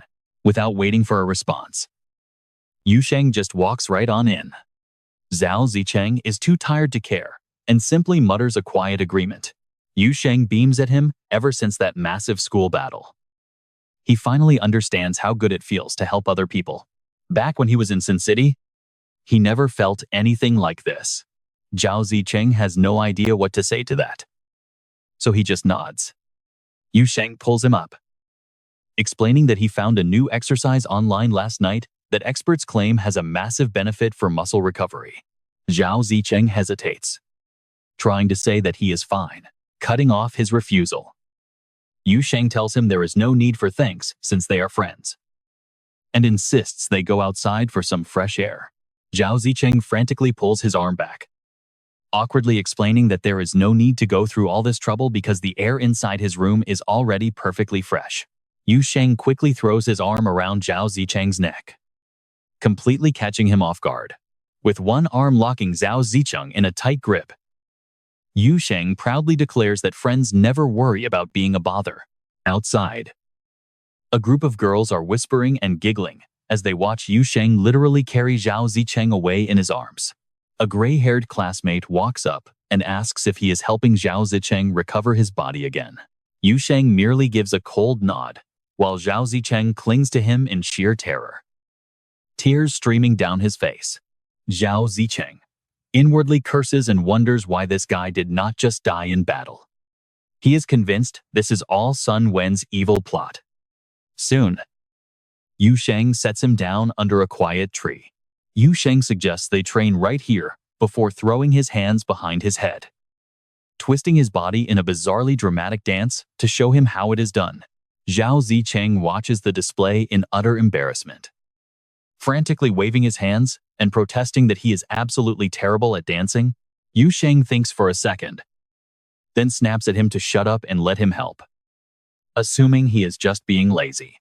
Without warning, he grabs Zhao Zicheng's hand and even places his other arm right around his waist.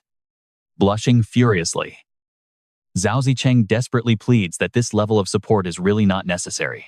Yu Sheng flashes a brilliant smile, repeating that he is never afraid of a little trouble. While they are busy bickering, they fail to notice a dozen phone cameras pointing directly at them from the bushes, with Yu Sheng forcing him to spin and hop around. Zhao Zicheng cannot break free, so he just weeps as they dance. After wrapping up the training session, Yu Sheng visits Sun Wen, who immediately breaks some terrible news. He tells him that the Demon Clan has officially shattered their long-standing treaty with humanity. 6 immortal lords have launched an assault on the demon-suppressing pass, putting the fortress in grave danger. Helping Sun Wen walk, Yu Sheng calmly nods, explaining that he already saw the news. He adds that academy teachers, leaders, and powerful local experts from nearby cities have already rushed over to reinforce the defensive line. Worrying about things beyond their control right now is completely useless anyway. Their main priority should be healing up and growing stronger as quickly as possible. He explains that online articles recommend using the restroom within 5 hours of drinking water, since it has been 4 hours since he last gave Sun Wen water. It is time for a bathroom break. Yu Sheng drags Sun Wen right up to the urinal, but the injured boy hesitates in sheer embarrassment, pleading that he cannot go right now. Smiling warmly, Yu Sheng draws his sword and reassures him. Without a second thought, he brutally taps the hilt of his weapon directly into Sun Wen's lower groin. Sun Wen screams in absolute agony, his legs buckling as he desperately clutches his crotch with both of his trembling hands. Yu Sheng ruthlessly commands him to pee now. Meanwhile, outside the city gates, a devastating battle has broken out, leaving the battlefield engulfed in raging flames. Standing on a nearby ridge are Elder Zhang and his close companion, silently watching the destruction. Elder Zhang curses the treacherous demon clan for breaking their oath. He yells out how dare those 6 immortal lords attack their pass, as if humanity has no defenders left. His friend quickly waves his hands, urging him to quiet down, since those powerful enemies have not left yet. Warns him not to provoke them. Enraged, Elder Zhang fires back, are they just supposed to stand by and let those monsters do whatever they want? His friend quickly pacifies him, telling him to stay calm and just wait a little longer. Losing his patience entirely, Elder Zhang points into the distance and demands to know if waiting will magically destroy those 6 bastards or just let them wipe humanity out. He rants about their demon spawn, but before he can finish his sentence, he suddenly freezes and looks up at the sky. The moon is suddenly enveloped in a terrifying, blood-red mist, and the sight of it makes even the brave Elder Zhang tremble with fear. With his hands gripping his cane tightly, he mutters that this is Yingzhen Mountain, his beloved Yingzhen Mountain. Just then, A fiery red bird dives from the dark storm clouds, spreading its wings to soar across the sky. Suddenly, a massive vortex erupts right in front of the beast, forcing it to a screeching halt. Before the creature can even turn around to flee, the raging storm sweeps in and sucks it inside. It screams in pure terror, begging Xianglu to save it. But a crimson flash of light strikes, leaving it howling in agony. That flash of light completely vaporizes the bird, turning it into a strange stone fragment. The stone flies straight into Elder Zhong's hand, leaving him utterly speechless. Not bad, kid. The humans have gone completely mad. We're abandoning the demon-suppressing pass retreat. Lord Zhang Liu roars the retreat order to his beast army. Through the rising smoke, a muscular old man emerges, holding a pipe with a sickle tucked into his waistband. He speaks, "Listen up, beast race. Today, demon exterminator Moji Wanba." He pauses to exhale a plume of smoke. "The beast race has violated our treaty. Today, 6 of your fairy lords dared to wage war on my pass. As punishment, your entire race is banned for a single year. Violate this, and I, Moji, will slaughter every last one of you," the old man declares with absolute authority. Hearing this, the blue dragon roars in fury. "How dare you!" The elder draws his sickle, which immediately glows with a strange blue light. "Why wouldn't I dare?" he yells out with a fierce grin. Right after his shout, a blinding golden shockwave erupts, slashing straight toward the massive blue dragon. "Today, I will wipe out your 3 beast clans, slay your fairy lord, and take a level 9 beast down with me. It's a bargain." With those final words, the old man fades into the golden smoke. High above, the blue dragon is sliced clean in half, its giant corpse crashing down before Elder Zhong. Elder Zhong quickly kneels, placing a hand over his chest as he looks up. "Rest in peace, beloved master." 2 days later, amidst a heavy downpour, a sleek black car glides into the city. It heads toward a remote castle tucked away deep inside a dense forest, surrounded by endless mountains. The vehicle winds deeper into the woods before finally coming to a stop. A mature man steps out, closely followed by his personal bodyguard. The man tells his guard to wait at the entrance, and the guard quickly nods in agreement. Left alone, the man begins climbing the stone steps under the cold, pouring rain. He stops in front of a small, weather-beaten wooden cabin, standing completely isolated amidst the overgrown weeds. His face darkens with sorrow as he realizes that this rundown place is actually the sacred hall humanity holds dear. He steps inside with heavy feet, hands shoved deep into his pockets as he looks around. The Pass Guardian, humanity's ultimate shield, approaching the wooden memorial tablets. He picks up the one marked for Wanba. Our mountains, rivers, sun, and moon remain. He silently reflects. He takes out a brush and carefully writes down 3,141,592 on a slip of paper, finishing the numbers. Deep sadness fills his eyes. For 149 years, millions of humans have perished just to survive. Gazing at the 3 wooden tablets, he whispers to his fallen comrades. He sticks the numbered paper between them, lights some incense, and prays for their eternal peace. His tribute finished, he walks back outside, his lonely figure wrapped in sheer grief. As the years bleed into one another, 149 years have slipped by.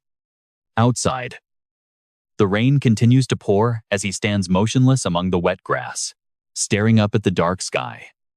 He wonders when this era will finally end. He promises to join them eventually. Shutting the heavy door, a fiery determination flares in his eyes as he vows to change this cruel world for the better first. Reaching the car, he asks his guard if the Academy's freshman competition is starting soon.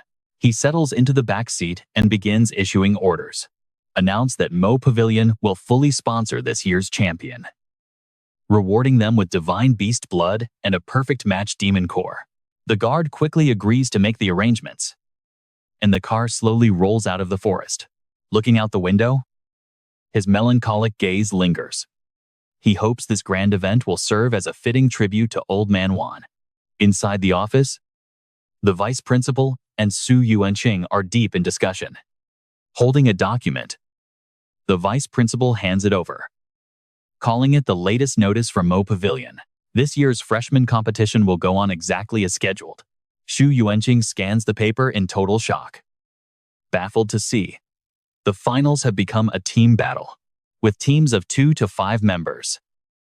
He wonders if that old Sun Yingsheng has forgotten his own grandson is currently in their custody. The vice principal coughs lightly, telling Su to watch his mouth so they do not make Mo Academy sound like a band of kidnappers.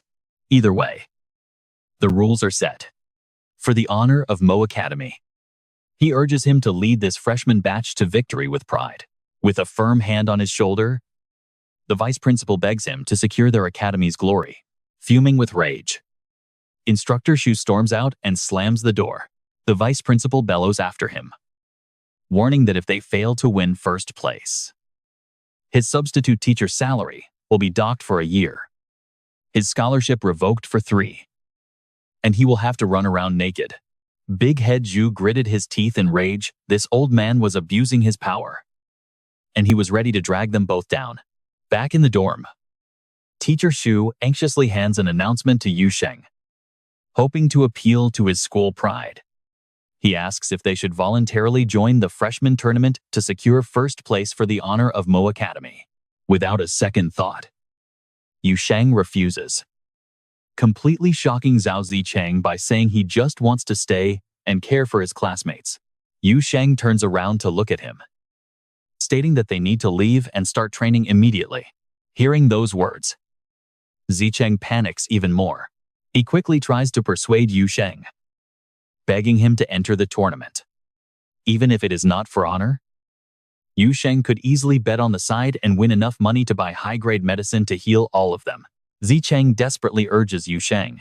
Shu Yuanqing immediately chimes in, pointing out that besides the tournament prizes, news of the freshman being injured has already spread, meaning the betting odds against Mo Academy are going to be incredibly high. Zicheng gets even more enthusiastic, begging his boss to try it. Yu Sheng is left completely speechless by their endless rambling. But the idea actually starts to tempt him. Faced with their overwhelming enthusiasm, he pulls out his phone to make a quick call, asking his teacher to wait. He dials Fawai Kuangtu, who picks up on the very first ring. After a quick greeting, Yu Sheng asks with a completely blank face if his caller has a stake in the upcoming national tournament betting pools. The mysterious man on the other end, wearing dark glasses and a black mask, asks what he is up to. Yu Sheng calmly explains he wants to place some bets, but wants to avoid his places to keep from getting cheated. The man's eyes light up with excitement as he eagerly points out that since they are both brothers from Sin City, Yu Sheng should give him the real scoop on what is actually going on with Mo Academy. Yu Sheng simply replies that Mo Academy is definitely entering the battle. Curious, the man asks for more details, and Yu Sheng tells him that Su Yuanqing is the one leading the team. Hearing this, Teacher Shu's face turns completely pale with shock. Zicheng, on the other hand, is not surprised at all, knowing this is just how Yu Sheng rolls. Breaking into a cold sweat, the broker begs Yu Sheng to name his price. Instead of answering, Yu Sheng asks how many major underground banks are involved this time, and how many are his. The man quickly admits there are 9 in total, with 2 belonging to him. Yu Sheng simply offers a quiet, casual acknowledgement. Shu Yuanqing's face pales even further, shocked that this massive boss owns 2 private banks. Meanwhile, Yu Sheng immediately hangs up. Shu Yuanqing panics and asks why he hung up, pointing out that this was a perfect business opportunity with a massive casino tycoon. He adds that just getting a small cut of the profits would make them rich. But Yu Sheng simply sits there, completely unbothered. Suddenly, the phone rings again. The broker is on the line. Absolutely furious that Yu Sheng hung up on him yet again, the man begs him to at least give a warning next time. Face completely blank, Yu Sheng calmly says he is about to hang up now, then snaps the phone shut. The broker calls right back, finally confessing that he actually owns 6 of those 9 casinos. Yu Sheng casually names his price, demanding a 50% cut of the profits. Standing right beside him, teacher Shu Yuanqing's jaw completely drops, his face still pale with disbelief. Later, at the Mo Academy dorms, Yu Sheng slides the door open with a bright smile, announcing he is here to visit Sun Wen. Sun Wen forces a trembling smile, his eyes filled with terror as he greets his boss. Just like any other day, Yu Sheng calmly helps support him as they walk to the bathroom. As they walk, Yu Sheng gently reminds him to make sure he keeps going to the bathroom on a regular schedule once he leaves. Right on cue, Yu Sheng grabs the heavy hammer he always keeps stashed in the bathroom. Without a shred of hesitation, he swings it straight down onto Sun Wen's groin, finishing the job. He calmly tells Sun Wen to instruct the doctors to preserve that area, to ensure he does not forget. Yu Sheng decides to leave the hammer right there. He suggests that Sun Wen should just handle the smashing himself while he is away. Shivering on the floor, Sun Wen weakly thanks him before Yu Sheng finally turns and walks out. Once the door closes, Sun Wen breathes a massive sigh of relief. With his terrifying boss away at the tournament, he can finally enjoy a few peaceful, hammer-free days. Sun Wen feels that bribery money was worth every penny. Meanwhile, Yu Sheng moves on to another room and peers inside. He asks Xiao Xiao how she is doing. The little girl, who is busy playing with Dabai, runs over to greet him with a bright smile. She happily reports that Dabai took his medicine and did all the training exercises exactly as instructed. Yu Sheng instantly twists his face into a terrifying, demonic expression. He grimly reminds her to make sure she keeps taking her medicine and training diligently while he is gone. Xiao Xiao is completely terrified by his scary face, and Yu Sheng simply slams the door shut and leaves, crying her eyes out. Xiao Xiao tightly hugs Dabai, sobbing about how utterly terrifying her big brother Yu Sheng is. At the main gates, Su Yuanqing, Zhao Ziying, and Yu Sheng assemble in the yard. Teacher Shu steps forward to hand Yu Sheng a special jacket. He tells Yu Sheng to put it on, explaining it was sponsored by boss Sun Yuyi. Yu Sheng readily accepts and slips it on, striking a dramatic pose. He proudly shows off the word massacre stitched onto his left sleeve, flipping his jacket. He turns forward and declares it is time to go. While he is busy showing off, Shu Yuanqing and Zhao Zicheng already start walking ahead, forcing him to quickly run and catch up. As they prepare to leave the grounds, loud voices suddenly echo from the dorm windows, calling out to Boss Yu. Sun Wen leans out and yells down, warning his boss that he better not dare return unless he brings back first place. Mu Yu chimes in to cheer him on, telling boss Yu Sheng to focus on the tournament while they recover. Xiao Xiao enthusiastically adds that he should take his time and enjoy a few extra days in Mo City. Tai smiles and gives a thumbs up, completely agreeing, fueled by the warm encouragement. Yu Sheng, Su Yuanqing, and Zai Cheng wave goodbye to the group. At the academy gates, Shu Yuanqing beams as he points out the luxurious 3-row commercial vehicle sponsored by Boss Sun parked right in front of them. Zicheng looks worried, asking Teacher Shu if they are skipping the train. Teacher Shu reassures him, explaining that crowded, noisy trains make it impossible to sleep, so driving is the much better choice. Watching Teacher Shu head for the passenger door, Zicheng asks why he is not the one driving. Shu Yuanqing leads him to the front and points at Yu Sheng in the driver's seat, claiming their classmate looks incredibly eager to take the wheel. Zicheng can only sigh helplessly and mutter that he hopes Teacher Shu does not regret this, leaving the teacher completely confused. Yu Sheng wastes no time and slams the gas pedal down in pure excitement, Launching the car so fast, it vanishes instantly into a massive cloud of dust. Yu Sheng screams in absolute terror, begging boss Yu Sheng to actually look at the road while shifting gears. Sure enough, the ride ends in absolute disaster, leaving the luxury vehicle completely wrecked and smoking. Yu Sheng holds his head in speechless disbelief, realizing they are now completely stranded right at the bottom of a mountain.